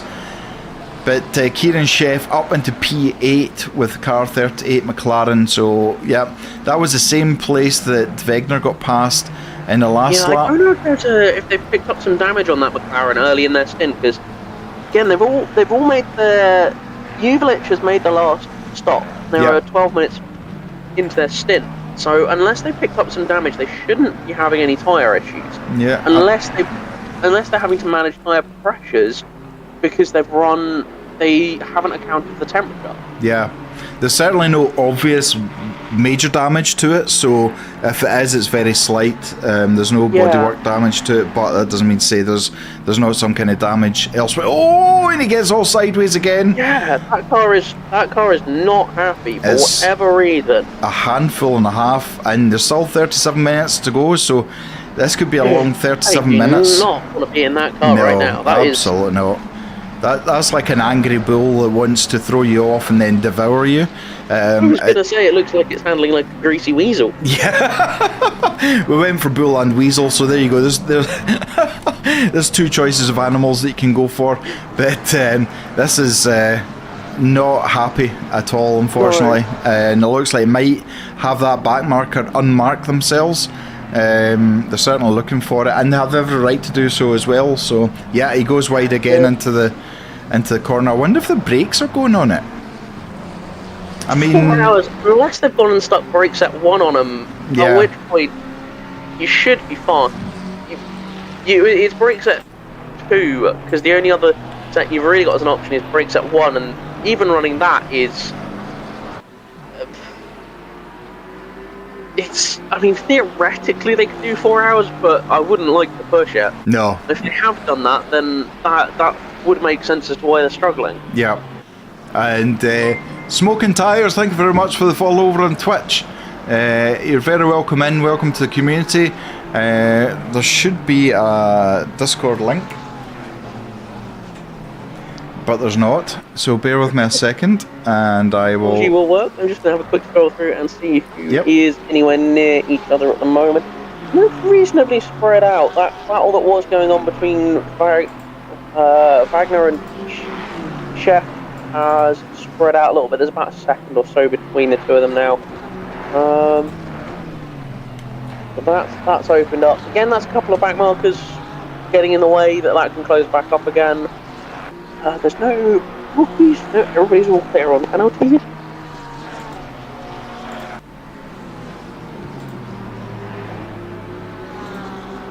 Everything looks to have settled down. Like I say, 300 is now 15.7 behind 316. So they are, unless they can pull something out the bag, or Southcott has a big issue, this looks very much like unfortunately their day is done, because they're only going to drop further back. The question is, will they stay in third? From Corrado is there, 15 seconds there. What's the gap back to... will they manage to stay? That's the question. What the gap when they cross the split here. It goes to. How did they manage to lap everybody to third? That is ridiculously bad to do, honestly. Like, I genuinely... Oh, could you imagine being like 3rd place or 4th place and being lapped? I'm just trying to work this out because 78 is... Gabriel is not showing... I'm just going to have a look through on splits and see if we can find it in 58 seconds. 58 seconds back on Corrado, and then a minute and 15. So yeah, they are genuinely nearly a lap down on the top 2. Jeez, oh, that is really quick pace. That is an astonishing pace. I think again, if I don't have access to it, if neither of the top 2 have had any penalties, yep, other than maybe a little bit of extra time in the pits, but no drive-throughs or stop-goes, then that's believable if everybody behind them has had that issue. So yeah, I guess that's the next race to look at, is do the top 2, does Southcott manage to get a lap on 2nd, on 3rd? Wow. Because they are... Corrado should be clear coming out the pits to not lose a place, to not drop back into 3rd, providing nothing major happens the next half an hour. Yep. So they should, at the very least, they should still come home in 2nd. The question is, though, whether Southcott will manage to make it a lap on Gabriel in the car 78. If so, that is seriously impressive pace, and you can see why they're out there now. Absolutely. It's mind-boggling the pace that the first 2 cars have. With longer races, we've seen it sort of 6, 8, 10, 12 plus hours. You can see a lap between 1st and 2nd just because of the way it all falls. Yep. Especially someone like Spa, which has got a really long pit lane. You can lose a lap just by making a pit stop. Yeah, absolutely. There and places like Indy is another one where it's got a really, really long pit lane and a massive speed difference. So you can, some tracks you do just lose a lap just by making a normal pit stop. Yep. But to have been a lap down on, I mean, you kind of almost do anyway here because it's about 90 seconds a lap, and it's about, you stop and you're about 100 seconds stop, so you theoretically lose a lap in 10 seconds, but yeah, it doesn't always work out like that. No, absolutely. Solberg, yeah, don't forget 300 we'll have to pit again. 316 don't. Yeah, we've just been doing all the calculations for it and the what ifs and the maybes and everything else. Smoking tyres, you keep remembering Belushi saying Toga. I hope you're doing well, Smoking tyres. Good to see you in the chat. Yeah, I mean, everything's settled down. I mean, Elmstrom is 1.3 seconds behind Constantinides in the 99 BMW. That's Kieran Sheff, 1.6 seconds behind Wegner for P7. Pokemonde. Oh, he's just come into the pits, that's why he's just been lapped. I just saw that, and Pokemonde's just pitted, so that gap's neutralised there. Everything. Ooh! Wow! I've just spotted you are 51 laps down. Ooh, dearie me, that's a lot. 721. 721, yeah. WRT is, yeah. Do you know, hats off to continue racing. I have to say, you know, you've nothing to lose, so you haven't. Solberg, so you're in car 99, so we have been watching. Yeah, you guys, we've just been working out the strategy and what could happen and what might happen, but you guys are doing well. A solid P4 at the moment. If you could just close a gap, you know, like what we've been saying, it's still 40 seconds with a drive-through, So, you know, Elmstrom looks like he's certainly getting in about it. Elmstrom's now starting to push for that P4 as well. So he is. It's Aston Martin versus BMW, and you can see how close they are at the moment. This could be a change of position. We can. Oh, the Aston getting all kinds of sideways is coming out there. That's going to hurt. Smoking Tires. Belushi was he's just a different pair. He's just, the comedy was so good. That was the good old days. Now that is Southcott in the 316 ahead. So that is P4 now lapped. Yeah. So they're now after P3 to lap them. Wow. Yeah, that's going to be the question. Now P3 is just coming down into the lower corner now. Yep. So on track gap, that's what is that? It's not much. That's maybe No. 10 seconds or so. I would no, think. I think it's about 25, 30 seconds. I would have thought. Okay. That's that's just because of how much you have to slow down and speed up. Yeah. Without saying. Absolutely. You can hear the tyres screeching in the 420 BMW, so the 99 BMW. But Elmstrom kind of falling behind now. So let's have a look at Kieran Sheff. Oh, Lelio has dropped it. Or was he pushed? Let's find out. He was pushed. My apologies. My apologies to Lelio. Not your fault in any way, shape, or form. But Kieran Sheff, who is Elias's partner driver, is absolutely in the back of Wegner again, trying to. As I say, they've closed that down. It's taken a little bit of time to close that down. Yep. They were battling about 40 minutes to go, so over the course of about the 20-minute mark, they've just brought that gap down. Yep. So both of them evidently setting very good, very clean lap times. They are both in clear air now. Yeah. And will be for a little while. The next car up the road for them is Giorgiarelli down in 27. So that will be a little bit before they catch up there. But I'm looking at the lap times. P1 Southcott was 3/10, just under 3/10 slower than Corrado. So the times come down slightly. It's all 15.5 seconds behind. But it just shows that either they're pushing or Southcott maybe got caught up in traffic a little bit that slowed them down for this. But these two McLarens are absolutely battling it out to the bitter end. We have got 26 minutes left of the 4-hour race. This is our mini endurance. We do need a. Are you wanting your name put in, Elias? I hope you're doing well, my friend. I suppose we do have to think about, or maybe team of the day. I think maybe team of the day.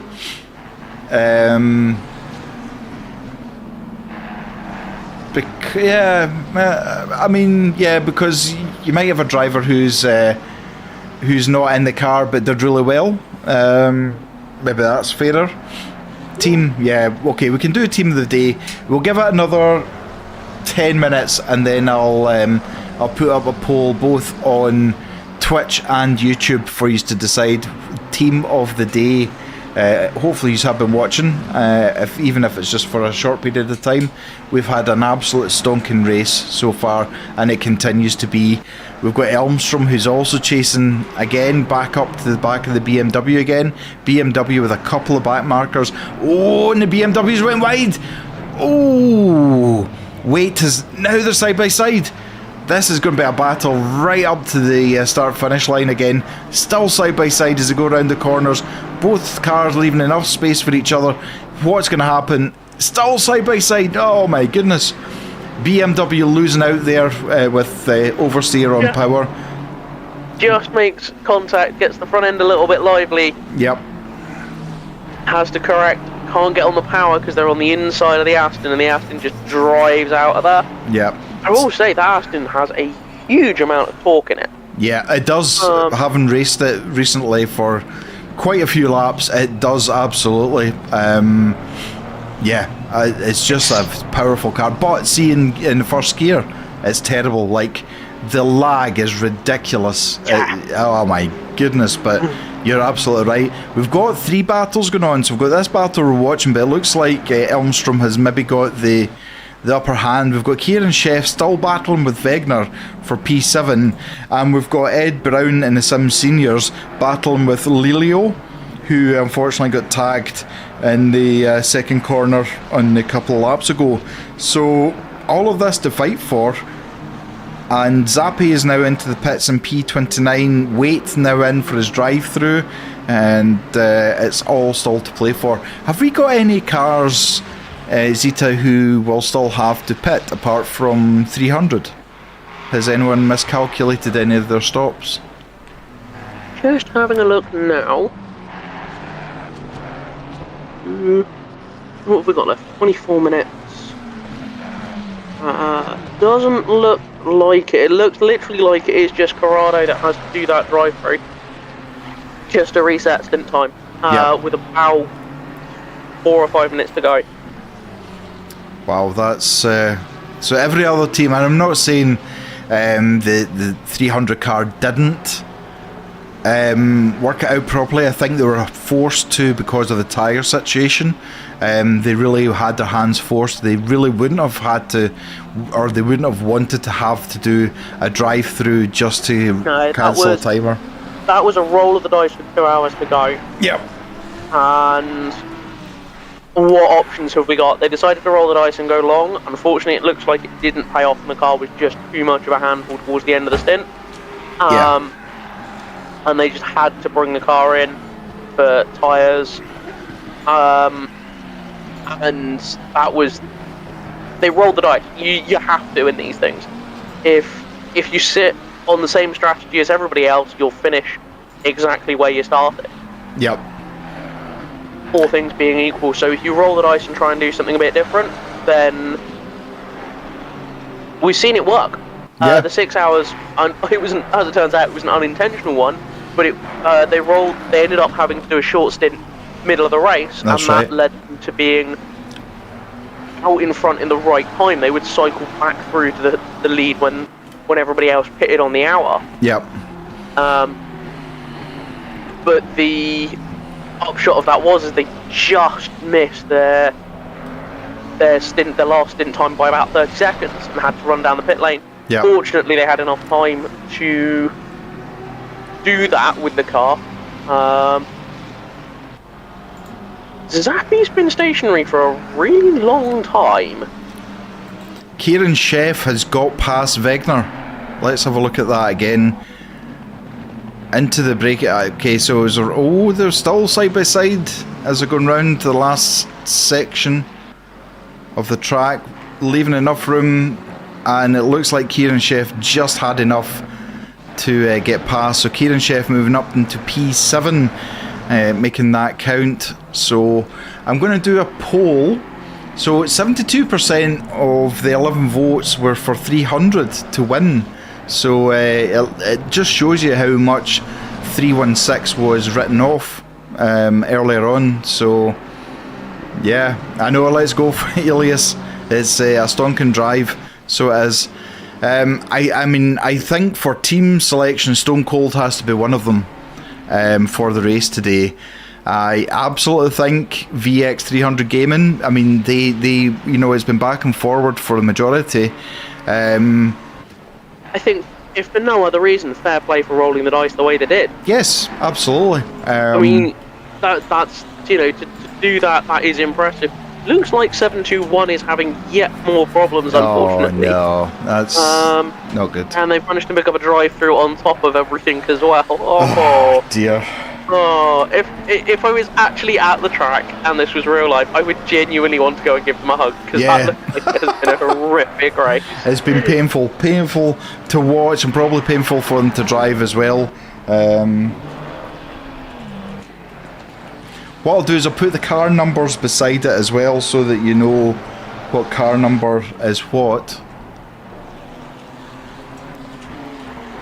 Brown and Leo are currently 0.3 between each other. Coming onto the start, coming through the middle second sector now. Doesn't look like anything's on. Looks to be just kind of following, but definitely looking if there is any kind of opportunity does arise. Ooh. A little bit of a Two look. very different lines into that corner. Yep. Who's going to come out on top here? Looks like Lelio might have the drive on the exit on that one. As they come through, who's going to be the last of the late breakers into this final sector? Brown's got the draft coming through. No, they just can't quite get it slowed up. Again, that's what you see from being stuck in behind somebody, is the car just doesn't do what you want it to do. You can't brake as late as you think. You can't turn in like you want because it just doesn't respond because there's no aero on the car at that point.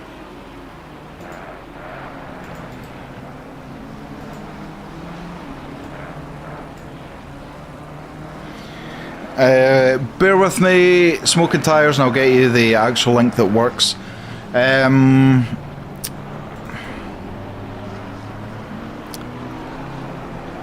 We need another choice for team of the day. Who would you feel that was in competition for that? See, I am tempted with P5 turn 1 because they were quite a way down and they've fought their way up to P5 through everything that's going on, or PLR Esports. That's the two I'm kind of between, and I don't know.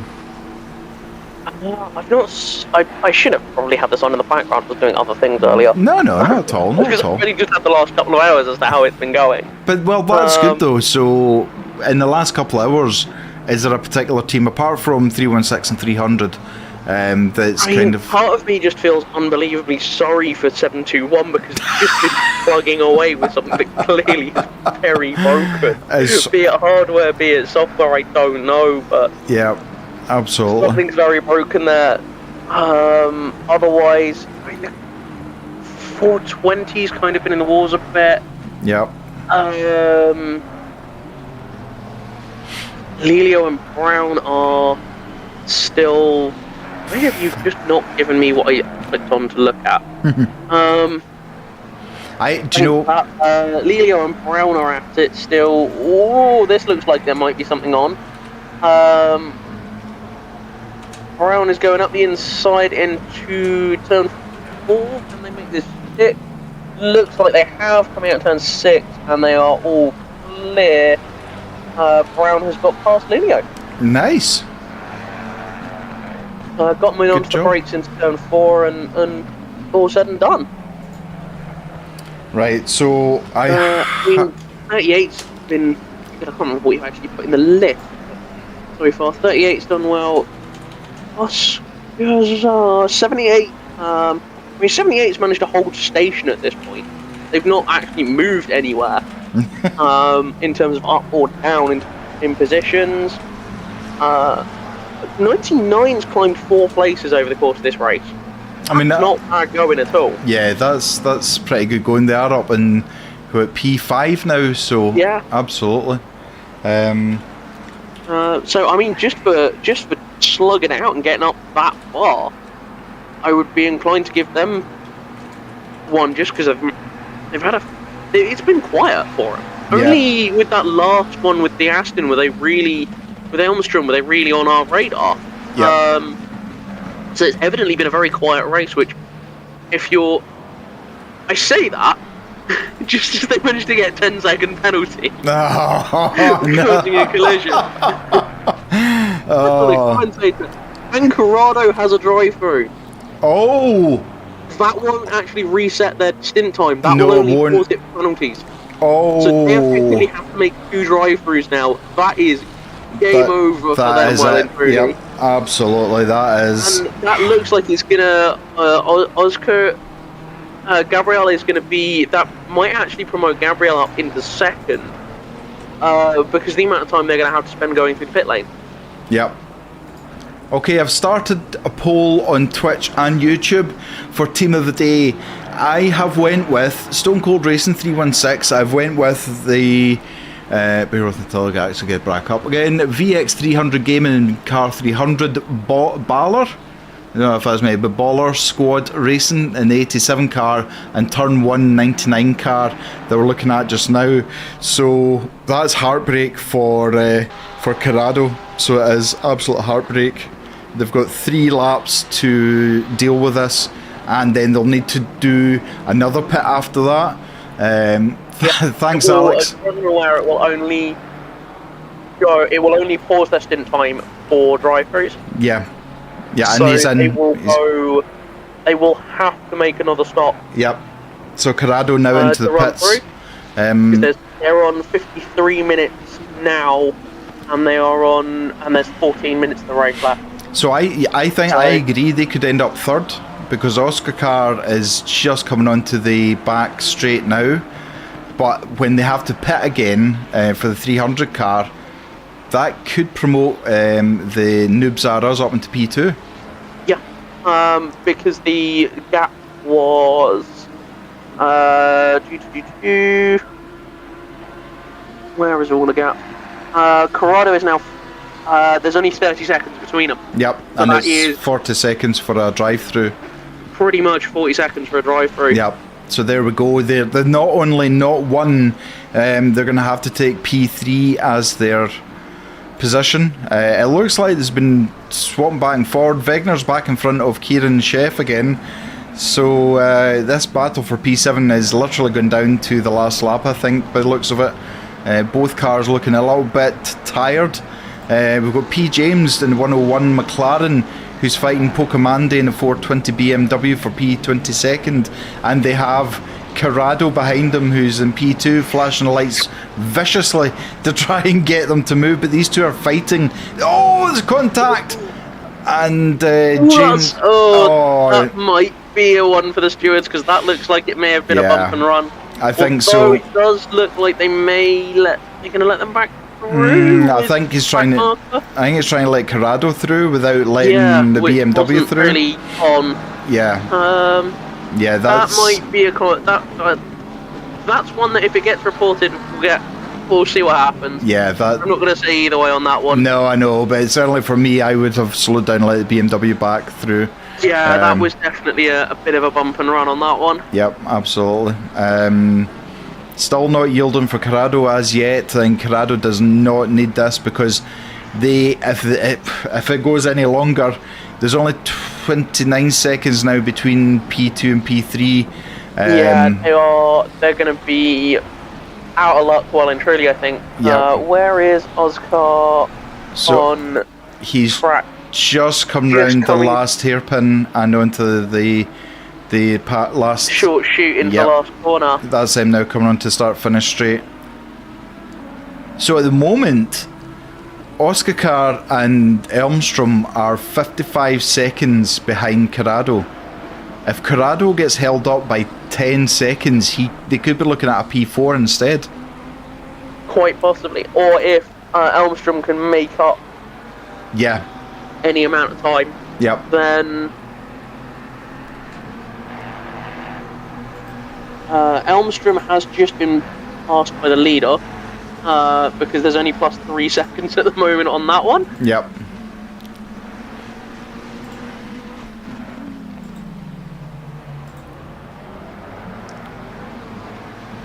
Just because I'm slightly lapped. Have we got driver interviews after this? We do, but it'll be very short.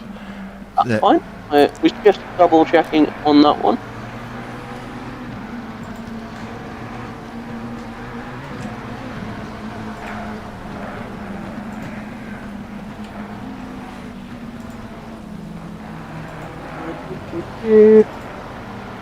No, that won't have paused Corrado's time enough, will it? 57. No, they're going to be about 2 minutes. 2 minutes too short on time. There you go, Smoking Tires. That should be the correct link now to the Discord. This is epic. So let me know in the polls who you think Team of the Day is. At the moment, it's neck and neck between Baller, Squad Racing, Stone Cold. And over on YouTube is just for Stone Cold so far with 3 votes. It's not entirely an on-track battle, but if Constant, the 99 loses, holds the gap at the moment to 224, they will finish behind them because they're going to gain 10 seconds. They need to try and pull away from that 224 and get that gap out to more than 10 seconds, because otherwise they're going to lose. That is a very good point, absolutely. From 224. Yep.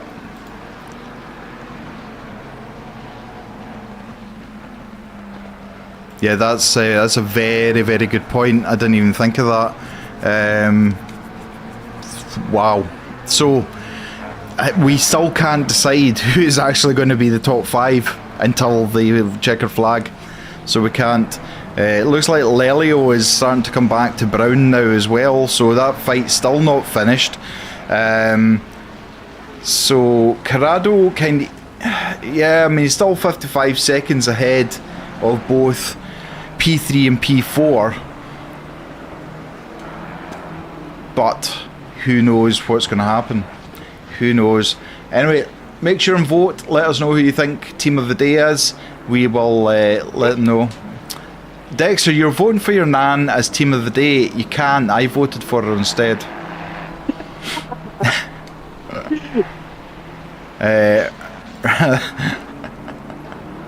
Mazza's down in 20th, trying to fight with Craig Wilson. It looks like they're getting back marked there. That looks like Simeone's car. I don't know now who's driving Simeone's car. It's not Simeone anyway. I mean, the battles we've had all day have been amazing. So they have from top of the grid to the lower end. But the Southcott absolutely not putting a foot wrong. And I have to say, Oscar Car, the last lap was 7/10 faster than Corrado. I was going to say, there's only 30 seconds now between Corrado and Oscar Car. Yep. So, there's 25 seconds back.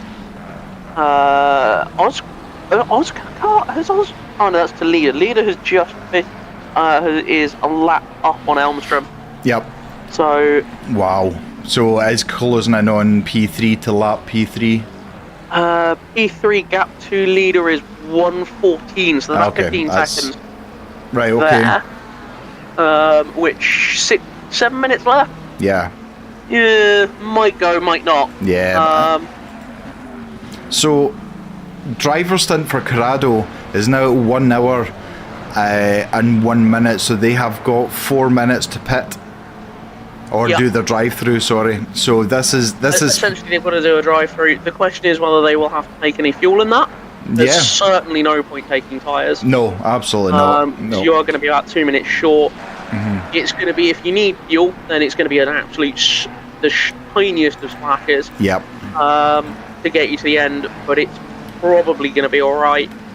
Because these cars can do almost an hour and a half on a full trimmed tank. Yep. Certainly do an hour and 20.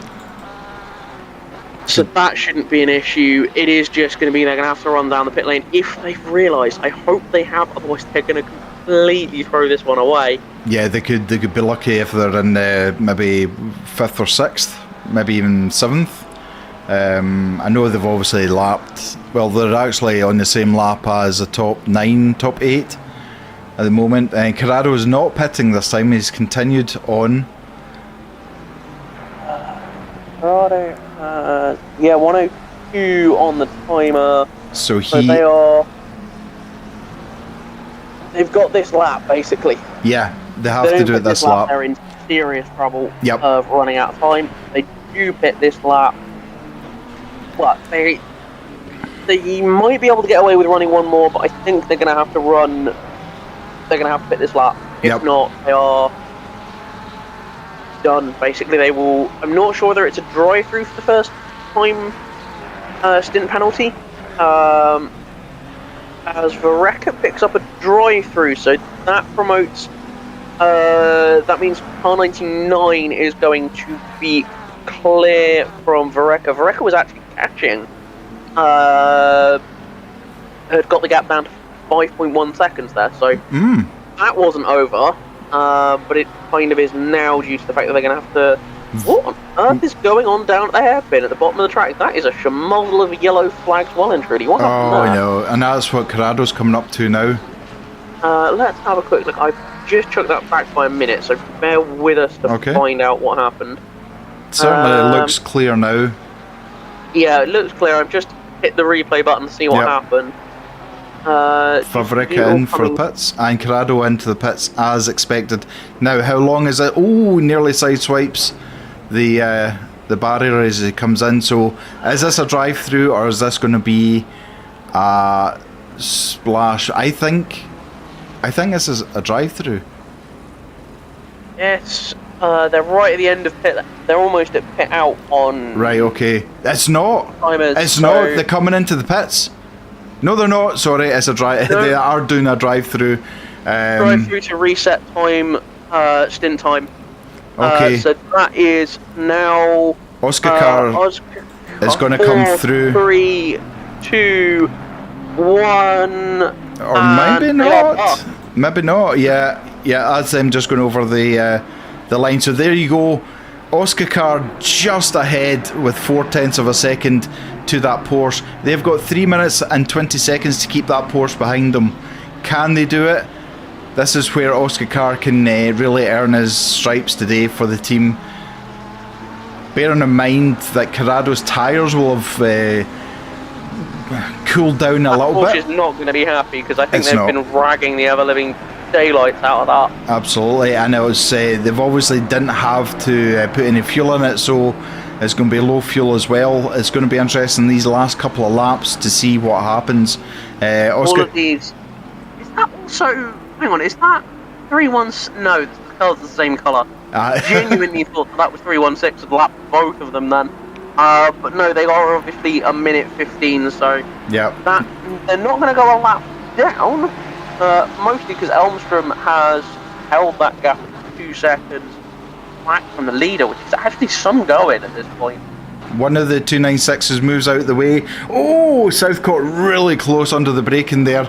But well done to the 296 for moving out of the way. Now the Lamborghini of Noobs Are Us has got to try and get past this other back marker as quick as they can. It's Sim Seniors Racing.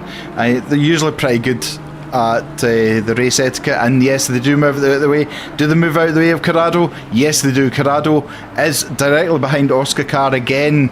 Oscar car would maybe be hoping that one of the back markers held him up slightly, but this is an out and out battle for P2. Corrado must be feeling it just now, knowing that they were in P2 and now they're fighting in P3 for P2. It must just feel like everything they've done today has almost not worked completely. Lelio has got a drive-through penalty in P13 as well.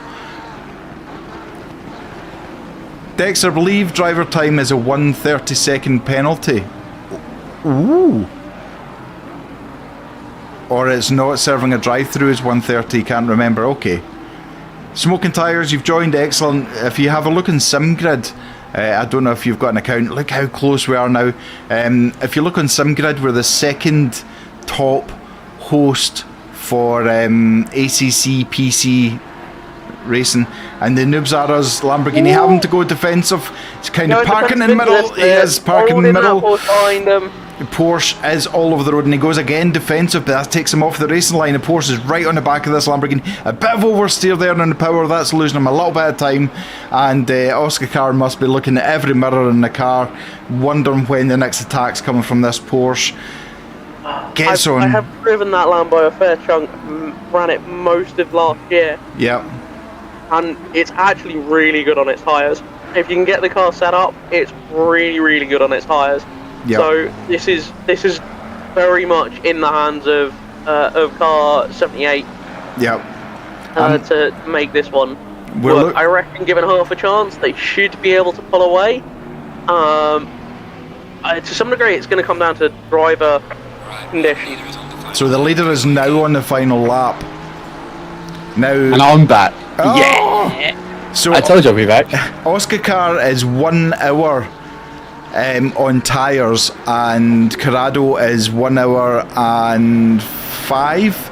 So it's not much of a difference in tyre age, but look how close Oscar Car is. You've come back at the right time, Hayden. This is absolutely stunning for P2. Oh no! There's contact between the two of them. Oh no! So both of them. Oh, wow. That will probably be looked at by the stewards. I don't know if it'll be seen as a racing incident or not, but we're back racing again. Oscar does his trust go away because that happened? Corrado right on the back bumper of the Lamborghini again. Now they need to do another lap. Oh, there's contact again. Oh no, Corrado is now leaving him behind. Yeah, interesting. I don't know what to say about that, to be honest. Well, I think stewards are going to be up late into the night, I think, with the reports coming in. Yeah, I think so. Corrado's had some kind of failure. What has happened there? Corrado straight into the barrier. That was... What the hell? What is going on? Was that... No, that was way too early to be going on the brakes and have an issue. Oh, Did he think his race was finished? No. possibly. But why would you drive into the barrier? I'm so confused as what's happened right now. Well, unless he flicked his wheel. But I don't know what that was. so Stoke Cold Racing takes the victory. They do. Sorry. We we're so busy concentrating on 2 and 3 that Southcott has won, taking the car home. Stone Cold Racing is the winner of today's mini endurance. If you said Stone Cold in the poll, then yous were correct. So yous were. Congrats to Southcott and to Grant Willamot, who both drove exceptionally well for that. A bit of a sour end for P2 and P3. I think there might be a stewards inquiry into that, because that twice in the space of a couple of turns. Grant, congratulations, well done. Huge congratulations to you and to Chris for bringing the car home for that. Absolutely outstanding. So What the hell happened just there? I don't know. I genuinely think I'm watching some kind of out of body experience. Wow. Like, What? I genuinely don't know. Unless it was a random bit of lag on our end, and they were absolutely fine. Although Well, that was a collect and a half post. yeah, I mean, I'm confused. I'm genuinely confused about the entire thing. I don't know if we'll have the drivers in to speak to. We will do drivers interview, but they are going to be quick. Fernando, yes, P16 to P7, absolutely stonking, considering it didn't look like it was going to be your day today. You drove exceptionally well. If any of the drivers or teams want to come in for a chat interview, waiting room and Discord is a place to be, and we'll pick you up from there. It's going to be very quick because we've obviously been on for A long time. You've been on, a while. yeah. I'm building my stamina up to, one day I'll have to do a 24-hour race or something like that. Solo. If that does happen, we are definitely going to be there to help. Aye, too kind, Zeta, you're too kind. I don't know what to say about that race now. Like, I genuinely... Interesting. Yeah, it's not an end that we would have wanted. No. It'll be down to the stewards to decide at the very end. So, well, it's not for us to decide here. We're not the judge, jury, and executioner. But it's been overall, it's been a very good race. It's been close knit for some, and then you see P1 and P2, lapping up into 4th place overall. Yeah. So, I mean, that kind of pace at 4 hours. And to not get a drive-through, it's amazing. That's consistency, and just very good driving. So congratulations. We do have two in. We have Silvio Slama and Elias Fernando to have a quick chat. So let's chat to Elias. Good afternoon, Mr. Elias. How are you doing?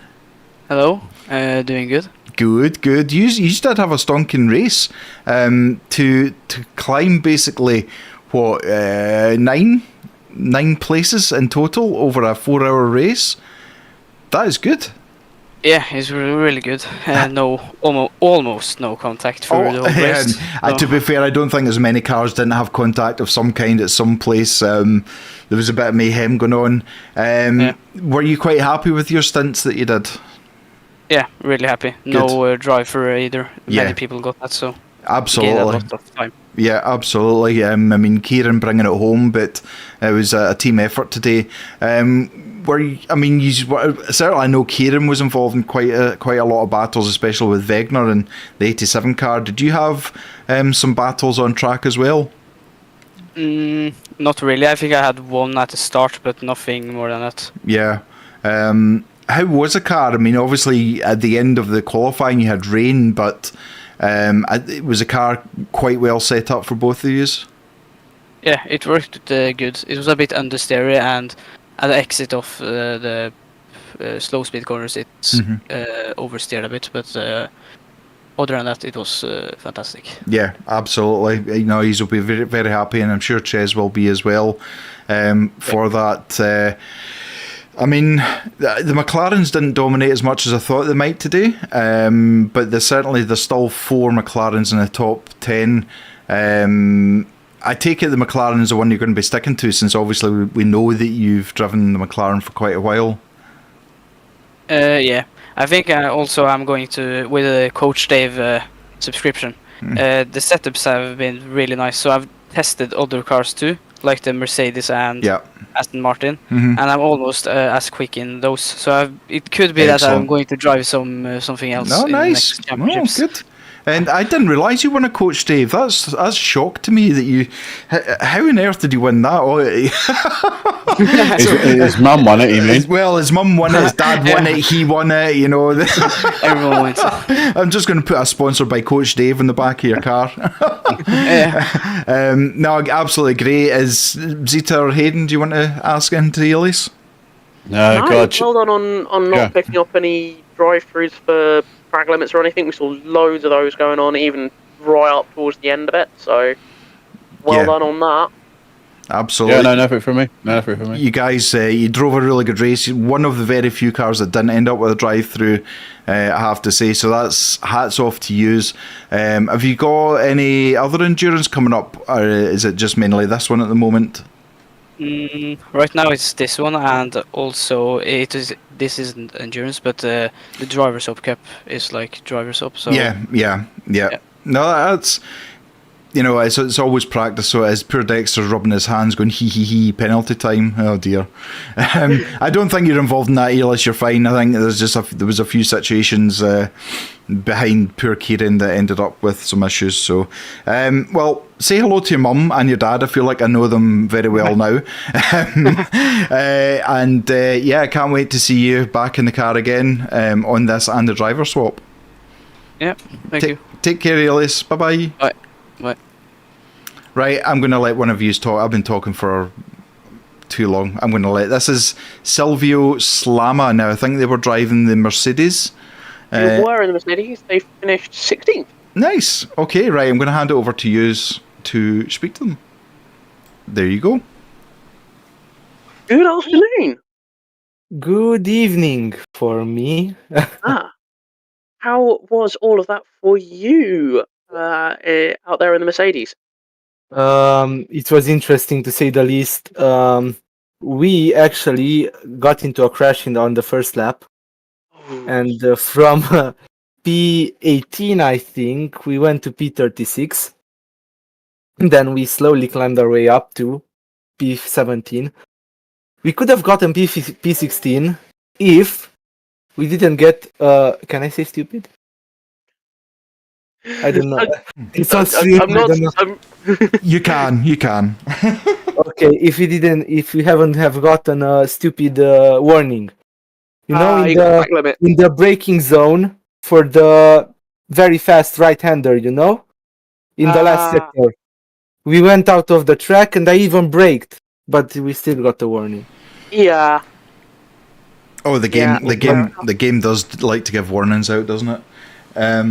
No, absolutely well done to continue when you were last as well. You know, many people would have rage quit, or they would have, you know. And we actually seen the poor car that was lapped. How many times was it lapped, Zita? It was 50 something down. 50. Yeah.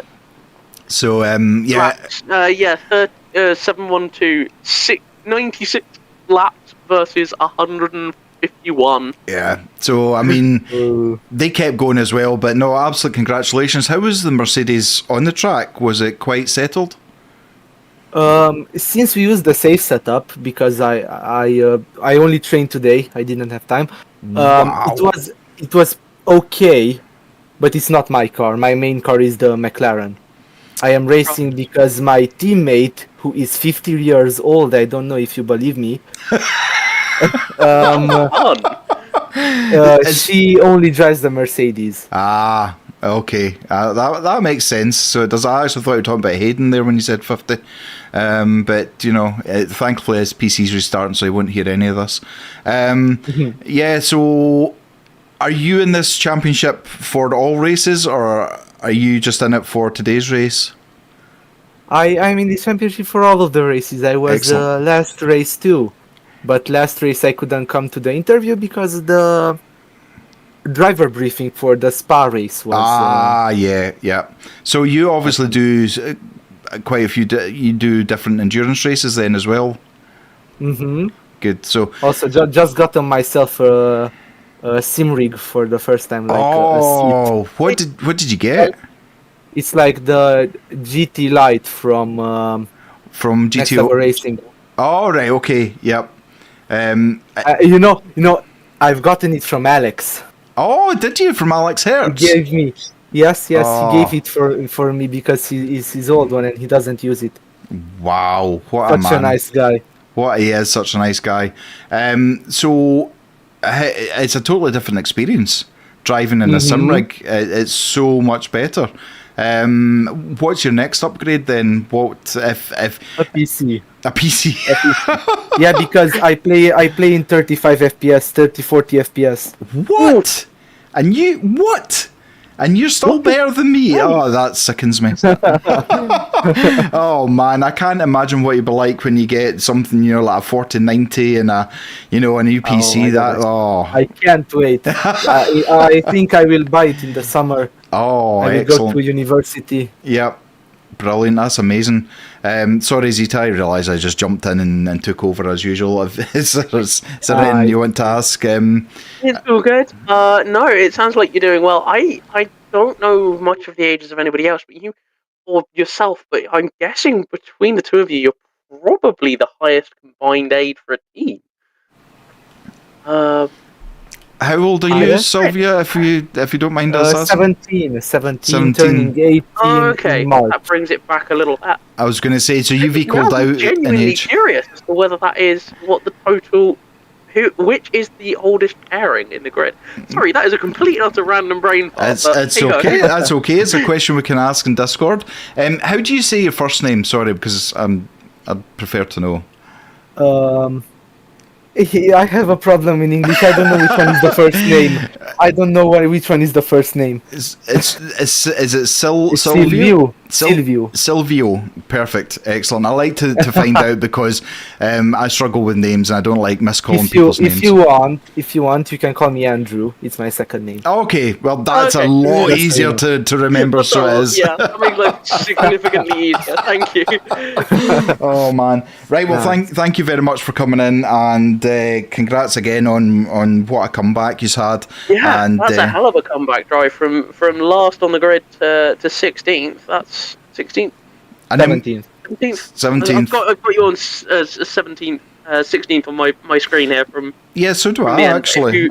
But I don't know if maybe somebody disconnected. I think there was disconnect right at the end. Yeah. From 126. So. Yeah. Okay. So that's why it's jumped like that. Okay. So say hello to Alex the next time you're speaking to him. Yes, of course. Really nice guy, and I can't wait to see how you get on in the next 2 weeks' time. Indeed. Well, I hope it will be a nice race. I hope so too. Take care of yourself, and we'll speak to you soon. Okay, guys. Goodbye. Cheers. Bye bye. Bye.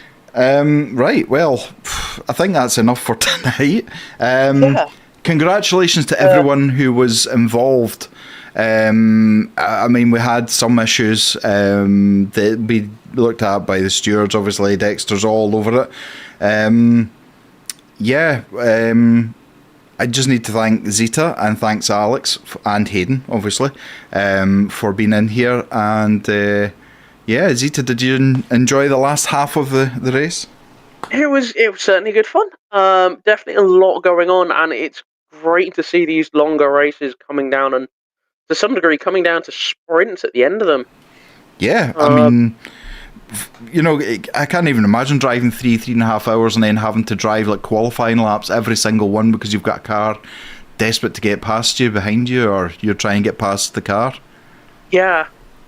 But no, absolutely. Thank you so much for your love and support on Twitch, on YouTube, on Kick, on TikTok.